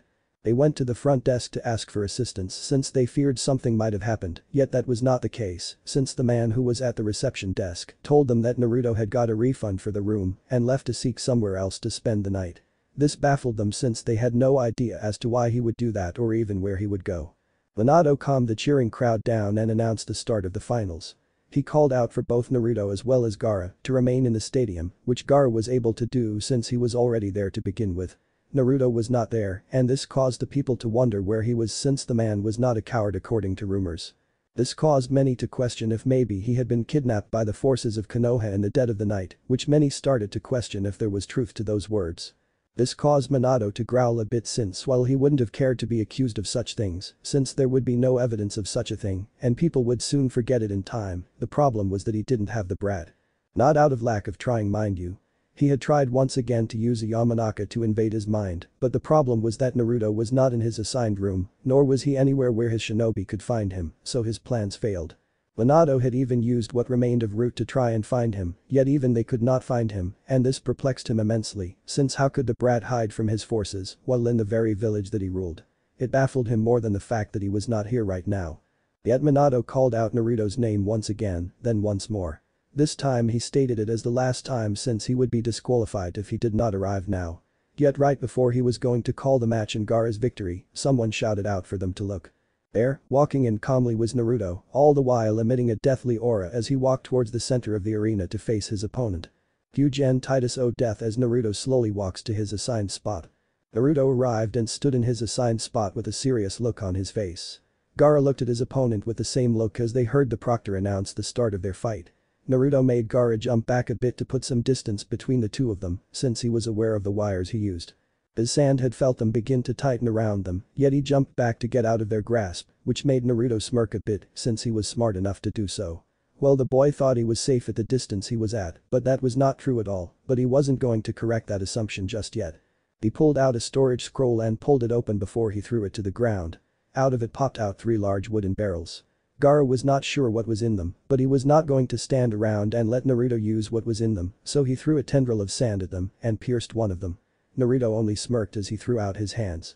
This caused the blood that the barrel had been full of to quickly seep through the sand towards Gaara.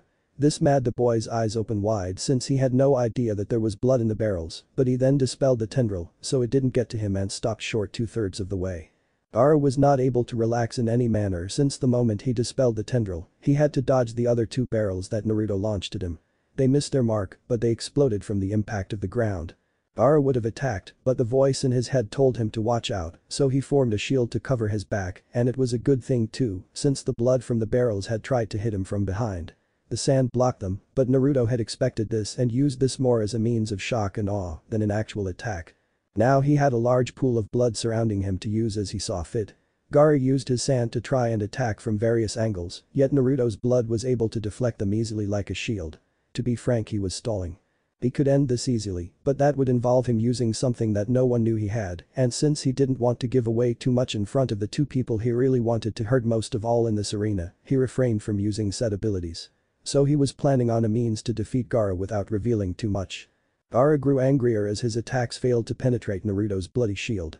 He was supposed to be the one who had the shielded body, not this guy. The voice in his head was only making his anger rise up faster, which suited him well since his anger fueled his power. Eventually Gaara grew tired of this and slammed his hand hard onto the ground. Pulsing his demonic chakra through the ground, sent a tidal wave of sand towards Naruto, who raised an eyebrow at this, since he had not expected this, yet had a means to power through it. He whipped out his cane and quickly dipped it into the blood still pooled at his feet. He used it to form a claymore and sliced the sandy tidal wave straight down the middle. This made the crowd cheer since it was an amazing feat to see, and yet Naruto was not done, since he used several wires that he had embedded into the wall behind Gaara to launch forward through the gap in his sandy attack and kicked Gaara right in the face with enough force to launch him back hard into the wall. Naruto had activated his steel release on his foot to make it far more effective. Gaara's armor cracked from the power behind the kick, yet Naruto then threw out both hands and pulled in even faster towards the wall and into his body. The double-footed kick caused his sand armor to shatter entirely, and it was then that Naruto kicked off Gaara with enough force to knock the wind out of him and put some distance between them. He could have continued the attack, but he was not going to get greedy here and get crushed unexpectedly. Gaara hit the ground on all fours and roared out in rage. The sand began to mold around his body as the demon inside began to take control. Once he acquired enough power, Gaara began to rapidly launch multiple air blasts towards him consecutively without stopping. It was after a minute of this that Naruto understood why he was doing this, since he felt his foot get sucked into the ground, followed by the rest of his body, with his hand being the last thing sticking out as he tried to grab something to pull himself out before it too sank below the ground. "Sand binding coffin," shouted Gaara with a sinister smirk as he, as well as all who saw this, heard the sickening crunch of bones and the squishing of organs as the ground compacted itself around Naruto. No one could say anything at this moment. Haku and Kurosaki felt like their hearts had stopped since the man they loved had seemed to be killed. Even Minato as well as Inoki were speechless since they had no idea that this was going to happen. Rasa simply smirked since this proved his son was a capable weapon if he was capable of killing such an infamous man like the Surgeon of Death. No one knew what to do or even say, yet many began to mourn for his death since he would be missed by many of the people he helped in the past. No normal person could possibly survive that. Yet Naruto was not normal, not in the slightest. So the very moment that Minato was about to call the match and Gaara's win, their looks of surprise only intensified as they saw Naruto's hand shoot out of the ground before there was an explosion that made it so it was impossible to see what was happening. When it cleared, they really wished they hadn't since what they saw was nothing short of horrifying. Naruto's body was messed up in so many ways, with crushed parts of his body here, limbs turned in the wrong direction there, etc. How he was even alive was the main question they were all asking right now, and unknown to all but Naruto, it was simple to explain. Using his ability to remove organs, he had removed all vital organs before this match and placed them into special containers to keep them safe right now. The only thing he had vital on him was his brain, and he had protected that by using steel release to protect his head from being crushed into paste. Explosion release had broken him free of his earthly prison, and well, that gets us to this point. Naruto is unable to continue, stated the proctor, since from what he saw, Naruto would need serious medical attention, so there was no need to keep this going. Yet he was stopped by Naruto, who laughed at his statement. "Oh, I am still quite capable of continuing," said Naruto with a wave of his fucked up hand on an equally fucked up arm, "so no need to stop this." "Are you sure?" said the proctor, who wouldn't be able to do anything if Naruto wished to continue. "Quite sure." "Okay then," said the proctor as he took a step back to see what the hell was going to happen. He looked at Minato for some sort of response, but the man waved him off since he was curious as well as to where this was going. "You were a fool to try your hand at beating me again," said Gaara in fairly demonic voice, "for you no longer have the strength to oppose me." "What?" said Naruto with a chuckle, "because of all my messed up body part. Well, you know what they say, looks can be deceiving." Gaara then watched as out of the ground came a steady stream of the blood that Naruto had used before to fight him, and as it emerged it latched itself onto Naruto. Gaara, as well as everyone else, could only watch in shock as they saw his body fully heal itself in the matter of 12 seconds alone. His arms and legs cracked back into place as the rest of his body filled back up to normal. This caused Gaara's mouth to drop in shock since what he had done was not humanly possible. "What are you?" "Me?" said Naruto as he held out his hand. From the ground emerged his cane since it had been made with his blood infused into the metal, as well as his hat which he dusted off before he put it back on his head. "I'm the worst kind of person to fight. I'm a stubborn man who simply refuses to die. But I must admit, I didn't think I would have to try as hard against you. Allow me to finish this." Gaara threw out more tendrils of sand in rage that his opponent had ultimately negated pretty much everything he had done to him within seconds. He was not thinking straight here and had tried to attack him in the same manner that he had started with, and that way had failed. All who watched expected him to use his blood like he had before, yet he simply vanished from his spot before he appeared behind Gaara. "Did you really expect that to work?" asked Naruto before Gaara tried to slash him with his sandy claws, this time since he was within range of doing so. Naruto once again disappeared, but it was then that Gaara started to notice the sand around him began to float upwards for some reason. Then his vision of the crowd itself vanished since he was now caught in the middle of miniature twister that Naruto was making by moving around him so fast. This was the power of his swift release, allowing him to move at inhuman speeds that one like Rock Lee could obtain, yet without the vigorous exercise that came with it. Gaara tried to use his sands to stop Naruto, but the winds were too strong heading upwards, so anything he sent out shot straight up instead. But what made the situation worse was that he began to suffocate since the air around him was thinning greatly.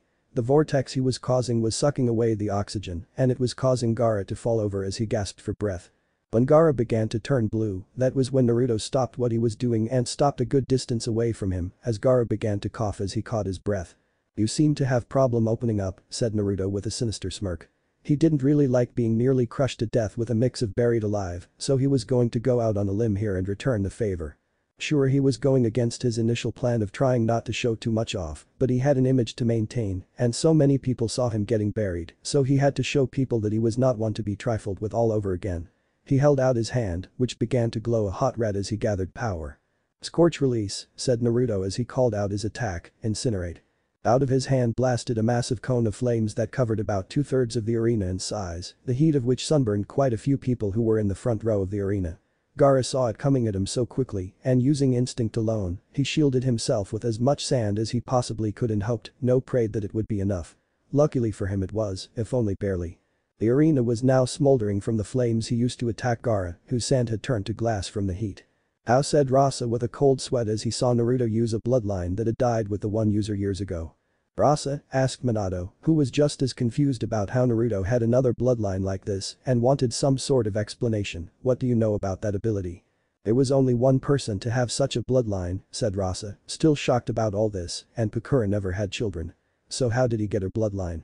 Minato joined him in his train of thought, but they still observed the fight below them, and they were surprised that things had escalated in the first match alone. It made them believe that so many of the others would be dull in comparison. Naruto laughed as he saw Gaara too afraid to move behind his newly formed glass barrier. Even the sand that covered him had turned to glass as well, and he had no idea what to do since this was never a factor in his entire life, since no one ever used fire against him hot enough to do so.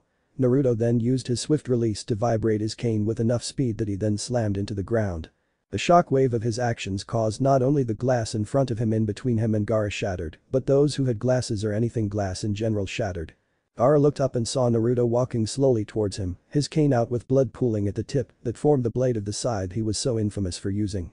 Gaara felt as Naruto used his conqueror's haki on him alone to instill fear. Gaara saw not Naruto, but a massive shadowy demon that dwarfed not only him, but even the Biju inside him in size. Gaara crawled away from him all the while telling him to stay away as he broke out into a cold sweat. Gaara could go no further though since there was a wall, and now there was a bloody blade at his throat. "Do you yield?" asked Naruto simply. The Biju inside Gaara was screaming at him to surrender for the love of Kami. "Yes," shouted Gaara for the proctor to hear, "I yield." "Winner," said the proctor, Naruto. Naruto smirked as he pulled his weapon away from Gaara, who breathed a massive sigh of relief. Naruto then pulled out something and tossed it towards him, which he caught. It was a small bag that he saw was full of pills. "What are these?" asked Gaara, who was a bit confused as to why Naruto gave him these. "You are showing clear signs of the negative effects of insomnia," said Naruto with a smirk. "Take one pill at night with food and in a week at most you won't feel such things." "Why are you helping me? I tried to kill you." "Yes," said Naruto in thought, "yes you did. But you were my opponent, never my enemy." "What's the difference?" asked Gaara, who did not really understand the difference. "You're still alive," said Naruto with a sadistic smirk, "that is the difference. Now feel free to ask for more pills in the future if you need them. They are easy to make and cheap as well. The amount I gave you should last about 2 months. He then left Gaara there to think on what just had happened, but he then got his body off the ground, his arms stinging to all hell, but his sand had been literally burned into glass on it, so he was not going to question why. Naruto made his way to the area where the rest of the contestants were sitting at, all of them looking at him with mixed emotions. He sat between Haku and Kurosaki, who he knew had many questions. "I know you have questions," said Naruto with a sigh, "but for the sake of time I'll only answer one right now. So choose wisely." "Where the hell were you?"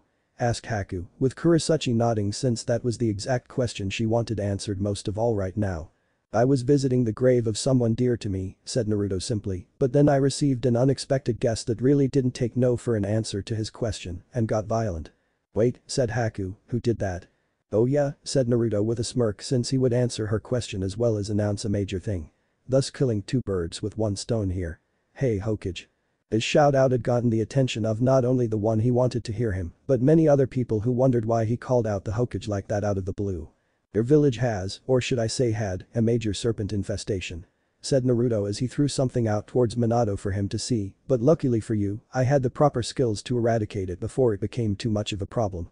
Many people looked to see what exactly he had thrown at the Hokage, and there was a sharp gasp from many people, followed by a silence. For what Naruto had thrown was the head of none other than Orochimaru, the traitorous Sannin. Earlier that same day, Naruto had awoken up from his sleeping bag, feeling refreshed as well as at peace with himself, since he had buried the proverbial hatchet of his conscience, getting the better of him, since he had left his home years ago without any sort of goodbye. So he packed up his stuff, used a hot plate to make himself a light breakfast which consisted of eggs and toast, and then summoned a crow to deliver a message to Nagato about the status of his new body. It was nearly done and would take a week and a half at most until it was complete. He just wanted the man to know that it was still being made and that he had not been ripped off in some sense. So with everything he wanted done for the moment done, Naruto packed up what he had left and left his old home once more, this time with no plans to ever return to it. He pulled out his watch and saw that he had quite a bit of time to kill before he needed to be at the stadium for his match, so he made his way to his mother's grave to visit once more, since he preferred to be alone at this time, instead of surrounded by many people who either wanted to have him set up shop here via persuasion that went either verbally or physically, or people who wanted him to heal them. He was a doctor, true, but he wanted to keep his mind clear for what he had planned for the day. Especially since his first opponent alone was a Jinchuriki who was quite mad in the head, since Naruto easily recognized the signs of it and knew it was caused by insomnia. He made it to the grave easily enough, since either the people who were up were heading to get breakfast before they finally went to the stadium themselves, so as to get good seats, or were opening said businesses to feed the former. So he made it to his mother's grave and sat down cross-legged as he began to meditate to calm himself. He had no words left to say to her, other than our vengeance is almost complete. There he sat for quite a while before he heard someone speak behind him. So this is where the infamous Urgent of Death goes in his spare time, said a man who Naruto easily recognized by his snake-like tone of voice. He had only met the man once, yet his tone was unique, so as to identify easily in a crowd. I don't know why you are here, Orochimaru, said Naruto calmly. Though he might have answered it in that tone, he was ready for a fight if it came to it. Since the last time we spoke I told you I will not work with you, also add the fact I removed one of your arms tells me this meeting is more of a hostile nature. Oh yes that, said Orochimaru with a bit of a growl since he remembered losing his arm. He had to transfer into a new body sooner than he wished because of that, but he was willing to overlook that incident if it meant gaining the one who damaged his last one on his side. Water under the bridge. I have a new body so I have my arm back. But the reason I am here is to offer you one more chance to work with me. And my answer to your offer is the same as last time, said Naruto as he placed his hand onto the ground. Now I suggest you leave me be or else you will find that losing your head is far more lethal than a removed arm. Are you sure that you want to scoff my offer? What if I were to tell you that I have the means to bring your mother back from the dead? Choose your next words carefully, said Naruto with an angry growl. He wondered how Orochimaru of all people knew about his mother when not many people knew about her. It wasn't like it was a secret of any sort, it was just that the two of them slipped through the cracks of society to the point that no one noticed them other than the clan heirs who bullied him for years. If you are wondering how I know about your relationship, said Orochimaru with a smirk, it's your emotions itself that tell the story of who this woman is. Only the child of a parent would do as you do and visit a grave such as this exactly like you are now. Sure there are the cases of married couples or lovers and such, but the year on the tombstone say otherwise when one does the math. Well look at you, said Naruto angrily, you are showing some form of intelligence after all. Well, said Orochimaru with his eye twitching in anger. He hated when people belittled his intelligence. I am going to ignore that insult and offer you one last chance to join with me. And what exactly do you plan to do if I refuse really, asked Naruto with a raised eyebrow, do you really think that attacking me is going to change my mind? There is nothing you have that I want, even if you had the means to bring my mother back, I have had years to come to terms with her death and will not try to resurrect her. Oh I have my ways to make you obey, said Orochimaru with a smirk. I bet you do, said Naruto as he ducked. He sensed that the clone was trying to bite into his neck and he was right to duck since it missed. Then he had to roll out of the way as another tried and then another. Naruto had sensed so many clones pop up but he had prepared for this already. When he had placed his hand into the ground, he had sent blood through his hand and injected it into the ground to be used later, which was right now. The blood solidified and shot through the ground and hit the clone simultaneously, so that they dispersed. Orochimaru growled in anger that his surprise attack had failed, but that growl turned to shock when he felt as his body was unable to move. "You are like an insect," said Naruto as he held up his hand in an open gesture. Orochimaru saw the glint shine off of the wires that were attached to his hand, and it angered him that he had not prepared for this fully. He tried to use a substitution jutsu to break free, but his body would not move. Wandering into a spider's web. "And like any good spider, I have my poisons along with my webs. My wires are laced in this stuff. You see, I took that arm of yours and did some tests, once to see just how durable you are, and I have to say that it is impressive what you have accomplished. But while your body may be immune to poisons, with the one I used only stunning you briefly, I have another trick up my sleeve that no one ever sees coming." Naruto then snapped his fingers and set up a room. Then with a sleight of hand he showed Orochimaru a heart encased in a cube. Naruto wanted to torment Orochimaru, really he did, since the man deserved no less after all the things Naruto had heard he had done, but one quick look at his watch and he realized he had to leave now if he was going to make it to his match in time. So he set the organ on fire by superheating his hand until it lit aflame. Orochimaru screamed in pain for a moment, but Naruto permanently silenced him with a swipe of his hand. The wires decapitated the man's head clean off, which he then picked up and stored for later, since without it, he knew that no one would believe him if he told them he'd kill Orochimaru. Present time. The crowd was still in a very deep state of shock from seeing Orochimaru's head of all things being thrown out into the arena for all to see. For all who knew about him, it was hard to believe that somebody had managed to kill him in the first place. The man was known as one of, if not the most elusive shinobi around, with plans within plans to avoid capture and death itself. So to see someone, who was not even a shinobi himself, manage to do what no other trained one could do was utterly baffling to them. But eventually, Minato called for the next two contestants to appear for their match.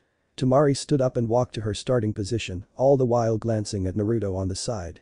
The man had beaten her brother Gaara, who was a Jinchuriki. Sure, it was possible, but it usually took entire squads of people to do so, or people who specialize in defeating them, and those types of people were only well off against one of the 9 Biju, and in short supply last she heard. So to see Naruto do as he did filled her with quite a bit of fear. Shikamaru groaned as he made his way down to his starting position, since in all honesty he didn't even want to be here right now. When he had been questioned by his parents about the clan heir's treatment towards Naruto in his youth, he had told them the truth. He had never hurt the guy, only stating that he was troublesome as he did to just about everything in life really. But his mother, though she did not like his response and whipped out her frying pan, the extra thick one that hurt especially hard when whacked with it.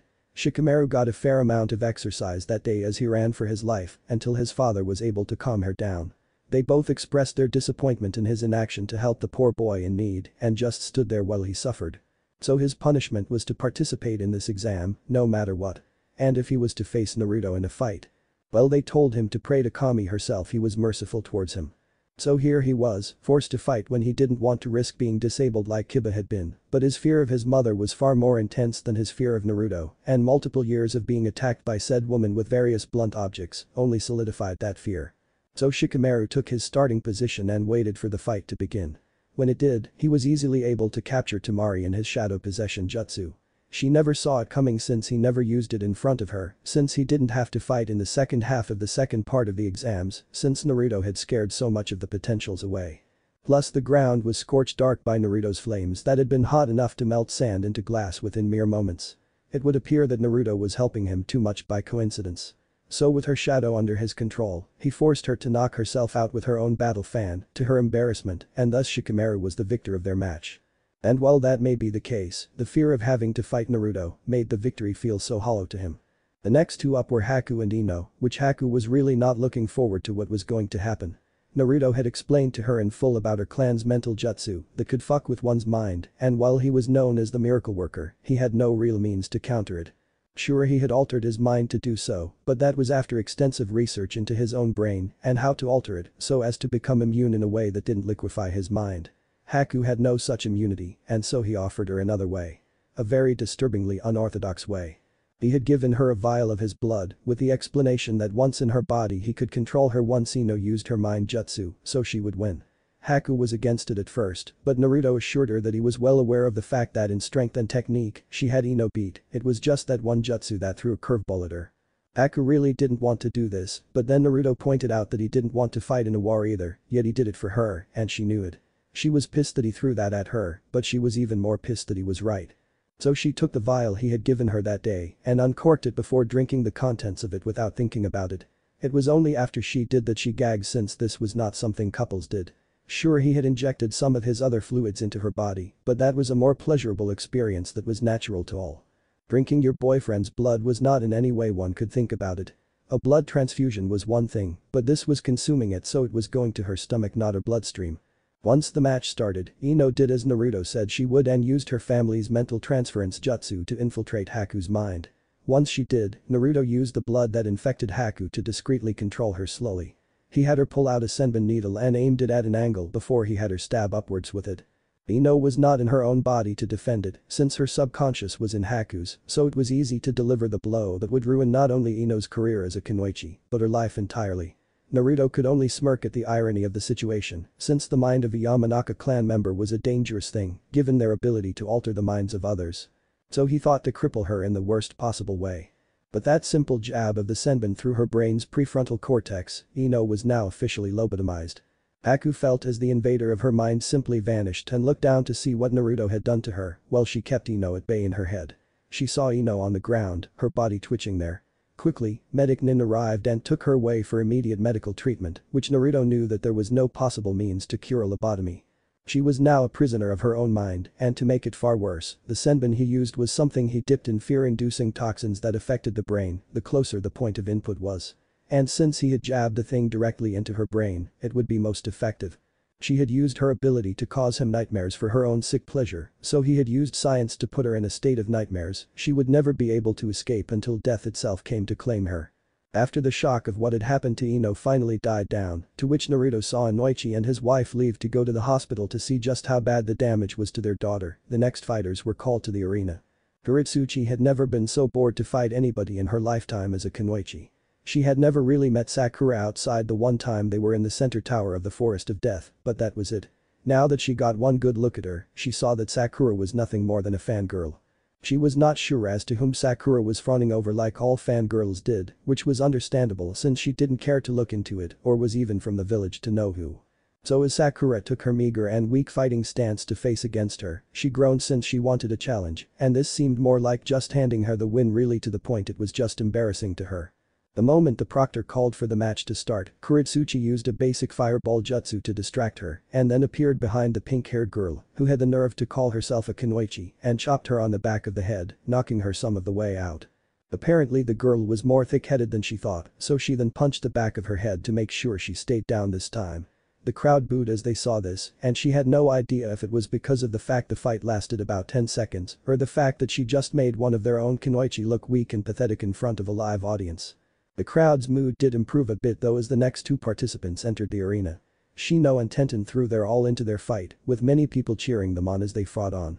But in the end Shino won since for all the various weapons that Tenten knew how to use, as well as had on her person via scrolls, she had no jutsu that could aid her against Shino's bugs that his clan were well known for using in a fight. Sure, many of them were dead, but that was only because she had senbon to stab them within a shower of the item, but she ran out, while Shino's bugs were nowhere near depleted. So in the end, when Tenten saw she could not win, she forfeited the match, leaving Shino as the winner. The next fight was between Choji as well as Kankuro. Choji knew that Kankuro used puppets since he had seen someone from Suna fight his dad with one years ago and knew the signs of a puppet master when he saw one. He might not seem like he was paying attention to things other than snacks that he always had on him, but he was, and that was what gave him the edge over his opponent since they underestimated him. So their fight was intense, with Kankuro's initial plan to trick Choji into fighting his puppet while he hid not working since Choji broke the thing. Kankuro was pissed that his puppet was destroyed, but he summoned up another one. This one had not been fully tested yet, and in the end it came to bite him in the ass hard since the thing exploded in between the two of them, the concussive blast of it knocking them both out since it had been a fairly powerful one. They weren't dead, but they would need to get their heads looked at to ensure there was no long-lasting damage to the cranium that could pop up later if left untreated. Naruto, who this whole time had whipped out a cigarette and smoked it while he waited for his name to be called again, heard just that and put the butt out in his hand. It burned the flesh sure, but he felt no pain and the damage healed nearly immediately. He hadn't smoked in a while, but he wanted his nerves to be fully calm for what he was going to face in the near future, so he smoked one to relax a bit. "Ah," said Naruto as he saw Shikamaru take his place opposite of him in the arena, if it isn't Shikamaru himself. Still as lazy as when we last met, I'm betting. Look, Naruto, said Shikamaru nervously. He wanted to say this just right so as to not piss him off even more than he probably already was at him. About when we were kids. No need for apologies, said Naruto with a chuckle as well as a passive wave of his hand, since I don't need one from you. Seriously? Asked Shikamaru, who was stunned to hear this since he was internally shaking in fear of what Naruto would possibly do to him, and given his track record, as well as the power to beat a Jinchuriki of all things were too numerous to count. Of course, said Naruto as he twirled his cane as he did out of habit from time to time, since you never so much as laid a hand on me to add to my misery. All you ever did was call me troublesome, which isn't even the worst thing I have been called. And insults don't really merit a vendetta, so you are fine in my book. Lazy, as well as an asshole for not sticking up or aiding me in our youth, but still fine all the same. Wow, said Shikamaru as he breathed a sigh of relief. That is a relief to hear. I wouldn't drop your guard fully though, said Naruto with a chuckle, since this is still a fight. I know, said Shikamaru as he held 2 fingers up to finish his jutsu, and I have already won. Shadow possession complete. Huh, said Naruto to himself since he had not seen the shadow reach out and touch his own for the man to use his family jutsu on him. He didn't even hear the proctor start the fight, but that was his own fault for not paying attention really. He had to give it to Shikamaru, the man knew how to plan accordingly and used his time talking as a distraction. Well, this happened. Naruto felt as Shikamaru controlled his arm to pull out a kunai he happened to have on his person and held it up to his throat. Surrender or I will be forced to slash your throat, said Shikamaru. Wow, said Naruto with a grin, the usually lazy Nara actually has some balls on him. Didn't think you had it in you really, nor do I think you have the mental will to actually slit my throat. When you have a mother like mine threatening you with pain, said Shikamaru with a shiver of fear rolling up his spine, you gain 1. I wouldn't know, said Naruto in response, since mine died when I was 5. I was then raised by an insane man who was a doctor. Learned the trade and doing fairly well if I do say so myself. Last chance to surrender, said Shikamaru. Still don't think he would have said more, but Shikamaru forced him to slice his throat with the kunai, which made the rest of his speech just garbled words. The people who saw this booed the man for apparently killing the surgeon of death, but they stopped when they heard Naruto begin laughing. The blood that flowed out the wound retracted back into his body and closed the gash, so it seemed like it never happened in the first place. How? Was all Shikamaru was able to say, but that one word spoke volumes. You saw my entire body get crushed in a manner that I should never have healed from, and did just that in the matter of seconds. Do you really believe that slitting my throat would be any different? But I have to say, I am happy to see you prove me wrong and have the will to go for the kill. Shikamaru was disturbed by that statement for some reason he couldn't explain, but his face went fully white as he saw Naruto move of his own accord, which shouldn't be possible, since he was still under the influence of the shadow possession jutsu. And before you ask, said Naruto with a smirk, your jutsu had no control over me the entire time. Your shadow controls my body's outer layer, but my blood controls everything else and is far stronger than that. Naruto then spun the kunai in his finger by the ring at the end for a second before he threw it into Shikamaru's lower gut, making sure to avoid anything vital since he did not want to kill the young man, just hurt him enough really. So now, do you surrender? Or do I have to get more creative with my methods? Shikamaru looked at Naruto and knew that if his family's jutsu did nothing to him, then most of his plans would fail, since that was a key point of them.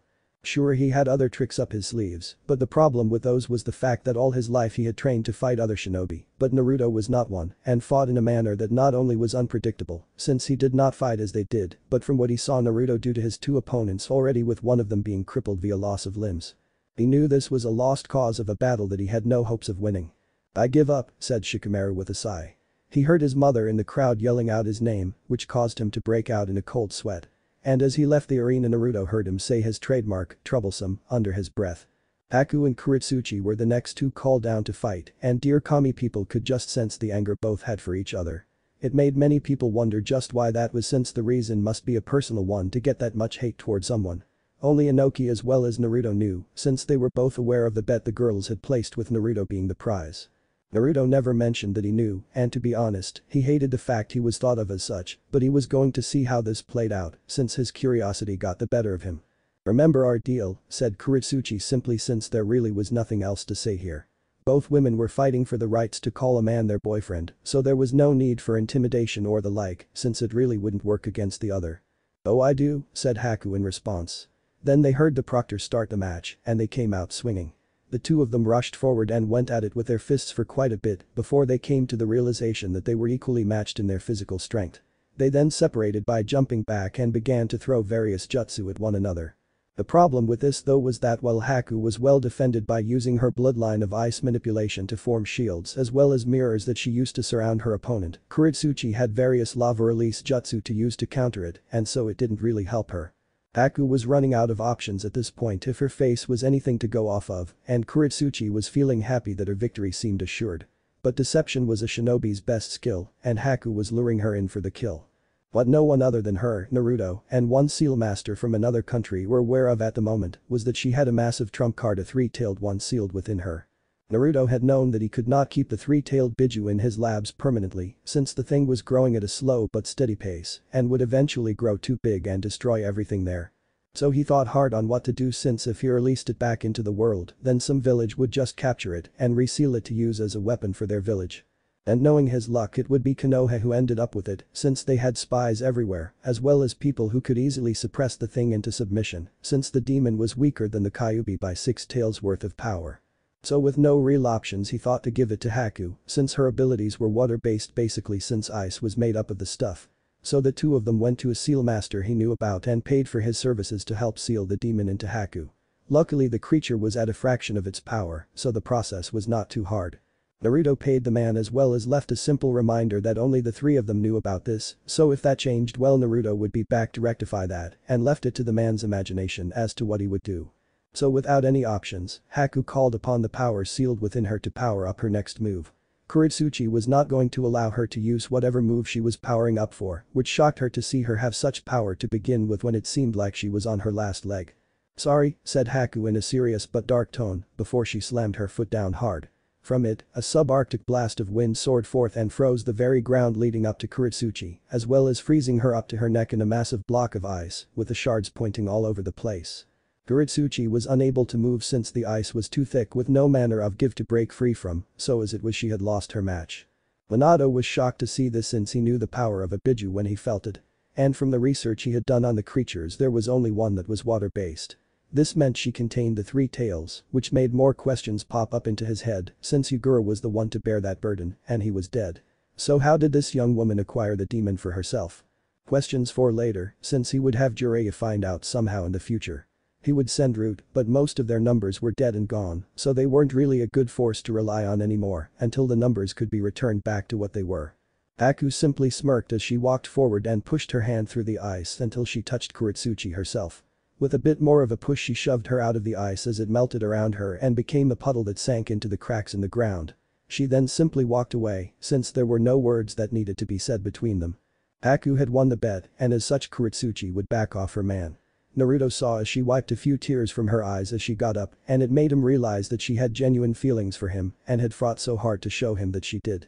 He thought to himself on the matter for a second, deciding to talk to the two of them about it later when there was time. To say people who watched a fight take place were surprised was an understatement. People had heard about Kiri since the village was no longer a major one with the loss of its main forces in the civil war. But to see the new Jinchuriki of the 3 tails here and now raised so many questions that no one could answer. But the exams went on with Naruto entering the arena to fight Shino, who accessed the situation in his mind and forfeited the match. He had a feeling like if he had fought her in the beginning of this portion of the exam, his chances would have been better for winning, but as he was now with a large portion of his bugs now dead and replenishing as they spoke. He knew he had no means to win, so there was no need to fight an already lost battle. Naruto made to leave the arena for the fight between Haku and Naruto, but Haku immediately forfeited since there was no possible way she could beat Naruto, and she knew it. Even with her new abilities she was still outmatched by him, and she knew that since she knew him better than anyone else here did.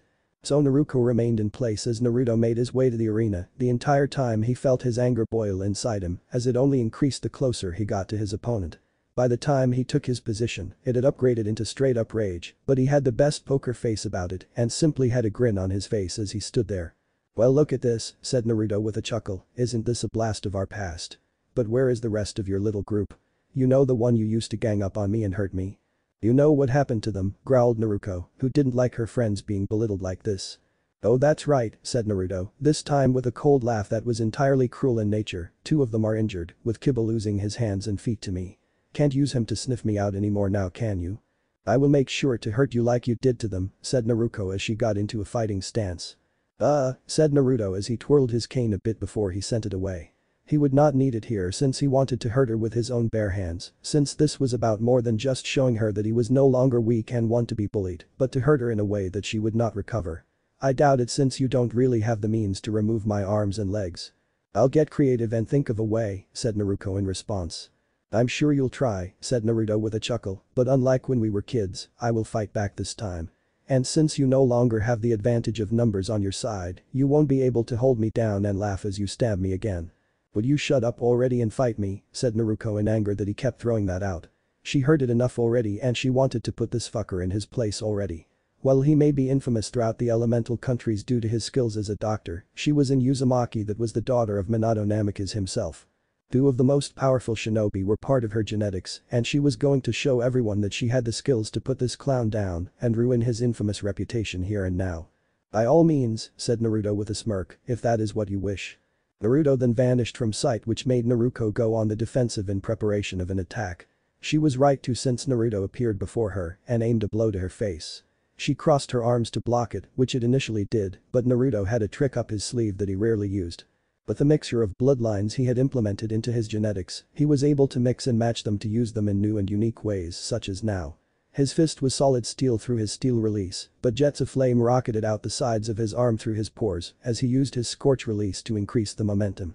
This was not something Naruto expected, so her guard was broken through and the fist hit its target after all with a loud clunk. Naruto had to shake her head a bit since the blow had her seeing a few spots, but she was fine for the most part. Naruto smiled as this time he charged up his hand in electrical energy as he charged forward. Naruto saw this and jumped back to avoid it, but Naruto used his other hand to wrap his thin wires onto her leg and pulled her back towards him so that his open palm grabbed her face and she felt it as it coursed through her body painfully. Naruto got free though since she kicked him in the stomach hard and he let go. While he may not feel pain, his body did still have its reflexes and a kick to the stomach usually made you drop whatever you were holding. Naruto began to realize that Naruto was seriously trying to hurt her and since that was the case she needed to hit harder. She had been training with her father and Jiraiya as well as the toad she signed the contract of to master her sage mode. She was getting there, but so far she could only manage an incomplete form that was limited as more a suit of armor with a slight increase of her power than anything else. She planned to perfect it in the future, but for now it would help her in this fight, but she just needed to keep Naruto distracted until she could collect enough energy to do it. So calling upon her reserve energy that belonged to Kyuubi, she went through the hand signs for the shadow clone jutsu and summoned at least 1,000 of them that surrounded Naruto. He knew what she was doing since he felt the energy in the area flow towards her and made a guess as to charging up some attack or better form to aid her. He simply sighed to himself and decided to play along. So for the next several minutes, Naruto was busy dealing with the shadow clones, who weren't too much of a challenge since their numbers worked against them with his wires in use. But they did what they were supposed to and distracted him long enough for Naruto to power up her imperfect sage form. Naruto saw her body envelop in pure chakra, but the way it moved seemed so coarse instead of smooth, which showed that it wasn't perfect. She smiled as she assumed victory in their match now and used a shadow clone to help her form a Rasengan in her hand. Naruto saw the jutsu that was made infamous by Minato himself during the Third Shinobi War when he had used it to kill so many Iwa shinobi. He shook his head a bit since he wondered if Naruto would use it against, and apparently she would. Now that she showed that she could use it, he would show her his own version of the jutsu. Impressive, said Naruto as he held up his hand in an open palm. I honestly wondered if you knew that jutsu or not, so thank you for answering my question. But this jutsu, said Naruto as she got into a stance so as to rush forward and charge at him, victory shall be mine. You would think so with a unique jutsu like that, said Naruto, yet as he said that a sphere of his own blood formed into his hand, one that then thinned itself out as it grew a bit in size and began to swirl like the one Naruto had in her hand. But the irony of this is that I can do the same thing in a different way than you, plus the fact I can do it alone.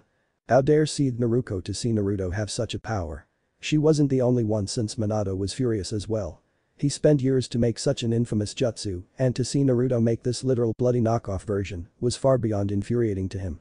Naruto didn't just stand there though, since she charged forward as she planned with Naruto following suit. They both thrust their jutsu forward, with the both of them colliding in between.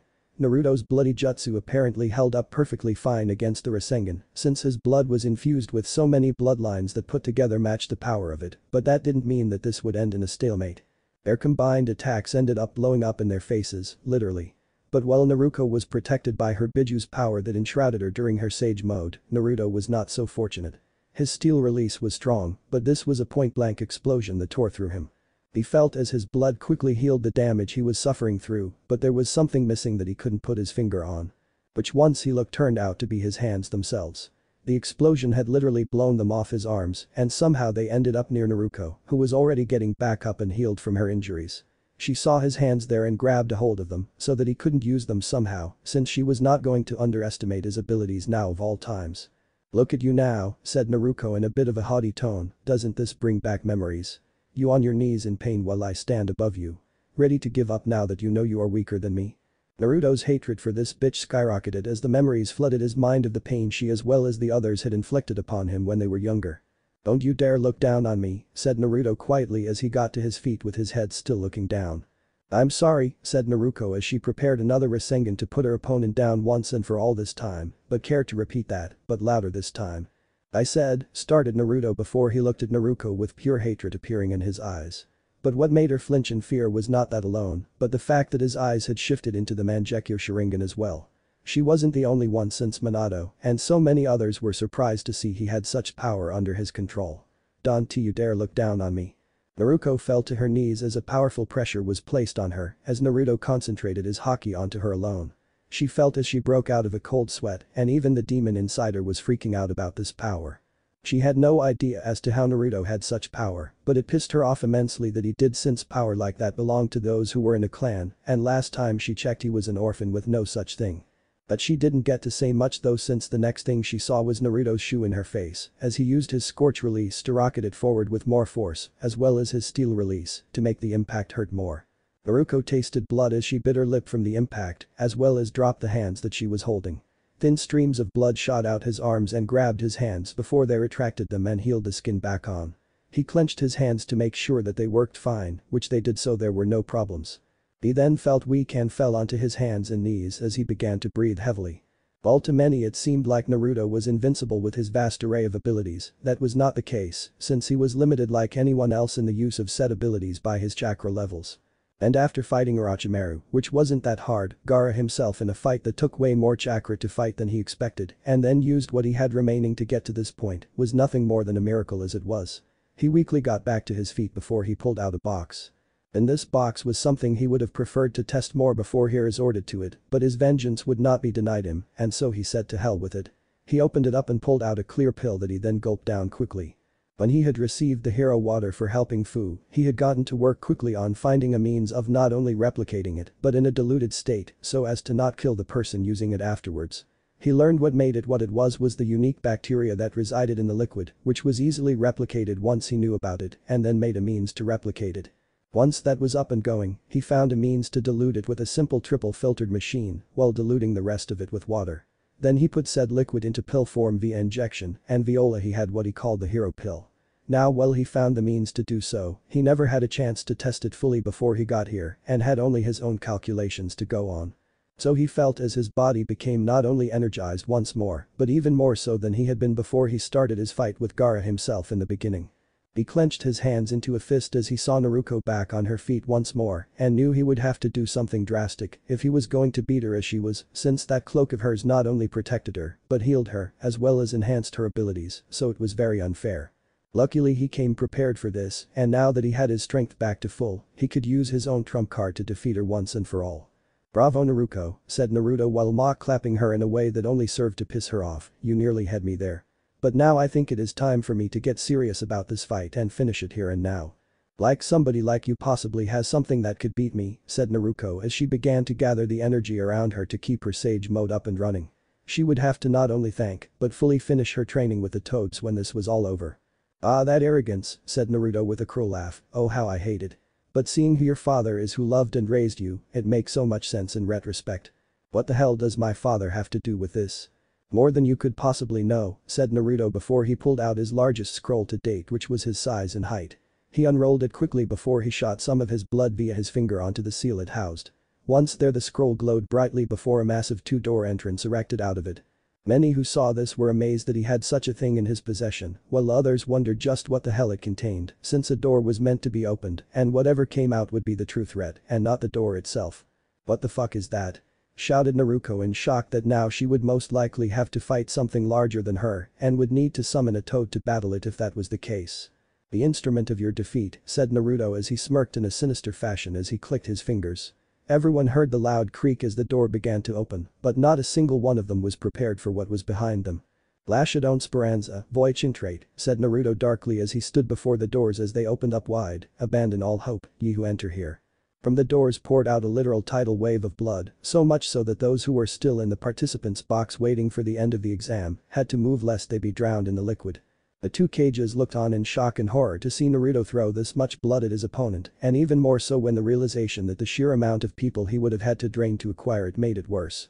Naruto quickly preformed multiple hand seals to form a chakra-powered protective bubble around her body so that she would not be covered in the stuff, but it was not necessary since the blood never hit her. It instead began to spin around the arena itself as it soared into the air like some sort of tornado. No one on the outside could see what was happening inside the twister, nor could they do anything about it since the blood repelled basically everything they could and would throw at it. "Well," said Naruto as he pulled out his unfinished smoke from earlier and lit it up to finish it now, "look at the so-called mighty Naruto Namikaze. On her knees in fear of the blood that would splash on her. What kind of monster are you to use blood like this? This coming from a woman who is stealing energy from a demonic creature sealed within them," said Naruto with a chuckle. "We all have our forms of power, and this just so happens to be mine to wield. But it seems a little chilly in here. Allow me to turn up the heat." Naruto then flicked his butt into the blood, which caused it to light up as it set ablaze. So now there was a raging inferno of a twister that many people were forced to move away from since the heat was too much for them to take. Naruto felt the heat as she was in the center of it, and what made it worse was that she was having problems breathing due to it. She knew that defeating Naruto was the only means to end this and so charged forward to try and do so. But Naruto simply clicked his fingers. Said Naruto with a smirk before he said the next part, "Shambles." Naruto disappeared from her sight after he said that, which made her look frantically around since she had to beat him or else she would suffer who knows what while in this burning twister he erected. She heard a whistle from above her and looked up. Naruto was sitting there on a platform he had formed with blood hardened to steel. Naruto was seeing red at this point and not because of the flames either, so she quickly formed a shadow clone and threw it upwards at him. Naruto only smirked more as he twirled his finger a bit. Out of the twister shot a condensed ball of metal at such speeds that it penetrated through her clone's skull before it dispersed. Naruto was horrified to see he had such control, but she still knew he had to be dealt with as soon as possible if she was ever going to break free from this freak storm. But Naruto then stood up and spread his arms out as he hummed to himself. As he did, he began to wave his hands around with the grace of a conductor. As he did this, Naruto was forced to dodge multiple spikes made of blood that shot out at her. She was able to do it, but it took all her concentration as she did, fully unaware that Naruto was messing with her as he did this. His sharingan showed her path to him clearly, and he threw the spike in a manner that nearly hit her, but he had no intention of fully doing so, since he had something far worse planned for her. While she was dodging, he was basically caging her in, as her field of movement got smaller and smaller with every passing second. Eventually, when she was no longer able to move about as freely, Naruto then smiled as he clicked his fingers. The crystals then erupted in a massive explosion that rocketed upwards. Naruto was in the center of it all and felt the full force of it as the blast was too much for her cloak to take and disappeared. Naruto was protected by the platform he was on, which was why he had erected the thing as he did far from the ground. He saw Naruto on the ground, trying hard to get off her knees as her chakra was being used to heal all the burns she suffered from. He then jumped off his platform and used some blood to form a slide to reach the ground safely. At this point Naruto was too weak to talk, which was perfect for Naruto as he pulled out the syringe he had used to hold the poison he had made for her and her alone. He stabbed her in the chest with the syringe before he pushed the plunger down hard to inject her with the cruel concoction he had made for her. "I know you can't speak," said Naruto as he placed his foot on her chest and slammed her onto her back hard, "and that works for me since you can only listen. I just injected you with a poison that there is no cure for. But don't worry your little head about dying, since that is not what this poison was made to do. What it does is make your body decay from the inside out in a very painful manner, but the kicker here is that the stronger the immune system the longer the process takes. And for every second your body is fighting this poison, it will be a burning agony on your person the likes you never thought possible. Painkillers won't help you, tranquilizers won't be capable of putting you to sleep, since your body will be in so much pain that it will be impossible for you to sleep. For one proudly claiming to be a member of a clan, your genetics will only make this process longer as well as more painful for you. So enjoy your last few hours of peace since once it starts it will never stop." Naruto then kicked her hard across the face, knocking her out and winning his match against her. He breathed a sigh of happiness as he fulfilled the second to last portion of his vengeance, which only meant one person remained on his list to deal with. But he now knew that he had to act fast if he was going to do as he planned to do. He pointed his finger at Naruto, and with a simple mouthing of shambles, a massive influx of power entered his body that he had prepared his body for. He had always planned to take the Kyuubi from his half-sister, mainly as a means to show her just how weak she was without the thing, but now that he had injected her with the poison that was no longer needed since her life was officially fucked. As the last of the power entered him, he found himself in a large field that he recognized as his mindscape when it was not trying to defend itself. "Who are you?" demanded the Kyuubi, who was looking around in surprise of the sudden change of scenery. "My name is Naruto, good sir," said Naruto with a kind wave of his hand. "And I am here to ask for your help." "My help?" said Kyuubi in a questioning tone since this was not what he was expecting to hear. "Yes," said Naruto, "since both you and I have a mutual enemy that I need your assistance dealing with." "And just who could you believe is our mutual enemy?" "I could tell you," said Naruto as he pulled out a book which represented his memories in full, "but it would be easier to just show you." He opened the book and out of it sprang a light that Kyuubi was blinded by. But as his sight came back to him, the memories of the boy abandoned by his own father came to him in full. And the fox demon chuckled, for it would appear that they both did have a common enemy. "So you are the bastard son of the man who sealed me away," said the Kyuubi, "and seek to destroy his reputation before you end him personally." "Exactly," said Naruto as he sent the book away since it was no longer needed, "and for that I need your assistance."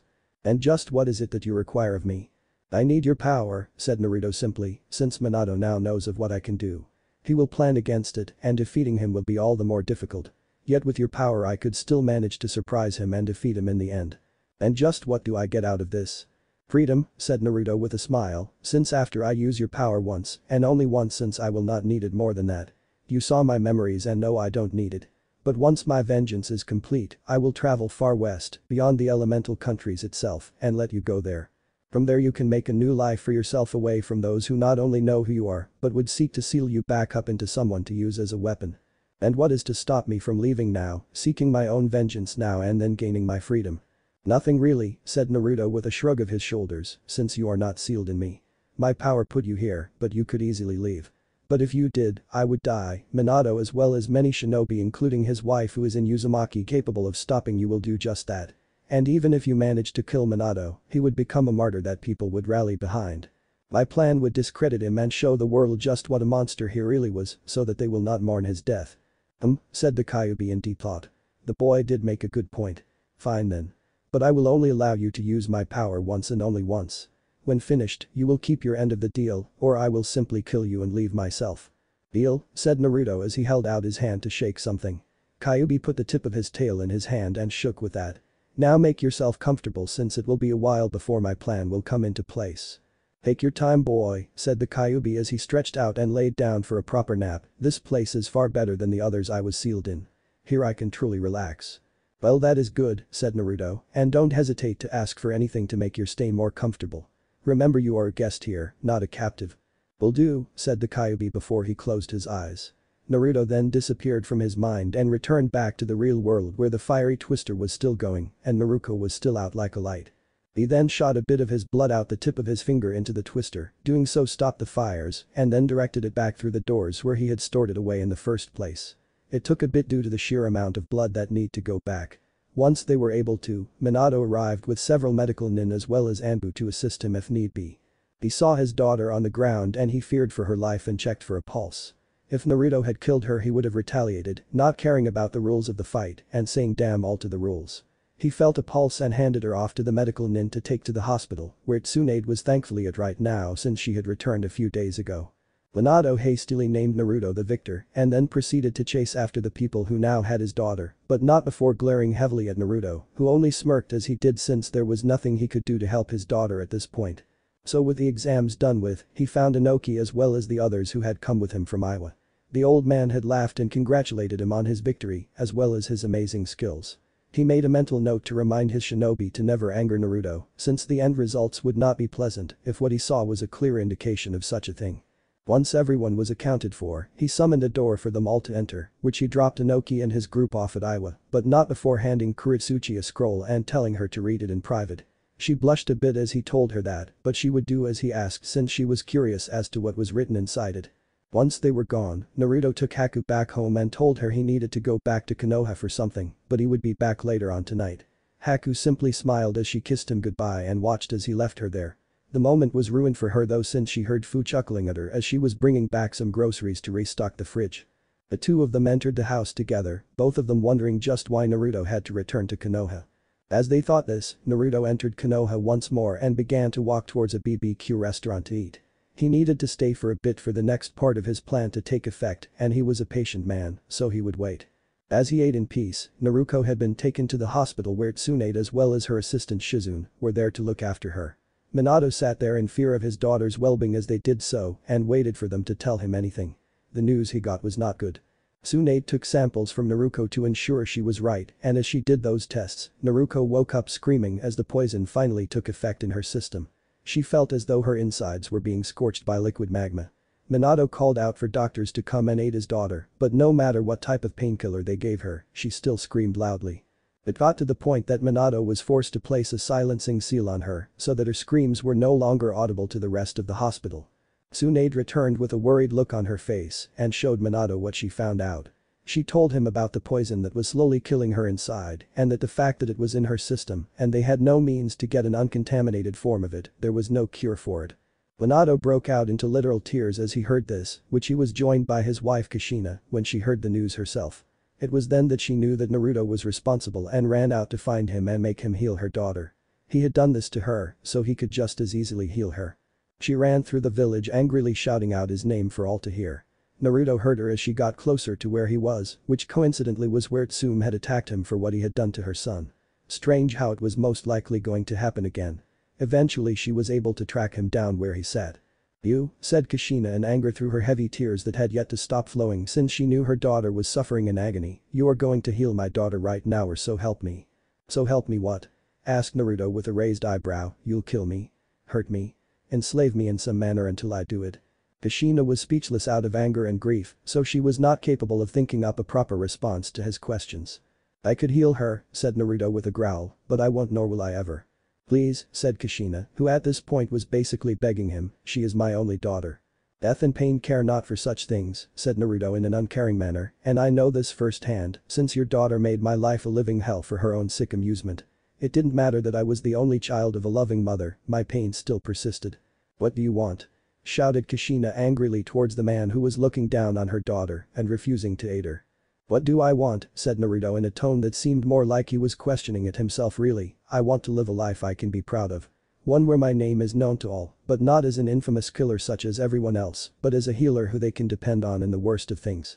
But the problem is that my past kept coming back to haunt me in various ways, and the only way to stop it and move forward is to deal with those who made me suffer in my youth, the same ones who felt no remorse for making my life a living hell and were relishing the fact that they got away with it until now. Only with my vengeance fully complete will I know true peace, and unfortunately your daughter made her choice the second she stabbed me over my own mother's grave." Kushina at this point was pissed beyond reason, but she couldn't just attack him since the political backlash of doing so would be immense. He was well known as well as liked all over the elemental countries, with his actions being done in a legal setting that all villages had agreed upon when the creation of these exams became a thing. She couldn't force him to heal Naruto since he had the right to refuse service, and even if she fought him, she had a feeling that she might actually lose to him in some manner. She was no pushover by any means, but Naruto was a walking enigma of a man whose full capabilities seemed to be suppressed somehow, and that terrified her to no end. "But fret not," said Naruto as he pulled out a scroll, "you are still young and attractive, so having another child is not out of the question as of yet. So you at least still have options. And while you have no reason to do so, I have a message I would like you to deliver to your husband for me." "And why would I do anything for you after you did what you did to my daughter?" asked Kushina angrily.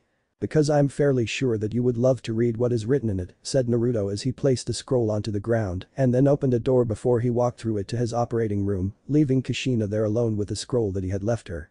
She picked it up and looked at it to make sure it was not booby-trapped or something along the lines of that, but as she looked at it, she did see something that was there discreetly. It was a blood seal, one that could only be opened by people who shared the same blood. As in Uzumaki, who were well known for their knowledge in sealing, she was easily able to make out what it was, but why it was there made no sense to her. How could she deliver this message to Minato if only someone related to Naruto could? It was then that her mind as well as her heart stopped for a second. The pieces of the puzzle were starting to come together in her mind as the facts made themselves known to her. She tightened the grip on the scroll in anger as she gritted her teeth tight to match. She would take the message to Minato, but not for Naruto, but to get answers for herself from the man she called her husband once and for all. Naruto waited patiently in the Uchiha section of the village as he waited for one Sasuke Uchiha to arrive home. He had given the young man the deadline of the end of the Chunin exams to deliver him his payment for the return of his testicles, and the exams had officially ended. So here he waited for him to return. But he had not been idle this entire time, since he had sent crows to deliver 2 packages, with one being sent to Choji, while the other had been sent to Shino. They had been a part of the group that bullied him in his youth, so they were part of his vendetta as well, and he had not forgotten about them. He smirked as he thought on how he got back at them, since the manner he did so was so perfect as it was tailored for each person to ruin their lives, as they had ruined his childhood without remorse. For Shino, he had a rigged box full of a chemical he concocted that was poisonous to bugs alone, while leaving the humans alive. He had made it for a man with a serious bug infestation within his house. It had taken quite a bit to get the batch perfectly fine-tuned for actual use, but it would be worth it in the end. Now the kicker to this poison that he whipped up was that it soaked into a person's skin down to the bone and stayed there, so any attempts to implant more bugs would be met with failure, since they would die being on him alone, and even more so if they were inside him. Shino would be outed from his clan for sure after that happened, since their clan used bug-related jutsu, and not having the ability to do so would just make him the black sheep of the family, to the point of being disowned. But Choji, he had something else planned for him that would more than likely have the same end result. It was a cursed pie that Naruto had bought from a very strange old woman who liked to curse people for just about any damn reason. The only reason she didn't curse Naruto, who was there in the first place seeking a certain herb for some research, was that he cured her blindness and gave her new eyes so to see once more. In hindsight, he had no idea whether that was a good thing or a bad thing given her actions, but it saved his ass from being cursed, so he wouldn't really think about the repercussions. He had actually contemplated killing her to spare others in the future, but to be honest, he thought about it from a different perspective and realized she only ever cursed people who trespassed onto her land, so it wasn't she was hunting people down to curse, so it wasn't really fair to kill her for doing that. So as a means of payment, since she had nothing of monetary value given her state of living like a hermit, he asked for a curse that he could give to another instead. She had cackled like a typical evil witch from stories and told him that such a thing was easily made. So he asked for a pie that cursed whoever ate it to lose weight too fast that they had to eat so much to not starve from it. The woman had made him such a pie, which he then froze for later use, which he had heated up and delivered to Choji in the hospital, along with a get well card, so he didn't get suspicious. The boy was in the hospital recovering from having a puppet explode in his face, so it was common to see people wishing him well on his road to recovery. His crow had watched as the boy ate the whole pie by himself and flew off to relay the information to Naruto, who simply laughed since the boy was an idiot as well as a glutton. Thankfully, he didn't have to wait there for too long since Sasuke eventually showed up at his house. Naruto mentally chuckled since he had actually guessed which one Sasuke had lived in, since he had no idea where he lived exactly in this area. The place was large with many houses that were now empty since the Uchiha that once lived in them had been killed by the man he himself had killed before he harvested his eyes. He wondered if the spirits of the Uchiha could sense this, and if they did, he wondered how they felt on the situation. Would they be happy that he had avenged them personally, or would they be pissed that Sasuke hadn't done it himself, given it was his duty as the sole survivor of the clan to avenge them? Either way, it didn't matter to him since he didn't really care. "Hello there, Sasuke," said Naruto as he stood there leaning against the wall next to the front door. Sasuke dropped the groceries he had in his hand, since Naruto being here meant he had come for the money Sasuke owed him. "I have come to collect what you owe me. So I will ask you if you have my money." I am sorry," stuttered Sasuke since the memory of Naruto's threat came flashing back to his mind all of a sudden, and dear Kami, it horrified him to picture it alone. "I have been so busy I haven't had the chance to get it all collected. Please just give me a bit more time and I will get it for you. It was an honest mistake, I swear." "Oh," said Naruto with a smile as he opened his pocket watch and looked at the time for a bit before he closed the thing and put it back into his pocket. "Well, if it was an honest mistake, then no harm or foul. Just pay me in the next day or so and everything will be fine." Naruto then walked by Sasuke, but not before slightly slapping his cheek a couple of times as he walked by. Sasuke finally took a deep breath as Naruto walked past, since he was truly scared that Naruto would do something painful to him for not having the money that was owed as agreed. "Wait a sec," said Naruto as he stopped a few yards from where Sasuke was still standing in an attempt to calm himself down. "Before I go, I have a quick question for you." Sasuke then felt pain like he had never felt before as his leg bent in a way that it was not supposed to go, thus breaking it with the bone inside being visible the way it was bent. Naruto had put some blood in his palm as he had slapped Sasuke like he had, thus being able to do this to the fucker without realizing it. "Does that hurt?" said Naruto with a sinister smirk on his face as he turned fully around to talk to him.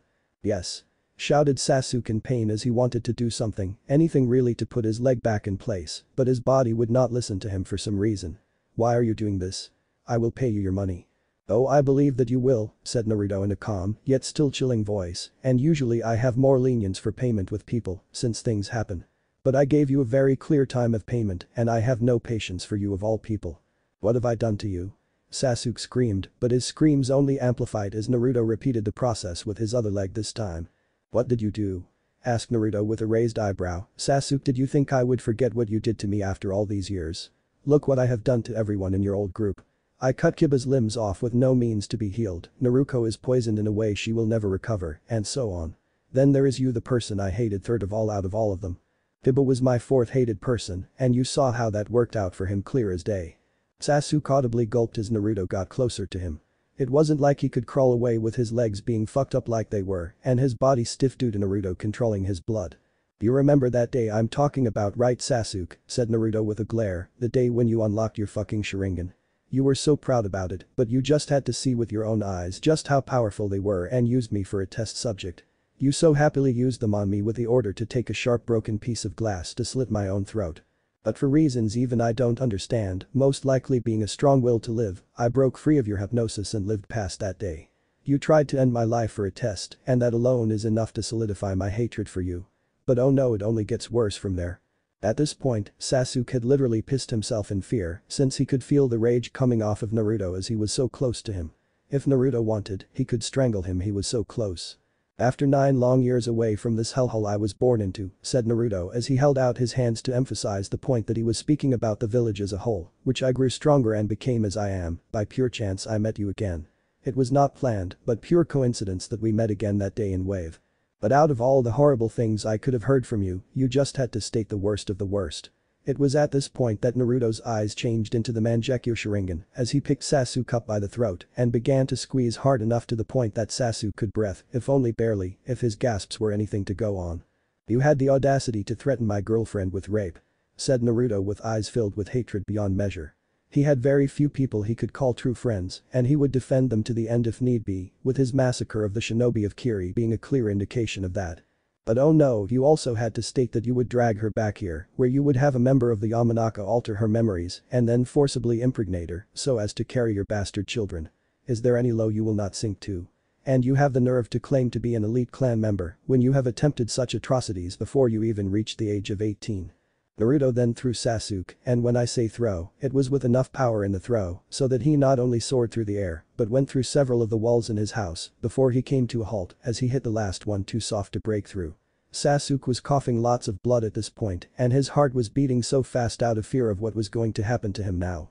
Naruto simply appeared in front of him with his glare still there, but he was sitting cross-legged in front of Sasuke, who was too weak to move as the blood pooled from his head downwards. "But you see," said Naruto as he took a deep breath, "against all odds, I have the tiniest shred of patience with you still. So here is how this is going to play out, Mr. Elite."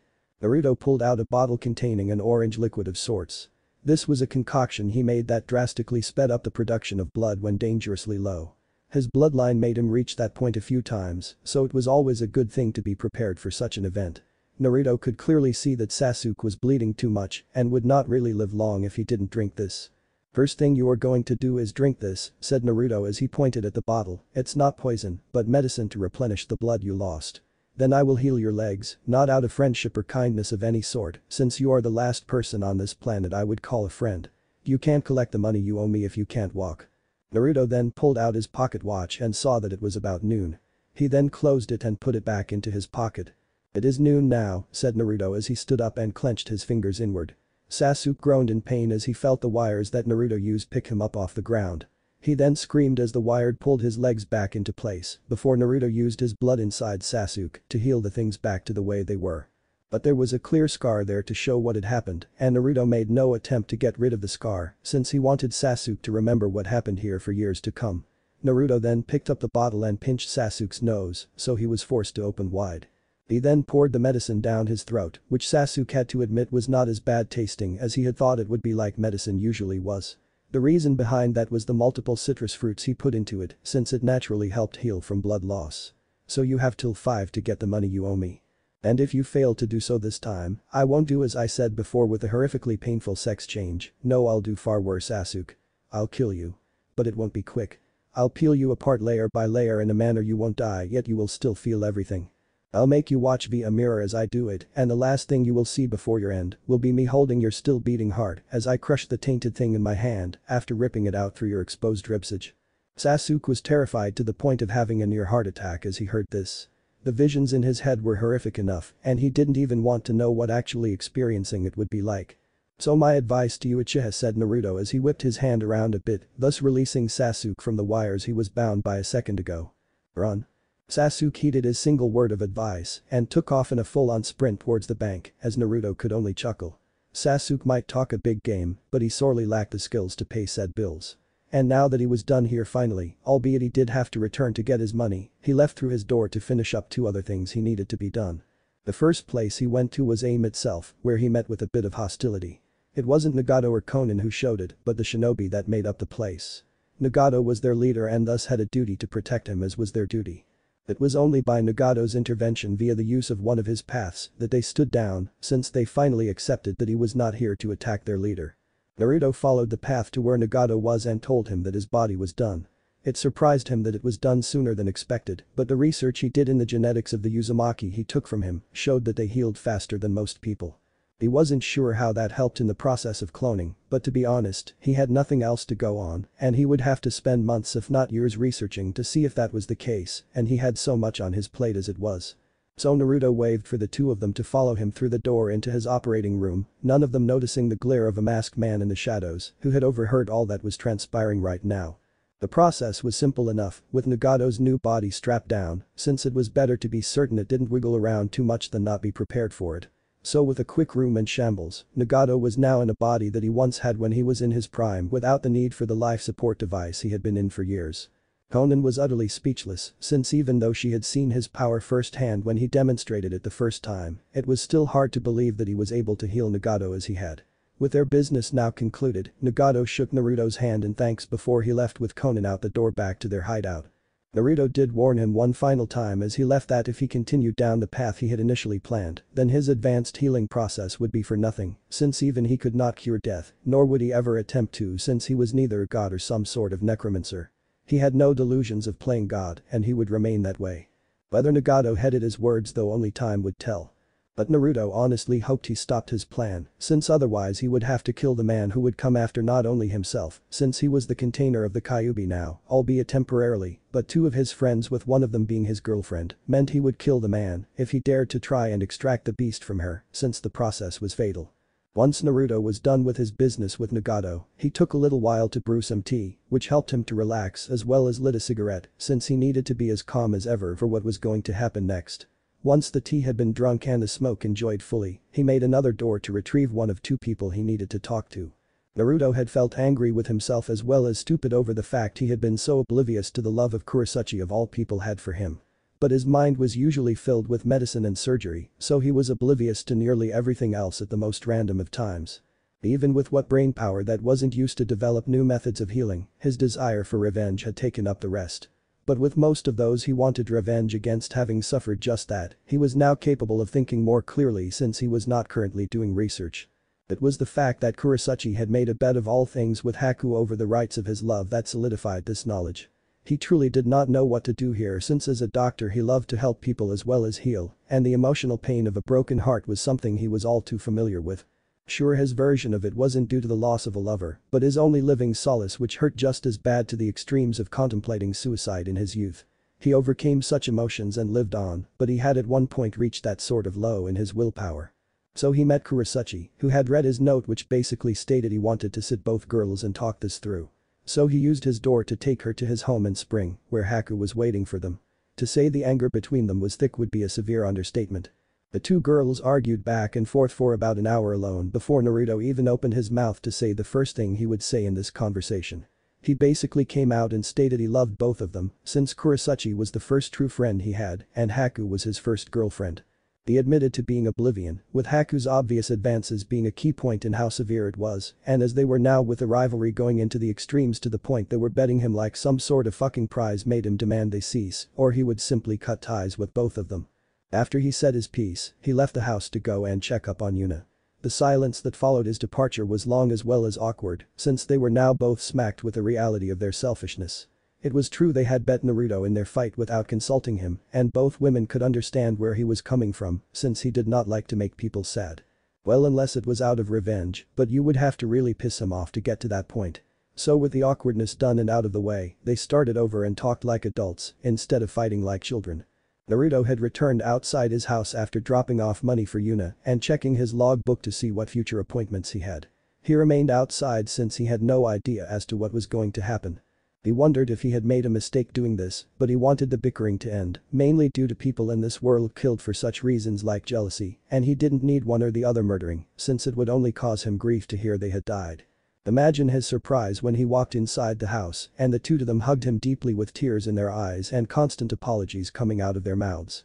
Naruto was honestly not expecting this, but he would take it and hug them back since he was just happy that they weren't killing one another as he feared. But as Naruto had been busy doing the few errands he had leading up to this heartfelt moment, another person was about to suffer big time as a complete contrast of what Naruto was experiencing. Konoha earlier that day. Kushina had sat at home in deep thought as she looked at the scroll Naruto had left her to deliver to Minato. Time seemed like it was passing by so slowly as she just sat there and stared at the thing. So many conflicting feelings were going through her mind and she honestly did not know how to cope with it. On one hand she had a message from the man who basically poisoned her daughter with no hope of recovery. This side of her mind was screaming out to destroy the note since she owed the man nothing. But on the other side was the more curious side of her mind, the side that recognized a genetic blood seal of all things. This was the side that wanted answers to the main question of the relationship between Naruto and Minato. But the more her mind tipped towards the latter, the more fear that began to set in since it opened up a whole new slew of questions she honestly didn't know if she even wanted to ask. But in the end, it was the more curious portion of her mind that won out. So she picked up the note, took a long deep breath, and made her way to her husband's office to speak with him on the matter. Minato was busy doing his normal amount of paperwork as Kushina entered the office. He was too engrossed in the damned process to notice that Kushina set up a silencing seal on the door so that their conversation could not be heard by outsiders of any sort. No sense of things being heard and rumors being spread in the village that blew it far out of proportion. "Hello dear," said Minato as he signed off on the current scroll he had before he looked up at his wife. He saw her standing there, but he couldn't quite make out her emotions, since for lack of a better word it was just blank. "Is something wrong?" "I was given this note to deliver to you," said Kushina emotionlessly as she stepped forward and handed it to him. He took it from her hands and looked at it before he said anything. He just wanted to make sure it wasn't booby-trapped or something like that, but there was nothing there but a simple wax seal. He didn't pay too much attention to the wax seal, though otherwise he would have seen the actual seal engraved into the thing. "Who sent this message?" said Minato, since there was no indication as to who sent it. "Naruto did," said Kushina in the same emotionless tone she had before. "Said it was important and you needed to see it right away." Minato's eyes opened wide as he heard this and easily tore the seal off the scroll to get at the message within, oblivious to Kushina shaking in place. She was gritting her teeth as she suppressed her rage of his one single action that seemed like nothing to many, but she knew better. The fact that Minato was able to open the scroll after breaking the seal meant that he was related to Naruto, and now her fears of the truth were flooding outwards to the point she was near tears. But Minato was too interested in what message Naruto could have possibly sent him to notice her reactions right now. He was expecting some sort of gloating or threat of some sort, but all he saw was one-line words with a seal underneath it for storing something. This caused Minato's eyebrow to rise as he read what was written. "The family that spurned me, since I was not the spawn of the monster they wished me to be." Minato looked at that first line and saw the seal that was below it. He wondered what he meant by that, since the statement was not only out of context, since there was no build-up to it or anything else to explain it, but was hard to grasp, since it was so out of place the way it was written. But seeing that there was a seal below the written text, he placed his finger on it and activated the thing. Out of the seal came a simple napkin, yet one that made Minato's eyes widen in shock so much. It was a well-known fact within Fire Country that the former Kin family was as vain as they were greedy. Pretty much everything they owned had their family crest on it somewhere, and from the rumors he heard, even their employees had it as well as a brand of some sort. So to see a napkin with their well-known crest on it spoke volumes, but not as much as a napkin that was blood-soaked as this was. Minato had wondered what had happened exactly to the Kin family, as did many people. They knew that there was a vast mob of people who robbed and slaughtered them all, but besides that there was nothing to point the blame to any specific person, since the evidence was there was just too much of it really to single people out. Now Minato saw this napkin and understood that Naruto himself had somehow been the person to orchestrate such a thing.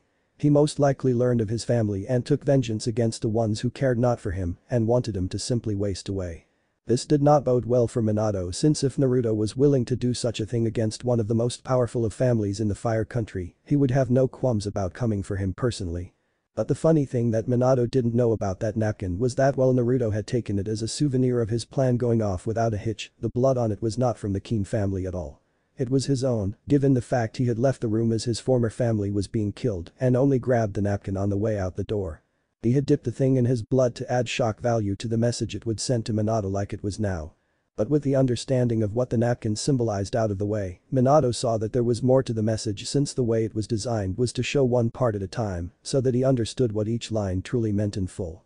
The madman who tried so hard to control death itself as a weapon to use against everyone from the shadows like the coward he was. The seal this time ejected a cracked root mask, something that made Minato feel his rage boil up more than it already was with his daughter in the hospital like she was. Minato had done extensive investigating as to what had happened to his hidden root forces, and with this single written sentence he now knew Naruto was to blame. He was not sure how that was, but given the fact that the boy had been able to eliminate every last squad of them, he had ordered Danzo to send out to capture him and bring him to Konoha to begin his re-education. It was not too much of a stretch to accept that he was capable of eliminating root like he did. He had seen Danzo's body in a glass cage of all things, with his arm blown off and the cause of death being a bit of a confusing guess. Minato was unable to tell if it was due to the lack of blood from his lost limb or the lack of air, since the machine meant to pump it in was broken. He had gotten the information from another root member as to what had happened, since the reason the glass box was constructed was to contain Naruto in a manner he could not escape, but he knew nothing about the events that took place that specific day, since the only ones to survive what Naruto had done were those not there that day entirely. The psycho who nearly took that which I cared for the most in this world. This seal ejected a single bloody, bent hide. One that bore the mark of the now liquidated Kiri. This caused Minato to fill in the gaps of what had happened, since the pieces were all there for him to see with his own eyes, he was just missing confirmation like this. The fact that the ice user Haku had the power of the three-tailed Biju, the very same one that the former Mizuki Jigura himself used, only hit the nail on the head there. But the revelation only caused more questions than answers, since if Naruto had fought for the rebels like killing Jigura would state, why had they not won the war in the end? The battlefield showed the bodies of both sides, but there was obviously no clear winner, since the end result was the end of Kiri as a major village. These people all paid the price for angering me in one way or another, but you have gone beyond that. You forsook me, tried to erase me from existence to bury your secret, and then had the gall to forbid me from actually succeeding in life by denying me the chance to do it. Yet look at me now. I have become something that all who hear of me wish to have me settle down within their villages. You included. I find humor in the fact that you tried so hard to hinder my life and then tried so hard to control it when it became worth a damn. I warned you that day you came to me, so sure that your plan to use a Yamanaka to force my loyalty to the village had succeeded, that I would see to it that all that you cared for was taken from you. That the world would know the truth of the monster you really were, and so far I am succeeding in my plan far better than you have. I have already taken your daughter from you in a way she will never recover from, since the poison I injected her with was specifically made so that she would never heal from it. She will suffer for every second of every minute of every day for the rest of her life, and there is no cure for it. This is how she made my life until the day I left this accursed place, and I returned the pain with 16 years' worth of interest included. I have taken one out of the three things you care for the most from you, and I assure you that the second is not far behind. And soon enough, the third will be gone as well. Signed. Your forsaken son. Naruto. P.S. Just wanted you to know, when you are gone, when you die by my hands, your clan name will die with you, since I never was, nor will I ever be an amicus. I'm better than that. Minato growled in rage as he finished reading the message. How dare this brat threaten him like this? Insulting the very Namika's clan name, the same one that instilled fear in most people who heard it due to what he himself had done to earn it such infamy in the last shinobi war. Did he have any inkling as to who exactly he was challenging like this? It was only then that he looked up and saw Kushina standing there with her hands clenched into fists and glaring at him with so much hate as the tears poured out. When was all she was able to manage to say in the end. Her rage prevented her from saying more than that one single word, yet it spoke volumes. What are you talking about, Kushina? Asked Minato, who honestly didn't understand why she was like this. "When did you go behind my back and cheat on me, you bastard?" demanded Kushina, this time her rage making her hair seem more alive to express herself better. "I don't know what you are talking about," said Minato as he broke out with a bit of a cold sweat. He never thought that Kushina of all people would learn the truth and he feared her anger since she was not one to pull punches when she was angry. "Don't lie to me," shouted Kushina in rage, unable to contain it anymore. "I swear I have no idea what you are talking about." "That scroll," said Kushina as she pointed at the scroll he had just finished reading. "The wax seal you tore off to open it. It was engraved with a seal. A very specific one that can only be opened by those with Naruto's genetics, and given the fact you are the older of the two of you, paints a very clear picture." Minato's face lost all his color as he heard this since he had not paid attention to the seal close enough to see it. To think that Naruto did something like that for a message, but then the line came back to his from the message. "I have taken one out of the three things you care for the most from you, and I assure you that the second is not far behind." Now it made sense, since he sent Kushina with a scroll that proved he had been unfaithful, given she was in Uzumaki and easily recognized various seals. That fucking brat had set him up. "And now I will ask again," said Kushina as she literally threw the desk in front of her towards the wall, shattering it to splinters with the papers that had been on it flying just about everywhere. "When did you cheat on me?" "Kushina," started Minato as he was trying to find a way out of this whole uncomfortable situation. "Look, it was a fling I had before we dated. I didn't cheat on you." "Do I look like an idiot?" demanded Kushina as she used her chakra chains to bind Minato in place. "That boy is the same age as our daughter. So that meant you slept with another woman while we were still dating. You cheating bastard." Kushina then balled up her hand into a fist to slug her husband, but she stopped short of actually hitting him by a few inches. Minato was understandably flinching with his eyes closed since Kushina hit hard, but she never hit him. Right now her mind was essentially frozen as the truth dawned on her about Naruto. She had outright hated the boy for what he had done to Naruto, but now in this moment where her body was going overboard with rage, a moment of clarity was coming over her. She remembered what he had told her about his past during the Chunin exams, about how he had been abandoned by his father, and the fact he had no name to speak of, so that if he had died, no one would even remember him, since his mother had passed before him. She could understand his rage towards those who had everything, trying to take absolutely everything from one who had nothing. The pain he must have gone through to be hurt by his own half-sister, a constant reminder of the fact he was not wanted by the man who spoke so much praises towards his daughter, but nothing about his own son. In that brief moment of clarity, she not only fully understood his reasons for doing as he did perfectly, but actually agreed with him fully. This caused her brain to stop as she had been about to hit Minato, but now she couldn't even bring herself to do that. So she let him go from his bindings and began to walk away from him as she wiped the tears from her eyes. To think she loved a man and had a family with one who was cold enough to forsake his own son of all people he had with another. It's bad enough to cheat on someone, but you must take responsibility for your actions, and Minato had not and left his own child to die out in the shadows. She would hate the man and everything about him too if she had lived that way. "Kushina," said Minato, all the while scared about what was going to happen now. He had expected her to slug him hard, but she didn't, and that must at least be some sort of positive sign, right? "I'm done, Minato," said Kushina plainly. "I'm going home, packing my things and moving out. I'm leaving you. So I hope the sex was worth it back then, you fucking asshole, since it not only cost you your daughter, but your wife as well." She then ripped the seal off the door and slammed it behind her as she left the room, fully leaving Minato there alone. Usually in a case like this, after a man had lost so much in such a small amount of time, they would self-reflect on their choices and question just how they got to this point, but Minato was too vain and proud to do that. So you know what was going on in his head right now? Hatred for Naruto. Right now he was blaming Naruto for just about everything that was going bad in his life right now, and it was showing in his eyes that were easily being seen becoming clouded with madness. Things were going so well before that brat had undone everything. Why hadn't he done as he wanted and either killed him or sent Danzo after him to make him a member of Root sooner? But now the boy had taken too much from him, as it were, and Minato was damned well sure he was going to make Naruto suffer for this. In the end, Naruto would know his place as one of his shinobi, even if he had to destroy everything the boy cared about down to the very last thing to instill the deepest of fears into the brat. 2 weeks later. Naruto was in a good mood today. He had helped out 2 different people change their lives recently in a positive way. The first being Neji himself, who was finally able to be placed into his new body and get out in the world once more. Neji had taken a bit to get used to his new look, though it wasn't all that different than what he was like before, just his eyes had changed. No longer were they ones with the clear signs of a byakugan being grey and pupilless. Now they were normal looking, yet still had all the normal abilities of the byakugan. He had helped the man by asking him what he wanted to do with his life now. Surprisingly enough, Neji wanted to be a chef of all things, which made him chuckle a bit since Fu had dreamed of being the same thing. So Naruto introduced him to the same man who owned a restaurant that he had shown Fu a while back. The man who ran the place was a great teacher and showed Neji the ropes. While he still had plenty to learn, he was a natural at it and took to the lessons fast enough. But while Neji worked hard to achieve his newfound dream free from the shackles of servitude like he had been forced to endure most of his life, he surprisingly got closer to Fu on a more personal level. Naruto wasn't sure how it happened, mainly since Neji himself would lose his tongue on the fact that a girl was interested in him in the first place. He had always been a strict no-nonsense kind of person, but now that he was no longer a branch member and therefore not being judged constantly, he could act better. Naruto was happy that Neji had found someone and that his friend Fu was happy with Neji. But their relationship was their own business and right now he had business elsewhere. It had been a while since he had visited any of the orphanages he had been funding and he would love nothing more than to see the smiling faces of the little ones as he spent time with them.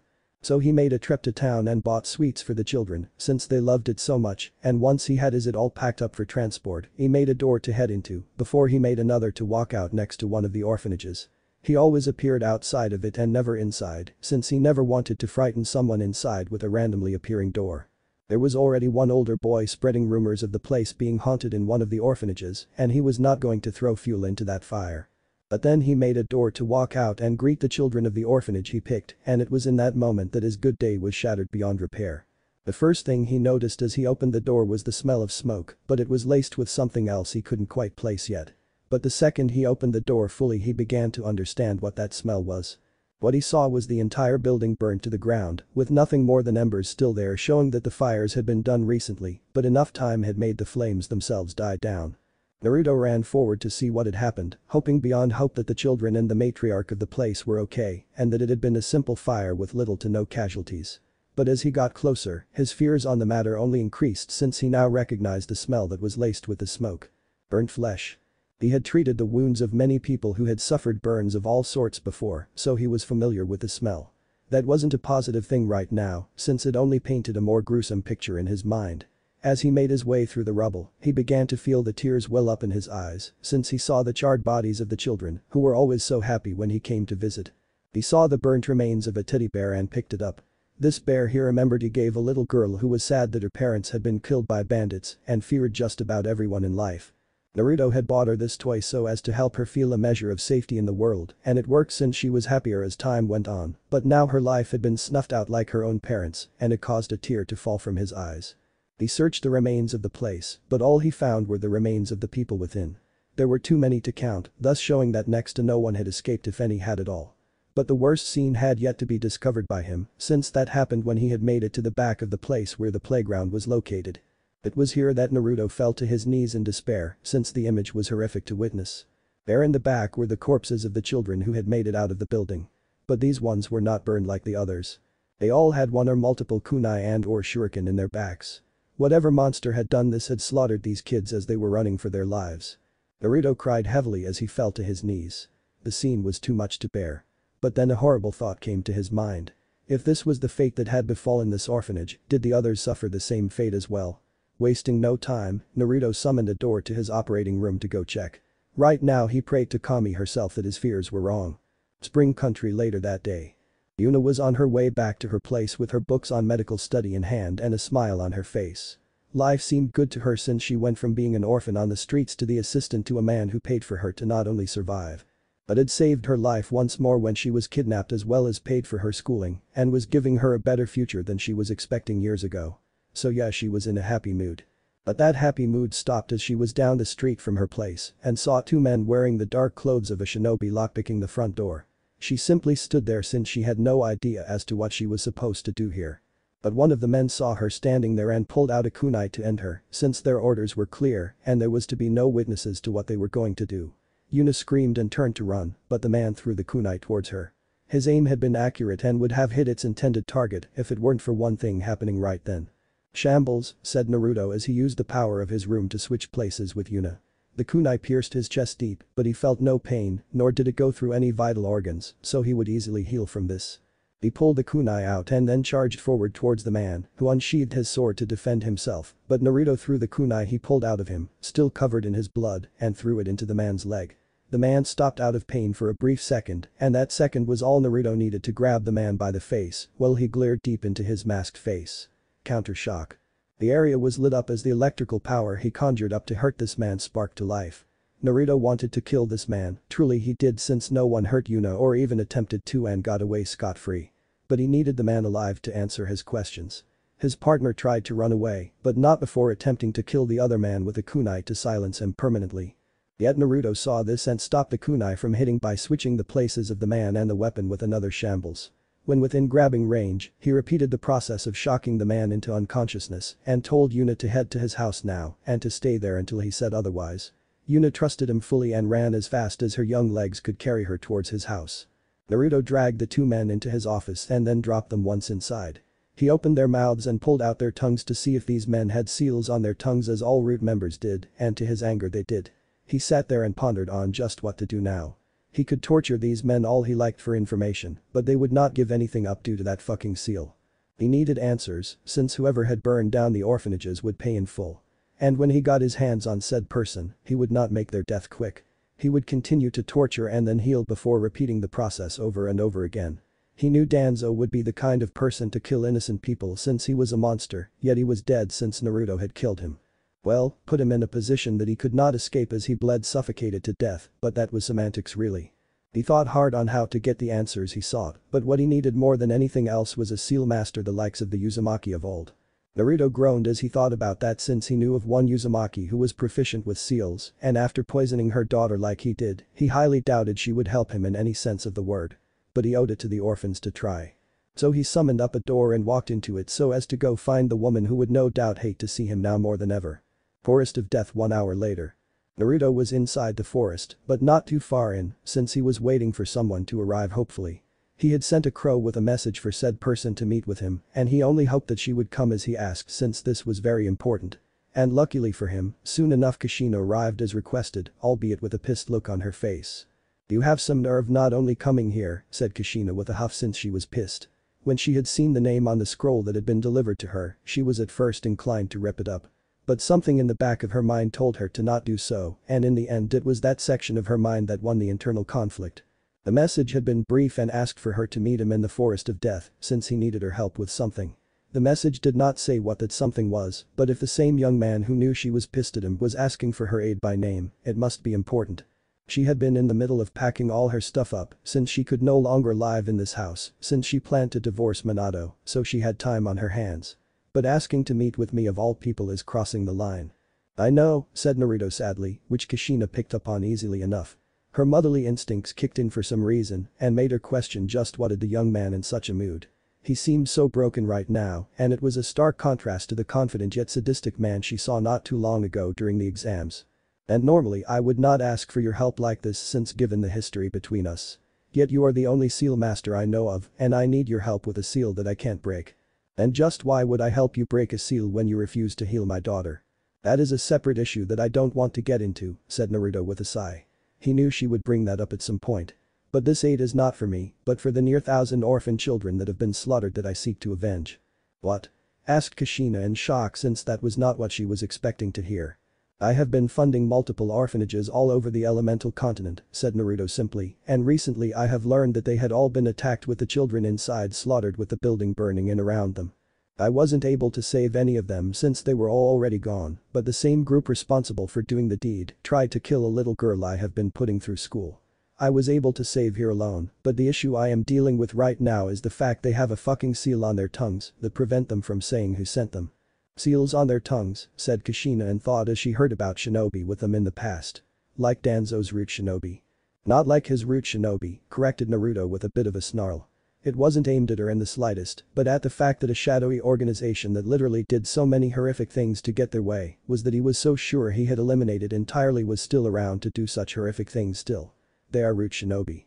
"If that is the case," said Kushina, since in her mind it made sense who sent them since she knew Danzo was a monster and wouldn't be affected by such atrocities. "Then you should already know who sent them." "It's not that simple," pointed out Naruto, "since I killed Danzo a while back. So now I need to know who sent these men when their leader has been dead for a while." "Danzo is dead?" asked Kushina in surprise. She always knew that the elderly man would die from his actions, but to hear it had actually happened was still shocking. Yes, said Naruto with a simple nod of his head, the same girl who I just saved. He had her kidnapped in a vain attempt to try and blackmail me into serving him. Basically threatening to kill her unless I did what he asked. His plan didn't work as expected though since I flipped the script on him and ended not only his life but what I assumed was his entire army. But apparently I missed some. Said Kushina and thought since like Naruto, she was stumped as to who was running their group now that Danzo was dead. The man was stubborn as well as greedy, so he was not one to share power or just about anything at all now that she thought about it. He was the kind of person who would make it so his organization would not function without him, so there was no possibility of betrayal, so how is someone running his organization in his stead? So I am asking you to help me with this one thing only, said Naruto with a passive wave of his hand, not for me, but the children. I'll help you, said Kushina, but Naruto saw she was going to make stipulations to their agreement. Naruto knew exactly what she would ask, and so he cut her off before she could utter a single syllable of her stipulation. No, said Naruto harshly, but firmly. No, what? Asked Kushina in confusion. I know you were going to demand that I healed Naruto in payment for your help, so I simply said no since I won't do it. Then I won't help you with the seals, said Kushina with authority in her voice. In her mind she had what Naruto needed most of all right now, and she would use this information as leverage to get him to heal her. Fine then, said Naruto as he summoned up a door and began to walk towards it, I'll just have to find another seal master that will. Wait. Shouted Kushina in shock that Naruto had basically forgone any sort of negotiations towards healing Naruto, even though she had the skills he needed to the point he sought her out. Is your hatred for my daughter just so great that you would not bargain the thing you need the most for her health? Yes, said Naruto plain and simply as he stopped a few feet from his door. Why won't you heal her? Demanded Kushina, who was literally losing it at this point. As a mother she wanted her daughter healed so she could learn the mistakes of her past and become a better person for it. Why are you so stubborn? Stubborn? Asked Naruto with a raised eyebrow as he turned his head to look at Kushina from the side. Alright Kushina, you convinced me. I'll heal Naruto. Started Kushina before Naruto held up his hand to silence her gratitude towards him. I'll heal her if, and only if, you can tell me one time she genuinely showed kindness to anyone her own age that wasn't her group of clan heirs. And I'll know if you are lying, so go ahead and tell me. I'm all ears. Kushina was utterly speechless as she thought hard on what he had asked her to think about. She went years back to think of a moment where Naruto had been kind to someone, but it only just now dawned on her that she only hung around the other clan heirs. Hell, she even treated her own squad mate Sakura poorly, now that she thought about it. And that is my point, said Naruto, you want me to heal a monster wearing human skin basically. That said Kushina, but she was still too stumped to say much more.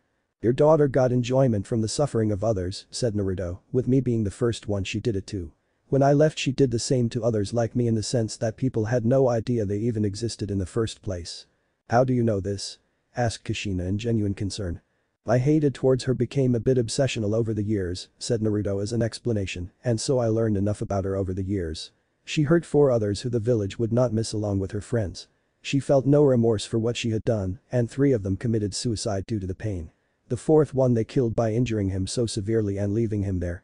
His parents were too poor to afford the proper care for his injuries, so he died from internal bleeding in that alley. But she didn't care since they were nobodies in the eyes of the people. Kushina at this point was crying since she had no clue that her daughter was such a monster like Naruto said. While there was still a part of her mind that said that he was lying to her, the logical portion of her mind was telling her that he wasn't. He had basically told her about her own husband's faithlessness, so she was inclined to believe that his words rang true about her daughter. Apparently whatever monstrous tendencies he had were passed down to their daughter and it hurt to see the truth. So I don't care what you offer, said Naruto with a snarl, be it money, power, or some rare material the likes I have never seen before.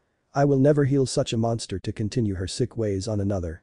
So now that you know the truth on the matter, I will take my leave and seek help from another proficient enough in seals. Wait. Shouted Kushina once more as she wiped the tears from her eyes. What is it now? Said Naruto with a roll of his eyes, time is a bit of a factor here and I need to find a seal master ASAP. I'll help you, said Kushina calmly. Really? Said Naruto with a raised eyebrow, since he genuinely did not expect this. He thought that Kushina would be in a bit of a funk when faced with the truth of just how monstrous her family really was.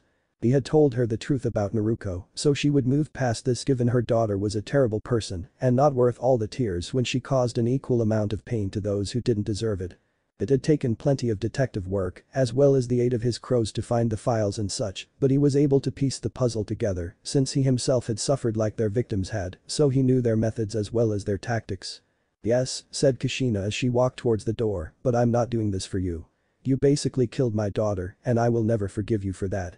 I just want to make sure that whoever is responsible for the death of so many innocent children is not able to do it again." "That is all I wanted," said Naruto as he opened the door for her, "and for what it's worth, I'm sorry things played out the way they did. No parent should suffer like this, but when you make a habit of enjoying the misery of another, it never ends well." Kushina simply nodded since he spoke the truth on the matter and then entered the door towards their destination. The next day. Naruto was sitting at his desk with a fat stack of scrolls piled on it. He was sitting there contemplating on what exactly to write as a message to the world. He was trying to compose himself, but it was hard with the things he had learned, with the rage behind it, literally keeping him awake all night long. Aku had picked up on this easily and left him alone, since she was afraid of what he would do to her if he directed that amount of concentrated rage towards her. Kushina had been a massive help by making a counter to the seal on the root shinobi's tongues, and once it was off Naruto had gone to work to make them spill their secrets. The good thing about his abilities was he could hurt people past the realms of fatally and keep them alive as he did it. So after a few hours of breaking those men apart both metaphorically as well as literally, he got the answers he sought. But the answers he got only increased his rage far more than he thought it would, and he made it known as he burned them alive slowly inside out as he roared in rage. Kushina was just as enraged as well as appalled by the truth, yet Naruto asked her to remain silent on the matter for a bit. He told her he had a plan to solve this problem, and Kushina agreed to it since she didn't want to deny him his revenge against the monster that sent the root shinobi. So now here he was staring at the open scroll with the right words coming to him as to what to write. He felt as though he was slowly losing himself to his rage, and yet when he almost completely lost himself to it in his mind, the memory of his mother appeared before him and held out a hand to pull him out. Naruto had cried, but a single tear as her memory had saved him from losing himself to the anger, and with that his mind was clear and he began to write the first of many message scrolls that would be sent out. To whoever ends up reading this scroll, and I say that on the account I have written many with the same message in full word for word and sent them throughout the elemental nation to let the truth be heard. My name is Naruto, or as many who have heard of me know me as the Surgeon of Death, the doctor with the ability to heal many a disease deemed incurable, as well as the skills to defend myself from those who try and force me to submit in various ways. As many know, since my name became well known, most if not all villages have been trying to recruit me within their ranks as one of their own, and I can see why, since having someone with my ability to heal things would be a valuable asset. But I have turned down all offers for such a thing, since I am in firm belief that medicine is a universal thing and all people are worth healing. Sure, I charge for it, but materials to heal others costs money and I myself have to eat, so I do what I need to do. I am sending these scrolls to tell of an event that has happened that is horrendous to speak of, but the truth must be heard so the party involved does not get away with what they have done. I have been privately funding 14 separate orphanages all over the elemental countries, not out of some personal gain of any sort, but only because I myself am an orphan and know how it feels to have no one there and wish to aid the children, so their lives were better than mine at that age.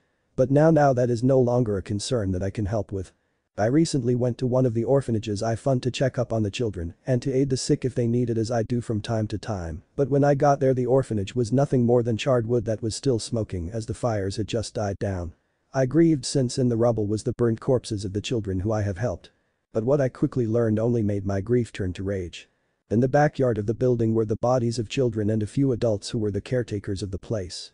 They did not die from the fire, they were murdered with the kunai still in their backs, or the few unfortunate souls with cuts that bled out, or the one I saw that was decapitated fully.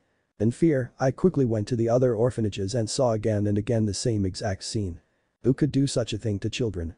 What monster orders the death of innocent civilians who have no allegiance to anyone since they are simply trying to survive? I got my answer a day later and it only made the situation far worse. I have taken it upon myself to aid one orphan personally in a manner that she has her own place and is currently in school as the top of her class. She wants to be a doctor as I am and is trying her hardest to achieve that goal. 2 men, bearing the insignia of the organization known as Root, came to her place with the orders to end her life, but not because she was a threat of any sort. No, they were ordered to kill her as the rest had been ordered to slaughter those orphan children to send a message to me. Luckily I was there to save her life, but they had a seal on their tongues so as to not spill their mission orders or the identity of who sent them to do the deed. And while some of you may know the original Root leader known as Danzo Shimura, he has been dead for some time, and I can confirm this since I was the one who ended him when he tried to enslave me by threatening the life of a hostage. With the aid of a seal master, I was able to break the seal on them and get them to talk. The seal on the bottom of this scroll contains copies of the video of their confessions in full, as well as the pictures of the dead orphans, to show you just what I had to see with my own eyes. But before I announce the man who ordered such horrific things be done, allow me to explain why he did so. My name is Naruto, and that is how I wish to remain, since my last name is cursed now more than ever. But for the sake of the truth, my last name is Namikaze.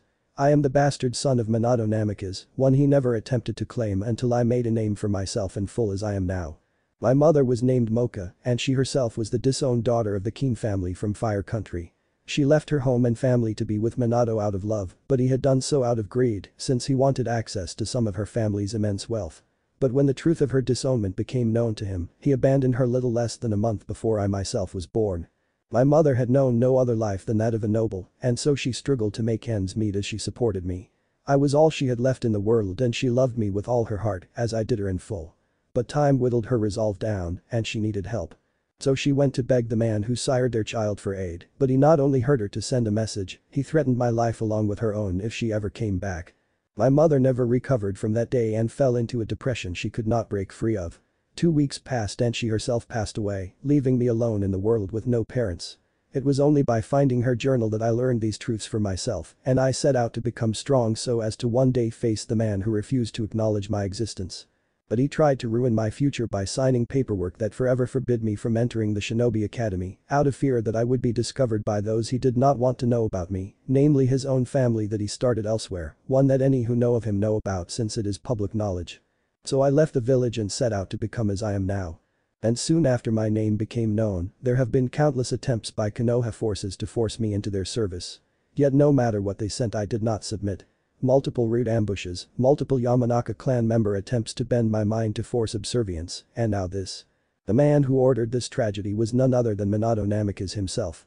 I swore vengeance years ago for making my life a living hell by not aiding me and sabotaging my attempts to become something, and I let him know this personally as he tried in vain to get me to join Konoha in the belief that the Yamanaka he had delved into my mind had succeeded in his task. But when he learned it failed, he got violent and nearly tried to use force once more, but stayed his hand given the numerous connections I have all over would only be a major hindrance to the village if angered. Minato is a monster who does not like when things do not go as he wishes them, and since I refused to join his forces time and time again, he thought to show me what he was capable of as a means of scaring me into submission. But I will not submit as he wanted. I have decided to let the world know of his crimes to not only myself, but the other children he ordered to be slaughtered in some twisted attempt to force me into submitting. So I ask all who see the truth, will you not allow me to avenge them all? To seek the justice that we so rightly deserve? I await your replies. The Surgeon of Death. Naruto Law, founder of the newly formed Law clan. With the letter written fully, he took the pictures he mentioned in the letter, as well as one of many copies of the video, and sealed it at the bottom before he rolled up the scroll and summoned a crow. He showed him the list of places he was sending these messages, with all the recipients being higher-ups in their country such as daimyos, as well as noble men and women. The crow read off the first name and flew off to deliver the first of many messages that Naruto was having written.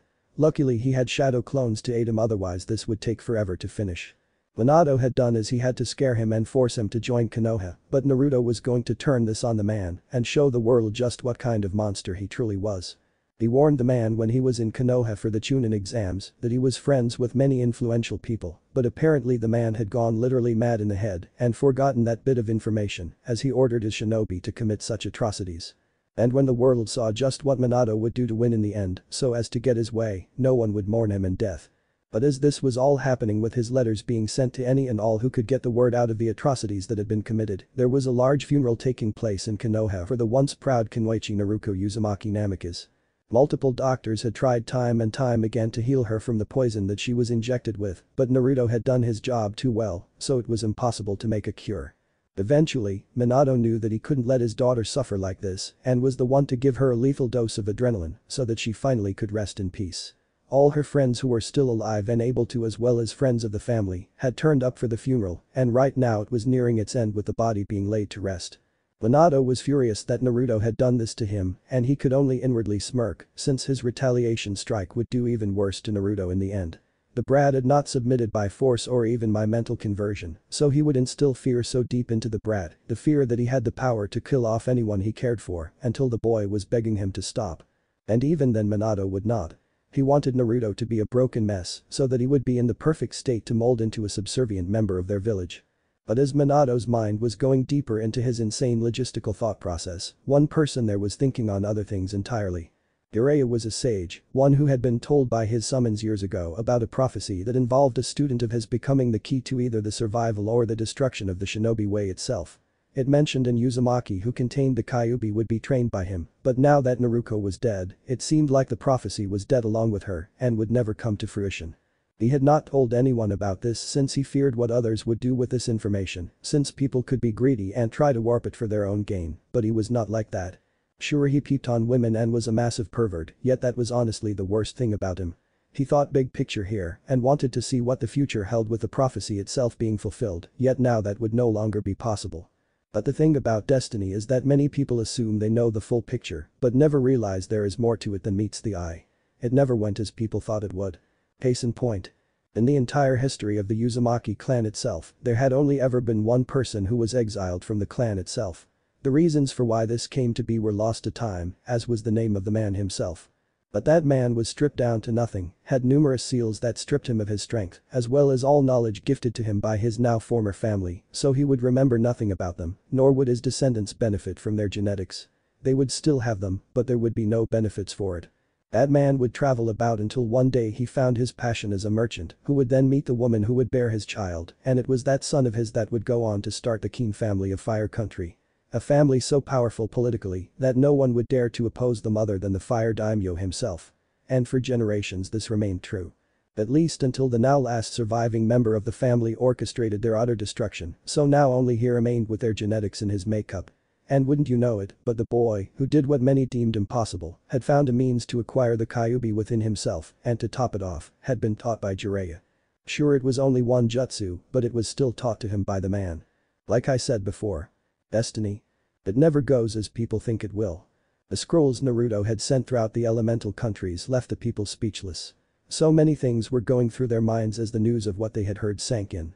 They actually hear that Minato Namikaze not only ordered the slaughter of orphan children, but had abandoned his one flesh and blood before he was even born was far more unforgivable than anything else he could have possibly done. Sure, the man was hated by the village of Iwa given he had slaughtered their shinobi, but that had been war and people die in war. This was nothing more than the actions of a man who had clearly lost his mind. Speaking of the people of Iwa, many of them were having conflicted emotions right now. For a large portion of the village, they had lost loved ones to the forces of Konoha in the Third Shinobi War, with many of them being by the hands of Minato himself. So to hear that the man they had accepted as one of their own was related to their village's worst enemy was quite a bit to process. At first their deeply rooted hatred of the man ignited their rage to the point they almost wanted to kill the young man to end the bloodline of Minato, but then they stopped as rationality came back. Naruto had never attacked their home and had in fact not only saved Inoki as well as his granddaughter before they ever got to know the man, but he had come and visited without an ounce of hatred or ill will towards them in any way. He had healed those who paid for it without any sort of prejudice, and it was then that they remembered that the man had openly denounced the name Namikaze, as he himself was never accepted to be one given he was abandoned before birth and wanted nothing to do with a man who would order the deaths of so many innocent children.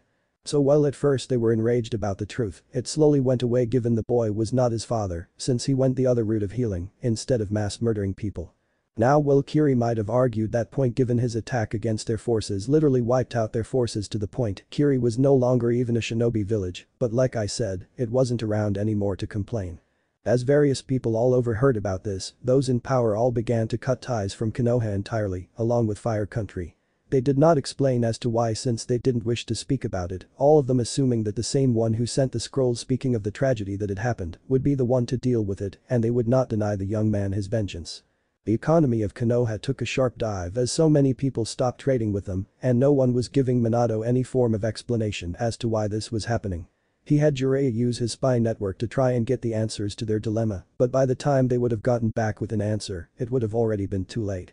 The Fire Daimyo had all but demanded an answer as to why his country was suffering like this, since he truly had no clue as to what the hell was happening to cause this. He was trying to go the same route as Jiraiya, with informats getting the information he sought, but even his own sources weren't fast enough. He finally got his answers in the form of Naruto himself, who came before the man and explained why the rest of the world was against them. The daimyos were doing this so as to force the Fire Daimyo to take action against Minato in a manner that he couldn't try to find any sort of middle ground. There was no gray area to this matter, since it was either he supported the man's actions in mass murdering orphans, or he would order the man to pay for his horrific actions. This went a long way to show just how much influence Naruto had in the world if he was capable of persuading so many people to do this. He might be a very well-known doctor, but this was still not something just anyone could manage to pull off. The fire daimyo listened to the horrific things Naruto spoke about that he had seen that day. He spared no details and even showed the man the evidence he had, which made the fire daimyo puke since he didn't have the stomach to see such a thing. But even though the man nearly begged Naruto to stop showing him the truth, Naruto did not cease in doing so. In the end, the fire daimyo was utterly furious at the actions of Minato. It was when Naruto saw the man in this state that he finally asked the fire daimyo his one request. "Let me be the one to end the life of the man." The fire daimyo was surprised to hear that Naruto wanted to play the role of executioner, given his occupation as a doctor went the whole other direction. But in the end the man agreed since Naruto had been the one to show him the reason for the sudden loss of trade with everyone else. As he left, Naruto pulled out a scroll, one of the ones he had written so many times to spread the truth to everyone of influence, and tossed it to the fire daimyo. He told the man to read it and he would understand why he wanted to kill the man, and then he left via a summoned door before the fire daimyo could say anything else. He read the scroll Naruto had tossed to him, and like Naruto said, he understood the reasoning for his hatred of the man perfectly. But along with that, it would seem like the fire daimyo owed Naruto a massive favor, since he had apparently done something he himself had been trying to deal with for years. The Keen family had been a thorn in the side of his father, as well as his grandfather, before it became his problem upon taking his seat as the daimyo of Fire Country. They were greedy, narcissistic, and used so many illegal methods to get what they wanted in life, but they did it in a manner that no one could trace back to them, so they couldn't do anything about it. Even if they did, the loss of their family would have been a major hole in the economy to replace. They got so fat-headed with their egos that the head of their family was basically proposing, and by that I mean attempting to find whatever means possible to blackmail, that his son and Azula should marry. And the fire daimyo would never do that since he didn't want his family associated with theirs.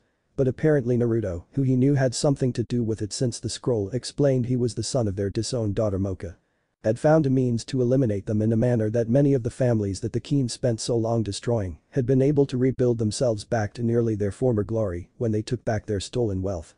This made it so their economy was not as greatly affected as he had initially thought it would be. So since the boy had been an actual godsend to deal with that major thorn in his side, he would grant the boy the rights to end the life of the man who took so much from him. So with that in mind, the fire daimyo called his guards and left for Konoha personally to see to it that the man was imprisoned until said time where Naruto could deal with him. And all while this was happening, Minato was growing more enraged that the men he sent to do the deed had not returned and reported that they had been successful. They were children for Kami's sake, so how hard was it to kill them? But what made it worse was that he had to suffer major financial losses not only for the village for reasons he was still unsure of right now, but Jiraiya was out and about seeking answers to that, but personal as well. See, most of the money he had access to came from his wife since when they got married their accounts merged into one. But now that the divorce had become official, Kushina took all her money from it. What made it worse was the fact that 98% of the money in the account was hers since as the now last Uzumaki, at least that she knew, she had been given sole ownership of her homeland, the island country of Whirlpool.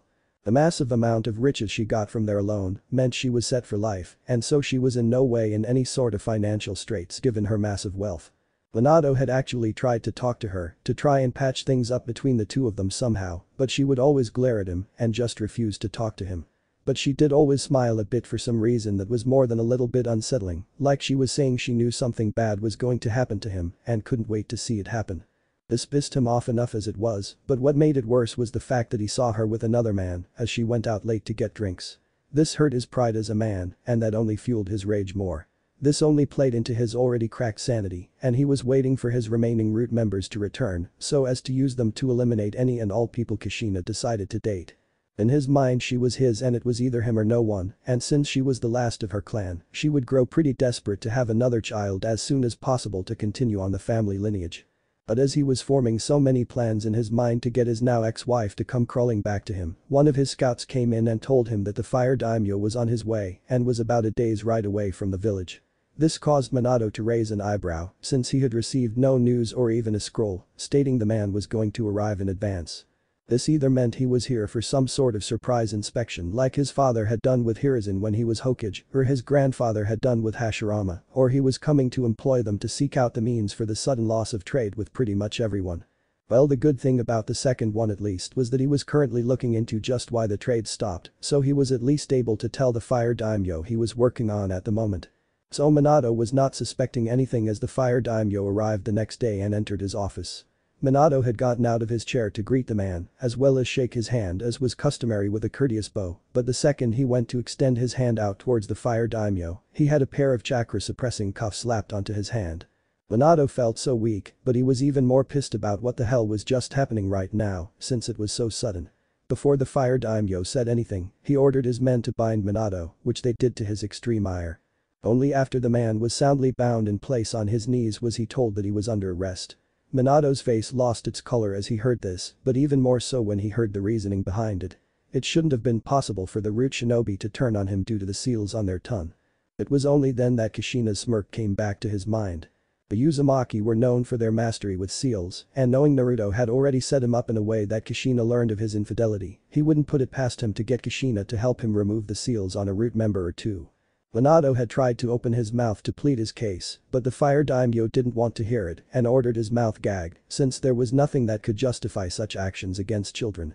Even in war it wouldn't have been right since they were not allied to any village at all and were simply surviving to make a life for themselves later with the aid of Naruto, a man who knew what it felt like to live without parents.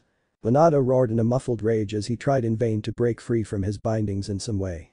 He would have used the Hirishin since he had plenty of those set up for emergencies, but the chakra suppression cuffs made it impossible to use them.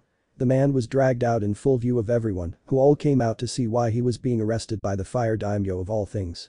The guards dragged him to the center of town, where the men who had been sent there had erected a makeshift stage so that the fire daimyo could speak to the masses. Once enough people were there to witness this, the fire daimyo read off the charges against Minato, with many people at first calling it false, but the more he read off, their opinions started to change quickly. They were made known that it was Minato's actions that led to the loss of trading between their country and the others. To make the point hit home, the fire daimyo pulled out the various pictures of the slaughtered children and threw them into the crowd so the people could themselves see what the man had ordered done. And it was then that their views of the man were ultimately destroyed entirely, with the masses calling out for his blood. So in the end, after hearing the people call for his immediate execution, the fire daimyo passed judgment on Minato, and it was death. Minato's eyes opened wide in horror that he had lost the second to last thing he had in the form of his public image like this. And as he was being dragged away towards the prison cell he would be staying in until the time of his execution, he saw Kushina smirking at him in the crowd and angrily roared as loud as his muffled mouth could at her. But as he did that, something came back to his mind. The letter had ended with the lines, "I have taken one out of the three things you care for the most from you, and I assure you that the second is not far behind. And soon enough, the third will be gone as well." His eyes opened wide once more in understanding. Naruto had known he would go off the deep end and do something drastic to try and force him into submission. He had been waiting for it to happen so as to expose him and turn the people against him like this. And like the idiot he was, he had fallen for the trap once more and now he was going to pay the price for it. Days later. Word spread far as well as fast all through the elemental continent about Minato's arrest, as well as the fire daimyo decree that the man would be executed. Many people were happy to hear this since after the things they had heard or seen via the pictures Naruto had sent out, the man deserved it and it was only bad that he could only die once. If it were at all possible to make him suffer more than that it would have been done, but what could you do? The date of the man's execution was set, with many of those people who hated Minato for one reason or another, all flocking towards Konoha to personally see the man die. It had been a long time coming in their books, but it would be so worth it. But while they were all doing that, Naruto had been sent a letter personally from the fire daimyo, expressing his sincere apologies about what had befallen him, as well as the children he had done so much for. The scroll had the date of the man's execution set, and Naruto smirked since the day had finally come where he could end the man who had thought him so worthless or at least a tool to be made subservient when he actually became something. Naruto then immediately aided the man who brought the note to him, since the man had basically been running near non-stop and seemed like he was about to fall over dead.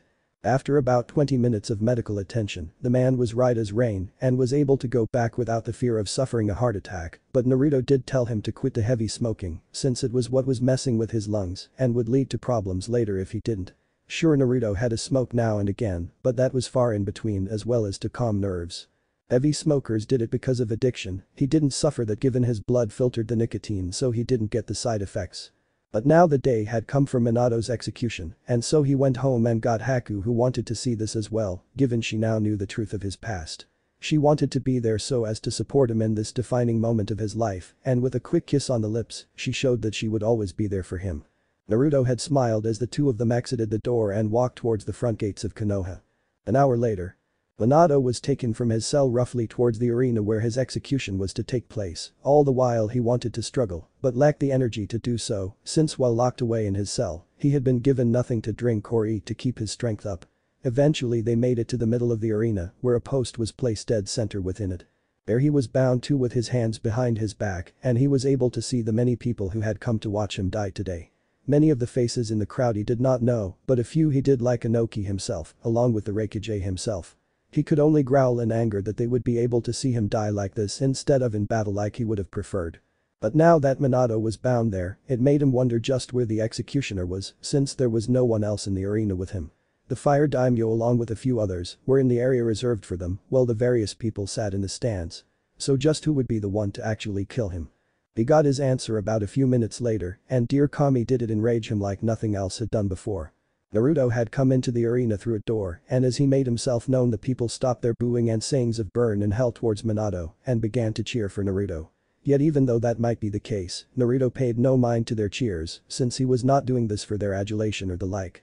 He was not doing it for the fame of killing the man to make his reputation skyrocket or anything like that. This was pure simple vengeance, one that had been long in the making.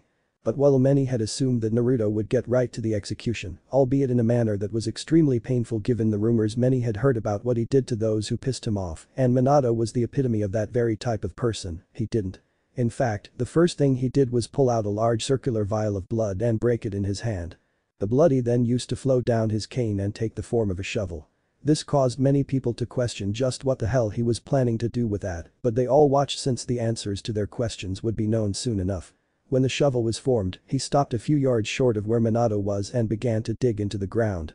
This made Minato's eyebrow raise in confusion, since it made no sense to him why Naruto was doing this. Was the brat planning to bury him alive or something like that? I see you are confused, said Naruto simply as he stopped shoveling for a moment to speak his mind to Minato, and while you might not be able to say such a thing, or even ask why I am doing this given you are gagged, I understand that look. So allow me to answer your non-asked question that is clearly on your mind. I am digging you a grave. And even though I hate you with every last ounce of my being, you did provide half the genetics to give me life. So for the one good thing you did for me in my entire life, I'll return the favor and dig you a grave instead of throwing your corpse for animals to feast on. And for that you should be grateful. Minato grunted angrily as he was forced to watch Naruto resume his digging. True, he could have done this in a far easiest manner with a room set up, but this was a moment he wanted to take his time with. The man was going to die anyway, no matter what happened, so why rush it? It took a few minutes, but eventually he finished digging the hole and jumped out before absorbing the blood that he had used to make the shovel. The dirt was filtered out since it couldn't enter the pores, and then he spat it back into another vial that was the same he had crushed to get the blood. Well, said Naruto with a look of seriousness on his face, here we are at this point of time. I have to say you truly surprised me with your actions by ordering so many lives snuffed out like that. While I had known you would do something in retaliation, I had no idea just how much of one you planned to commit. I just have to ask, why? What could you have possibly thought would be the end result of your actions? Naruto stood there for about 10 seconds, listening to Minato's muffled words before he sighed to himself. Well, I can't quite get the answers I seek with you gagged now, can I? Said Naruto before he twitched his finger a bit. The wire connected to that gloved finger easily cut the side of the gag, so Minato was finally able to spit it out and speak his mind. Do you have any idea, started Minato, but he wasn't able to say any more since Naruto held out his hand and was using multiple wires to constrict Minato's throat, so he could not speak. If all you are going to do is throw out insults or statements of me doing what I shouldn't have done because of your vain reasons like the cliché villain you are, said Naruto, all while not losing his look of seriousness, since this was not a joking matter, then I am not going to let you speak since I neither care nor do I want to hear it. He then retracted the wires from the man's throat, which led to Minato coughing, since he couldn't really breathe when they were wrapped around his throat like that. So skipping all the hate-filled dialogue between us, said Naruto, since he wanted to keep this conversation short and to the point, why did you order the deaths of so many children? What could you possibly think would be the end result? I wanted to make you suffer, laughed Minato weakly, since you have done so much and ruined so many of the plans I had in motion. Then to top it off you killed my daughter. So you think that your daughter's life is worth nearly 1,000 children? Asked Naruto with a raised eyebrow. You're damn right I do. Shouted Minato in rage. At this point he didn't care to silence himself on the matter since he was already sentenced to death, what else could they do to him? My daughter was a prodigy of a kunoichi. Those little brats were worthless. They weren't even shinobi. Just because they weren't in the profession you personally saw as the only thing worth a damn, started Naruto as he leaned on his cane, does not make their lives worth anything less than anyone else. And even though you put your own daughter so high on a pedestal, honesting thinking that she was a gift to the people of Konoha, a gift that came from your genetics, you forsook me, the other child who was born with the same genetics. Says a lot about your character right there. So just what the fuck do you want from me, brat? Spat out Minato with venom-laced words. An apology. An apology, said Naruto, right before he actually began to laugh since that was actually a funny response to hear out of the blue like that. No, if I wanted that, Minato, I wouldn't have done even a fraction of the things I did to you. Funny how you saw me as worthless, yet I still managed to kill your daughter. Goes to show that your judgment sucks big time, and I would tell you to work on that, but you aren't going to live past today, so that advice would be moot. So what exactly do you want from me? Asked Minato since he just wanted this to end already. If he was going to be killed, then just kill him already. Well, that is quite simple to explain, said Naruto as he walked forward and put down a scroll, as well as a vial of bluish-orange liquid in front of Minato, and then stepped away from him.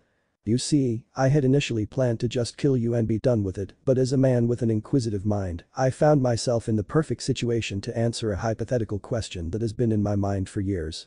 And just what the hell could be swirling around in that mind of yours? Asked Minato sarcastically since to be honest he didn't really care to hear it. My question was who was stronger between the two of us, said Naruto simply, since both of us have done so much stuff to earn a reputation that makes us feared within the shinobi system, with the only discernible difference being that I myself am not a shinobi. So what I want to do is fight you at your peak performance right here and now so that I can get the answer to my question. And what if I don't wish to dance to your tune? Spat out Minato. Come on, said Naruto with a chuckle, a man with your ego. You are the type of person who wanted to go out in a fight, not like this. So why not have a fight to the death like I am offering? At least this way you have a chance to kill me, other than dying on your knees like the dog that you are. Minato looked at Naruto with all the rage he could muster showing in his eyes. I am going to take the murderous look in your eyes as a yes, said Naruto with a chuckle, so I am going to cut you loose and you will drink the vial in front of you. It isn't poison or the like since that would defeat the purpose of me fighting you. It will heal you back to your pristine condition so you can fight me without excuse at your full power. Well, the scroll I put there is the kunai you used to make such a name for yourself. Can't fight the yellow flash if he is unable to use his signature weapon, now can I? Naruto then swiped down with his hand and the wires cut the ropes that bound Minato to the post as well as shredded the pole itself into splinters. Minato fell forward weak since he was still so from lack of food and water. Well, his first thought was to throw the vial away to spite Naruto, he couldn't deny he was too weak right now to be much of a threat to anyone. So with reluctance, he uncorked the vial and tipped his head back to drink the contents of it. As soon as he chugged it down, he began to cough in pain as he felt as though his body was on fire. At first he guessed he had drank poison of some sort, but the pain went away not too long afterwards, and he felt as though he had slept for an entire week with all the energy to back it up. He then picked up the scroll Naruto had left him and unsealed his tri-pronged kunai and placed them in the pouch he used to store them that was sealed in the scroll as well. So now that you are nice and artificially rested, said Naruto, please attack at your earliest convenience, since my life isn't doomed to end today if I win. Naruto then snapped his fingers and mumbled room to set one up that surrounded the entire arena itself. The people in the stands were not within it, but many questioned what exactly this strange bubble was, Minato included, but he wasn't really given the leisure to argue or get an answer. Right now he would do all in his power to kill this brat who had brought down everything he had spent most of his life making. From his reputation to his family, this brat had destroyed them all. Everyone watched with held breath from the stands as they waited to see just who would make the first move here. Plenty of people questioned why Naruto was giving Minato a chance to fight back like this, but to be honest, they were curious as to see who would win this fight between the two of them, so they would watch regardless. It was Minato who made the first move as he threw a kunai into Naruto's heart and used the Hiraishin to teleport up close and personal, faster than most people could see it. He knew from the Chunin exams that Naruto used wires and so long distance was not a viable option if he was hoping to win this. But even though he had pulled out another kunai to stab the boy in the neck, Naruto had grabbed him by the face and full-on slammed it into the ground hard enough to crack it. What made it more painful was that Naruto had used his steel release with a mixture of the scorch release to make the sudden motion even faster by having the explosive jets of flames act as an accelerant, and so the attack was stronger than it normally would be. The people heard the crunch of bones breaking, which if Naruto had to take a guess was the front of his skull along with his nose as well. But he was not done yet since he then lifted up Minato by the head since the man was in a major daze caused by the concussive blow to the head and used the explosive release to blast the man straight out of his hand.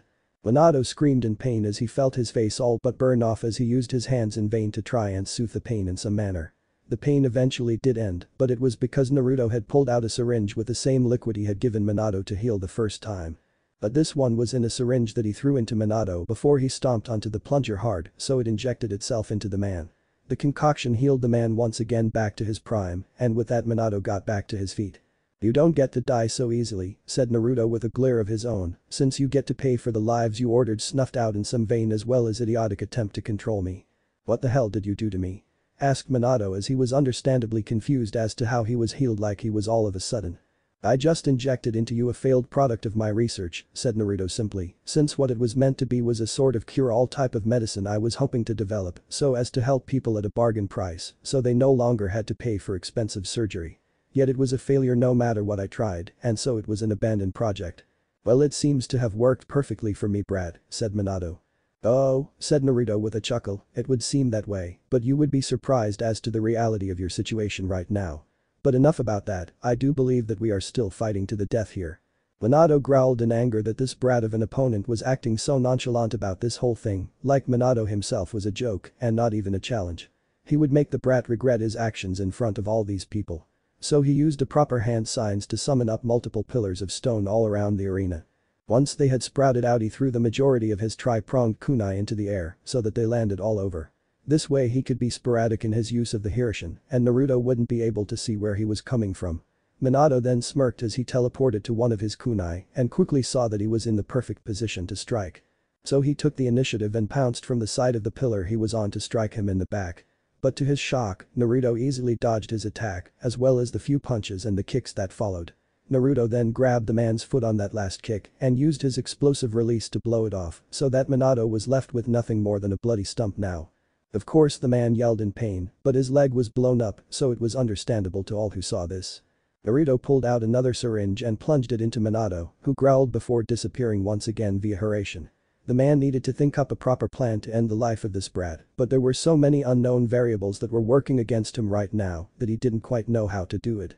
Like right now, he had no idea that Naruto was summoning up his own blood that was pooling down his cane towards the skull at the end.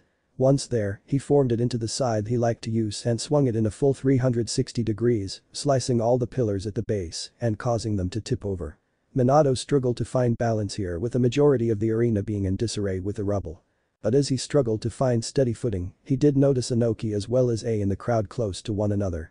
If he was going to die, he might as well end the life of his old rivals as well, so he pulled out an explosive kunai that had been in his pouch to throw at them, yet he never was given the chance since his body was grabbed by Naruto's wires and pulled down to the ground hard. Yet he never hit the ground since Naruto slammed his steel-skinned fist into the man's chest, hard to the point his ribs were all but shattered from the impact. The man went flying towards the wall and hit it hard as he vomited blood, but when he had gone flying, he had dropped his explosive kunai that Naruto picked up and threw it into Minato's chest before detonating it. Quite a few people actually puked as they saw the man's chest blown open to the point that they could see his organs as they began to spill out. Yet once again Naruto stopped the man from dying by injecting him with the same concoction he had already 3 times. Minato's screams could be heard by everyone as he felt his body reset itself from the inside, which was painful beyond description. After about 3 minutes of painful regeneration, Minato looked at Naruto, but while there was still the murderous rage that had never left them since the beginning of this fight, there was a trace amount of fear now that Naruto clearly saw. The man had tried to kill him and failed to do so twice now. And not only that, but he had basically been killed with that last attack and was only alive due to Naruto's intervention, for reasons he was not quite sure of right now. Minato knew that with the current gear he had he would more than likely not win, so he needed to flee and prepare for his revenge. Sure, he would be labeled as a missing nin, but he was already marked for death, plus he was an SS rank threat in the bingo book, so he knew he would manage for long enough. Just as long as he could end Naruto's life with his own hands he would be good. So with the instead of trying to flee, he threw a kunai as far as he could outside the arena, or at least he tried to. "Thekt," said Naruto with a smirk as he pointed towards Minato. The kunai stopped mid-air, turned around and then shot towards Minato, who just barely managed to dodge it, since while he was not expecting it, his instincts were still working fine. "Trying to run away, are you, Minato? TSK, TSK. To think that the man many fear so much to the point they flee from him is himself fleeing from an opponent. Oh, the irony. Naruto then pointed at Minato again, this time all the various tri-pronged kunai shot out of the rubble surrounding them towards Minato himself. The man tried to dodge them all, but he was unable to dodge them all since there were too many to do it successfully. The places he was pierced were all non-vital places, so he would still live. He pulled them out of his body and prepared to try and use the Rasengan against a brat here and now, but even though he managed to conjure the jutsu into his hand, he then fell forward and began to cough hard as blood began to pool out of his mouth. "Oh goody," said Naruto with a clap of his hands, "it seems like the side effects are starting to get to you. What have you done to me?" shouted Minato in pain before he puked blood. Yet the scary thing about it was that it wasn't crimson, but more or less black in color. "That concoction I mentioned before," said Naruto with a smirk, "this is the reason why it was a failure. It does what it is supposed to with the healing of your body from some of the most extreme injuries, but the issue is that 24 hours later, your body begins to rot from the inside and what is happening to you happens. Since I injected you with multiple doses of the stuff, it only sped up the end result. You were never going to live past a day, Minato, and the moment you drank that first one you were screwed and living on limited time." Minato laid on the ground in tremendous amounts of pain as he felt the very blood within him boil. He knew that Naruto was doing this on purpose to make him suffer longer than necessary, but he had a hidden ace up his sleeves as well. Minato was like many a man in the world who feared death, but what he feared more than that was that if the case came where he was killed, the person who killed him would become more renowned than even himself. Minato was a vain man who really only cared about his self-image, with his own family being secondary in his eyes. While he knew eventually he would die, with there being no means to stop it, he at least had a plan for whenever someone tried to kill him like this. The method involved making a deal with the Shinigami itself, but the price would be his soul if ever came the case where he went this route.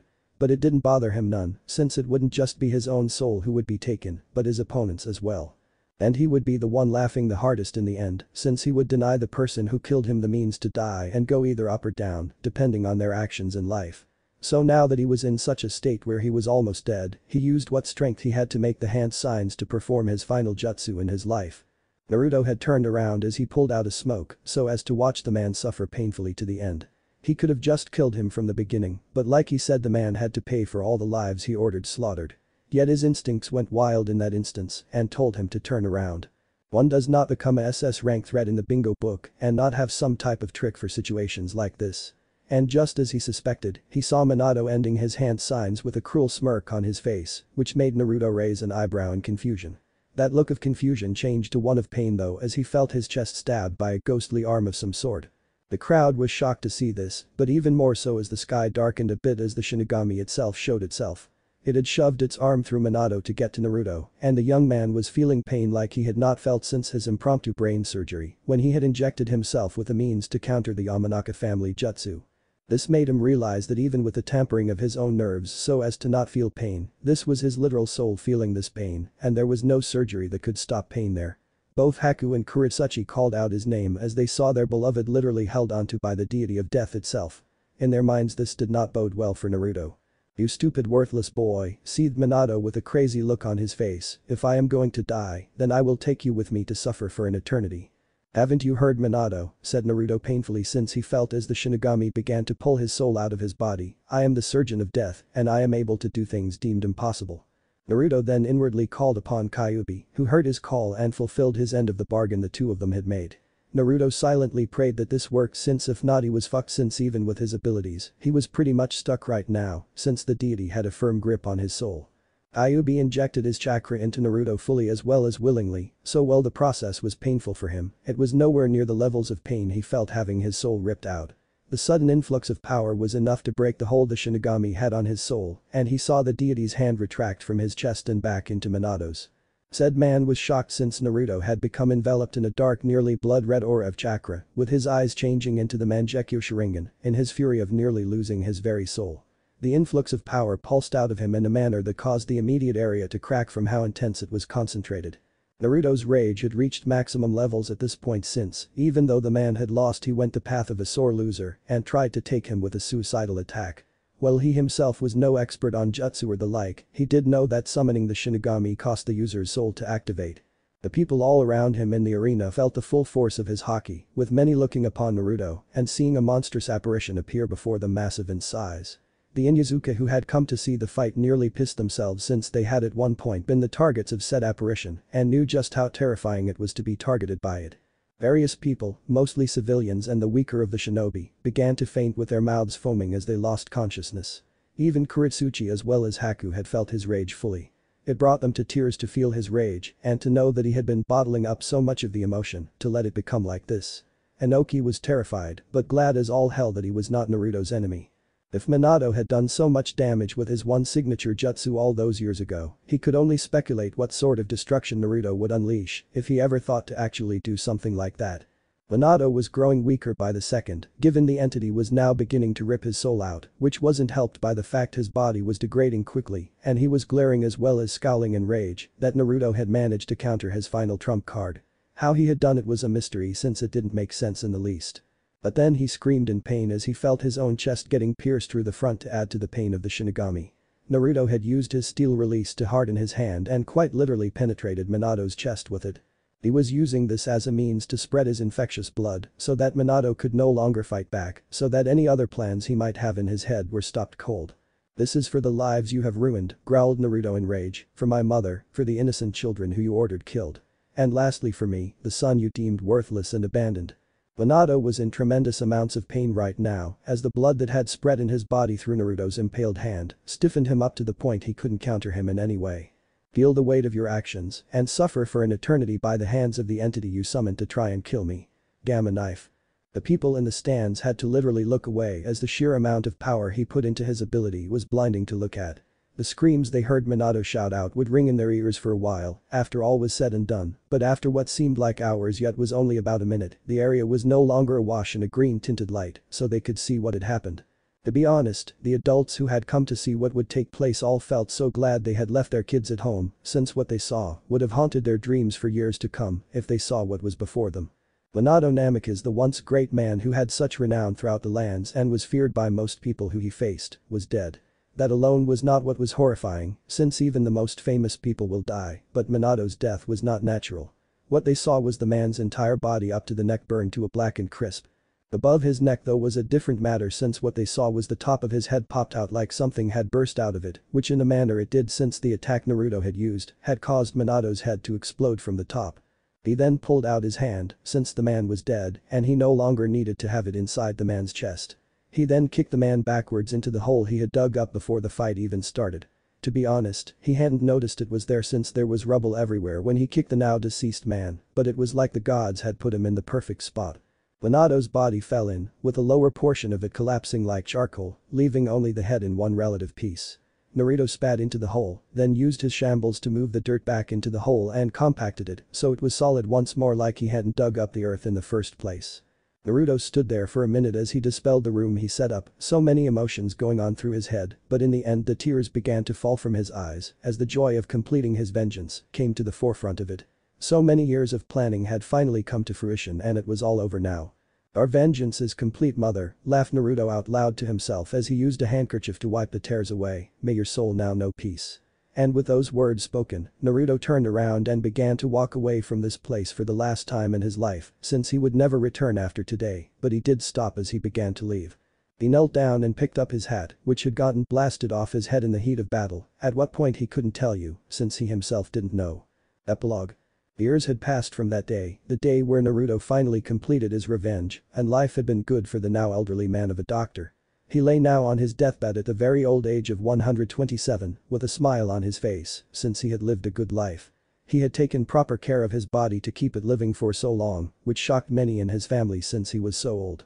And as he laid there, he saw his life leading up to this point flashing before his eyes.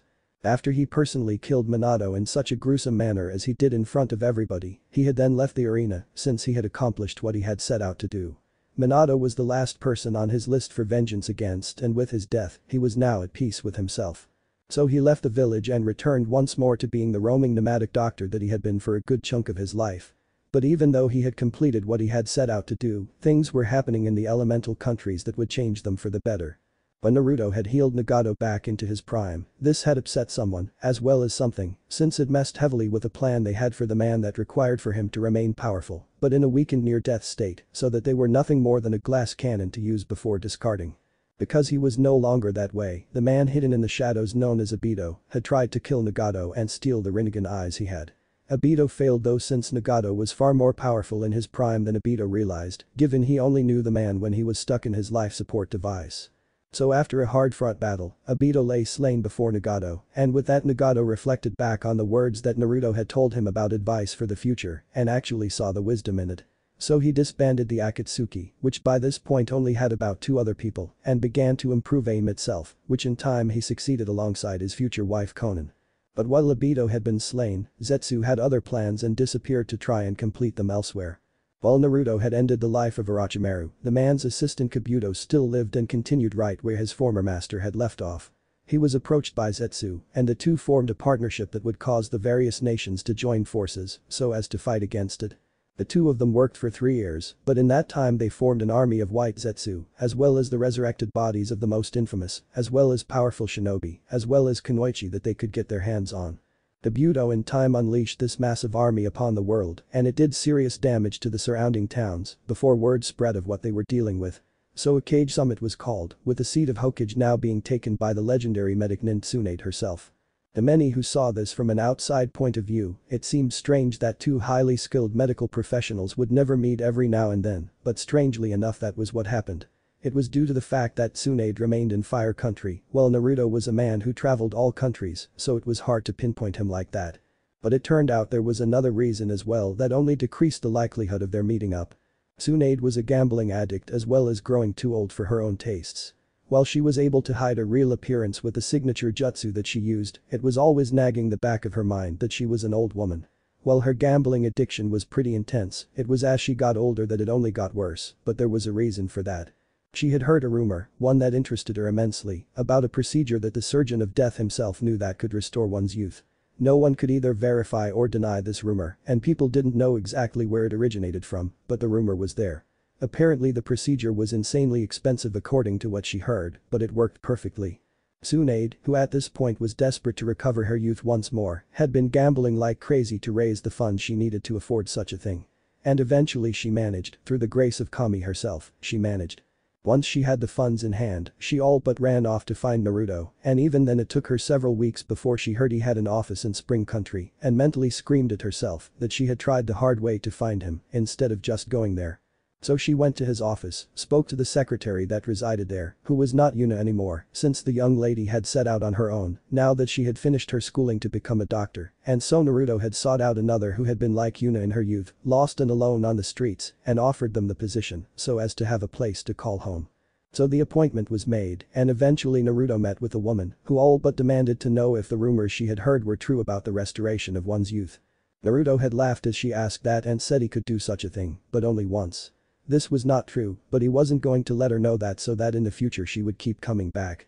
The amount of money he was charging for the procedure was no laughing matter, and people could get desperate enough to do countless illegal things to get the funds to live longer like that.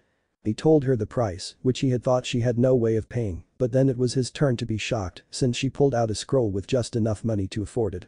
This was then preceded by Tsunade fuming over the fact her assistant Shizune also pulled out the amount needed to get the procedure done. She had refused to be the old lady of the group, so she wanted to get younger as well.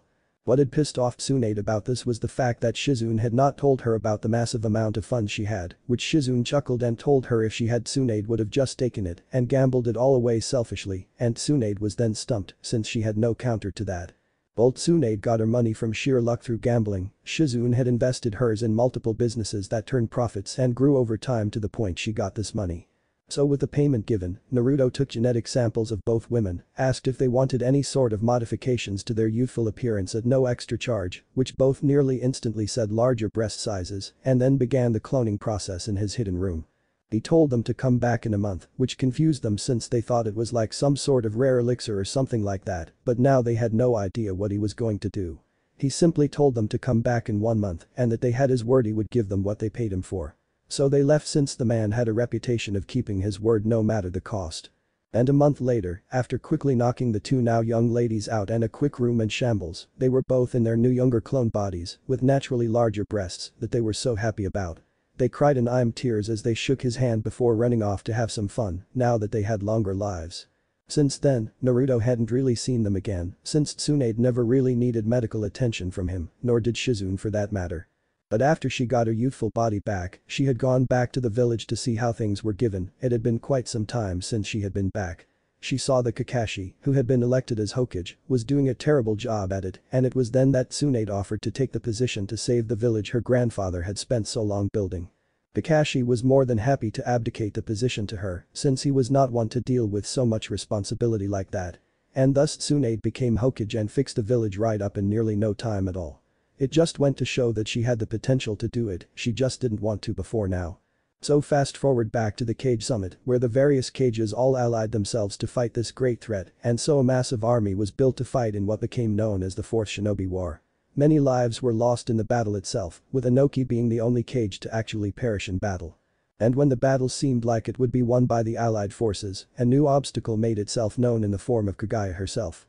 Zetsu had manipulated Kabuto as he had Obito, so as to break her free from her prison, and the damage she did was massive, with nearly 3/5 of the allied forces perishing from her strength alone.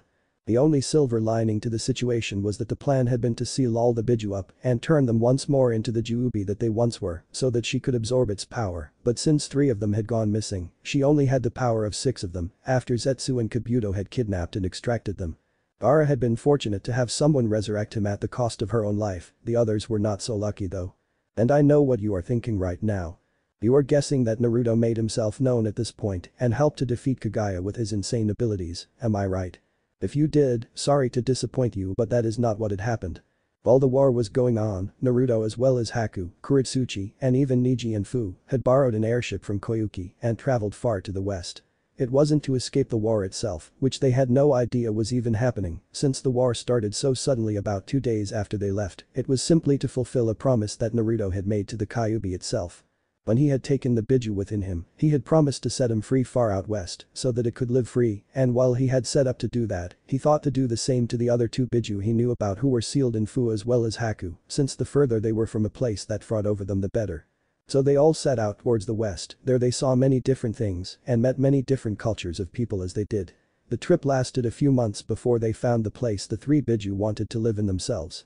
Once that was decided, Naruto used his abilities to separate them from their hosts and thus they were now free to live their own lives. After a heartfelt goodbye for Fu since her Biju had been with her most of her life, while the ones in Naruto and Haku had not even been sealed within them for a year. For them, there were simple nods of thanks before they all left to go their own separate ways. Heading back to the elemental countries was far easier to do than traveling away from it since they had no idea what was waiting for them out there, yet they knew what they were coming back to, or at least they thought they did. It was when they got back that they had learned of the war that had taken place, one that lasted no more than a week and a half. Naruto had been surprised as he heard about what had happened, but even more so about who turned out to be the main hero of this war. Sasuke Uchiha. Naruto was speechless when he heard that since he would have never guessed that in a million years. The guy was an asshole who didn't really seem like the type to sacrifice himself for others. But apparently he had. Nagato had been one of the main forces to stand toe-to-toe with Kaguya, but even then he struggled against her. It was Sasuke who won the fight for them all when he sacrificed himself as a living bomb of all things that he rushed forward and blew himself up point blank. He had lost one of his arms entirely in the fighting, with the other one barely being usable as it was, so he had the one card to play in the end. This alone wasn't enough to kill her, but it gave Kakashi enough time to use his kamui close enough for Nagato to use one last Shinra Tensei that knocked her into it. This caused her body to disappear, but her head remained. They then went the overkill route and burned it until there was nothing left to make sure she was dead. That had been the end of the war, with Sasuke being a hero, given it was his sacrifice that gave them the opening they needed to kill Kaguya. And with Sasuke's death, so ended the Uchiha clan entirely. While he might have found a means to redeem himself in the eyes of the people due to his sacrifice, in Naruto's books he still won since he denied Sasuke the chance to continue his legacy, as well as robbed him of all his funds before his end. And it wasn't just Sasuke's life that drastically changed like that. The others that Naruto took revenge against were all suffering the lasting effects of his actions. Hoshino, well he was thrown out of the clan since as Naruto had made the poison dew it was a very powerful insect repellent that made it so he could no longer be around anyone in his own clan, lest their own bugs die from being near his proximity. So Shino was thrown out in shame, and the usually level-headed and calm shinobi's mind shattered to the point it never recovered. Several years later, after trying so hard to regain the strength he once had only to fail time and time again, he would hang himself in shame, with a note left cursing Naruto for taking everything from him like this. Toji was cursed by the pie Naruto had the witch hex for him. He was still a member of his clan to his dying day, which was only about 2 years after the end of the war. He thought that he could easily overcome whatever was happening to him by just eating more than normal, but that put him in a food-related comatose state. While in that state, the curse was still in full effect, and so he died from it in the hospital. You know well that was easy enough to see she was fucked for life. Naruto had Haku lobotomize her, and there was no coming back from that. But the cherry on top of her condition was the fear-inducing drug that had been on those senbon used to perform the procedure, kept her in a permanent nightmare she could not wake up from. She cried out for someone to save her from the horrors of her mind, but no one came, and even when against all odds it seemed like she had broken free and escaped one nightmare, it was just an illusion of her mind, and the horrors began anew. And for the next 23 years she would remain this way in the hospital until her own mother and father died. With them dead, no one else in the clan cared enough to keep paying for her medical support, so they simply pulled the plug and she died in that bed. Only then did the nightmares cease once and for all. Hinata had lived for about 2 years, but after the first one the poison Naruto had injected her with had finally taken effect and she began to grow weaker fast. She kept trying to train it off, but that didn't work at all, so she then went to the hospital, where she was told of the fact her muscles were degrading at a rate that was not normal. They couldn't heal her, but they told her that one man might, and thus she went to search for Naruto himself, so as to get him to heal her. She made it to his office, but had to make an appointment since he was not there at the moment. Naruto saw her name in the appointment book and smirked as he knew what this was about, so he sent a message to Neji to come on over, which he did.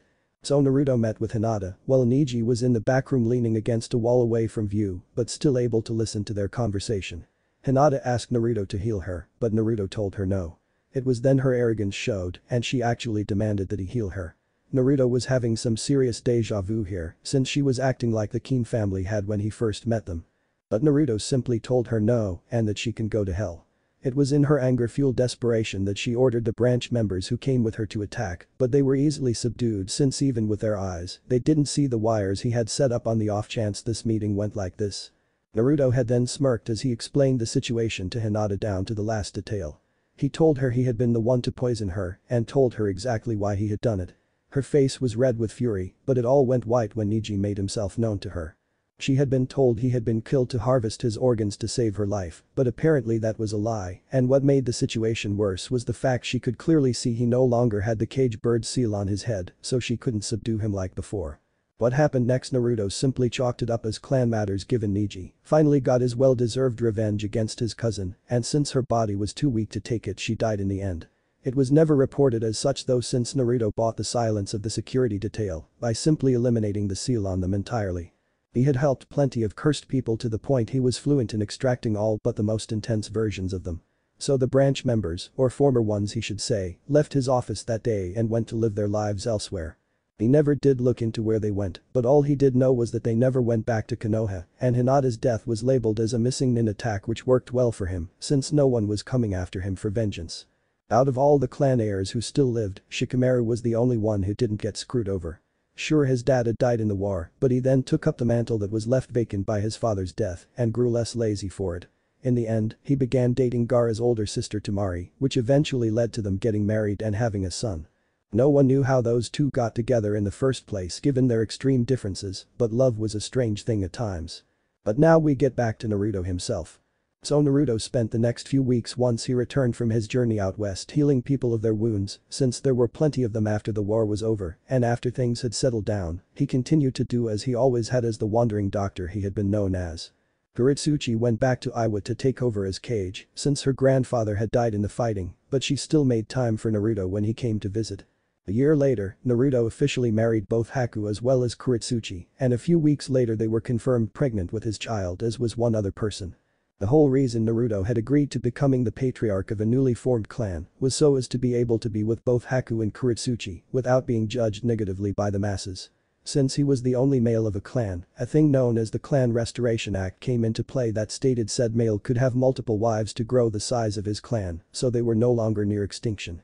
But the issue of becoming an official clan was that you needed the backing of a daimyo of a major country. And there lies the problem, since the daimyos of the various countries would all but demand he settle down in their respective shinobi villages before they made his clan official. Yet luck had usually always been on Naruto's side, and so the answer to his dilemma had come in the form of the daimyo Koyuki herself. She was the daimyo of a major country and he was already a citizen of it. And since they didn't have a shinobi village he was still free to travel about like he had been doing. but then came the condition. Koyuki wanted a child since she needed an heir to take the throne from her in the future and she wanted it from one man alone. And to the disapproval of his two other lovers, it was Naruto she wanted a child with. At first both Haku and Kurosaki had been strict in their views and told her no, but Koyuki had simply smirked since she was the only daimyo who was willing to offer him clan status without the hidden strings, forcing him to ally with one specific village. And since they could not argue with that, eventually they gave in. She didn't want to marry him, she just wanted a child out of the deal, which he gave her in the form of a daughter by the next year. Both Haku as well as Kurosaki both gave birth to children, with Haku giving birth to a son, while the other was a girl. He loved all his children and made sure to make time for them. For a few more years after their birth, he continued to travel to heal others, but then he decided to use his funds to make a school and began to train others to become the best medics they possibly could be. And from far and wide the people would come and learn from him this way. And over the years, those who graduated from his class became well known for their medical skills all over. His daughter, the one born from Kuretsuchi who he named Mocha after his mother had wanted to become a kunoichi like her mother was, which he had no arguments with, as well as his son whom he named Zabuza, out of respect for the man who had died along with Mei in the war. The daughter he had with Koyuki had of course been groomed to become the new daimyo of Spring, so that was not a surprise in the slightest. Over the years, he observed his children to make sure they were fine given his mixed genetics, and surprisingly they were stronger for it. The various bloodlines he had spliced into his genetic code so as to use them had been passed down to all three of them, but there were two expectations to that. He would have said three, but the ability he got from the devil fruit was not genetic, so there was no means to pass that along. The first was his bloodbending abilities. This had been a bit surprising since he had always wondered what would happen there, but once he learned they did not have the same ability to use their blood like he could, he looked into the matter personally. What he found was a bit surprising. The blood he had been injected with all those years ago was parasitic in nature. Apparently what it did was drain the host dry and then wait to infect the next target, whatever it might be. Naruto had no way to know this for certain, but he guessed it was Faust's blood that had somehow made his body strong enough to control the parasitic blood instead of it killing him. Apparently, until he was dead, it was under his control. So he made sure to store some of his own blood for the future and froze it deep in the freezer within a special container so it would not go bad. The second ability they could not use was the summoning of the doorway to his private operating, but while his children might not have those abilities, they still had the multiple other bloodlines he had spliced into his genes, and they each even had a sharingan to call their own, but the thing that was weird about it was that theirs were blue not red like the original. He always made sure to ensure his children's safety given there would be plenty of people who would love to get their hands on a person with multiple bloodlines within them, and he would be damned if he didn't stop their attempts at the source itself. And like he feared, there were a few attempts, but in the end he reminded those who dared to try and harm his family why he had earned the title Surgeon of Death. For so long he lived, with Koyuki dying at the age of 87 and Kuretsuchi at the age of 93. Naruto's genetics though kept him in relatively fine shape until the end, and the same went for Haku as well. Apparently, the bloodline that ran through her genetics slowed down the aging process even more than he did. He happily saw his family grow in time and do great things in the world, along with the numerous people he had taught to the best of their skills. But while that was all good, none of them popped out as worthy of passing on the true source of his power to, since none of them really wanted to be a doctor like he was in his prime. But near the end of his life, that changed when he met his great-great-grandson, named Naruto after himself. The boy would sit there and listen to his stories of the past and the adventures he had been on himself. He saw that spark in the boy's eyes that showed he was truly interested in becoming a doctor like he himself had been in his prime, and so for his last remaining few years, he taught little Naruto as much as he could, which while not everything was still quite a lot. But eventually he felt as his end was near, and as he laid down on his deathbed, his wife Haku by his side, he held onto a chest that contained the numerous journals he had kept his entire life, with all the things he had experimented with, as well as two other things. One was a simple apple, and while that might seem strange to put in there, what Naruto had learned from Law's journal was that when a devil fruit user died, the power transferred itself into the nearest fruit and transformed it into the foul-tasting source of power that Naruto himself had eaten when he was only 7. The irony here was that his great-great-grandson was 7 as well, and while he was there himself, the rest of his family were elsewhere. It was not out of hatred, it was because they were too far to get to him in time to see him in his final moments. The last thing Naruto did before he breathed his last was pull out his hat, the very one he had made as well as kept in pristine condition for most of his life, and placed it on the younger Naruto's head. "For you, the Surgeon of Death lives on." Those had been his final words, but he died with a smile on his face. Haku cried at the loss of her husband as she took the chest from his hands and then used her bloodline to paralyze the young man. It was the final request of her husband, and while it was strange she would do as he asked since he was not one to ever hurt his family, so she trusted there was a reason for this. She opened the container that Naruto had stored his blood in a syringe and injected it into the young man. The blood seeped into his system, and like it had done so long ago, it strengthened the boy with power unique to him alone now, with access to the blood-bending abilities, as well as access to the interdimensional operating room. Naruto took the chest given to him with a heavy heart as he felt his body change, but he then went to his room and opened up the letter that was on top of it. The letter explained everything in detail about the contents of the chest, as well as what he had his wife inject into him. Naruto had cried as he saw his elder entrust him with such power, and saw the key taped to the letter. But then he opened up the chest and saw the strange fruit within. He took a deep breath, since the letter stated it was foul-tasting the likes words could not possibly describe, and then consumed it. The older Naruto had not lied about the taste, but he powered through it and ate the whole foul thing until there was nothing left. And in a repeat of history, the young man felt queasy and passed out as the devil fruit changed another user. In the morning, Naruto woke up and looked further into the chest that had been left for him. Within it he saw all the journals he had kept, and on the bottom of it were his cane, as well as the gloves he used to wear with the wires still attached and strong. Naruto picked these items up and walked out the back door to practice his newfound power.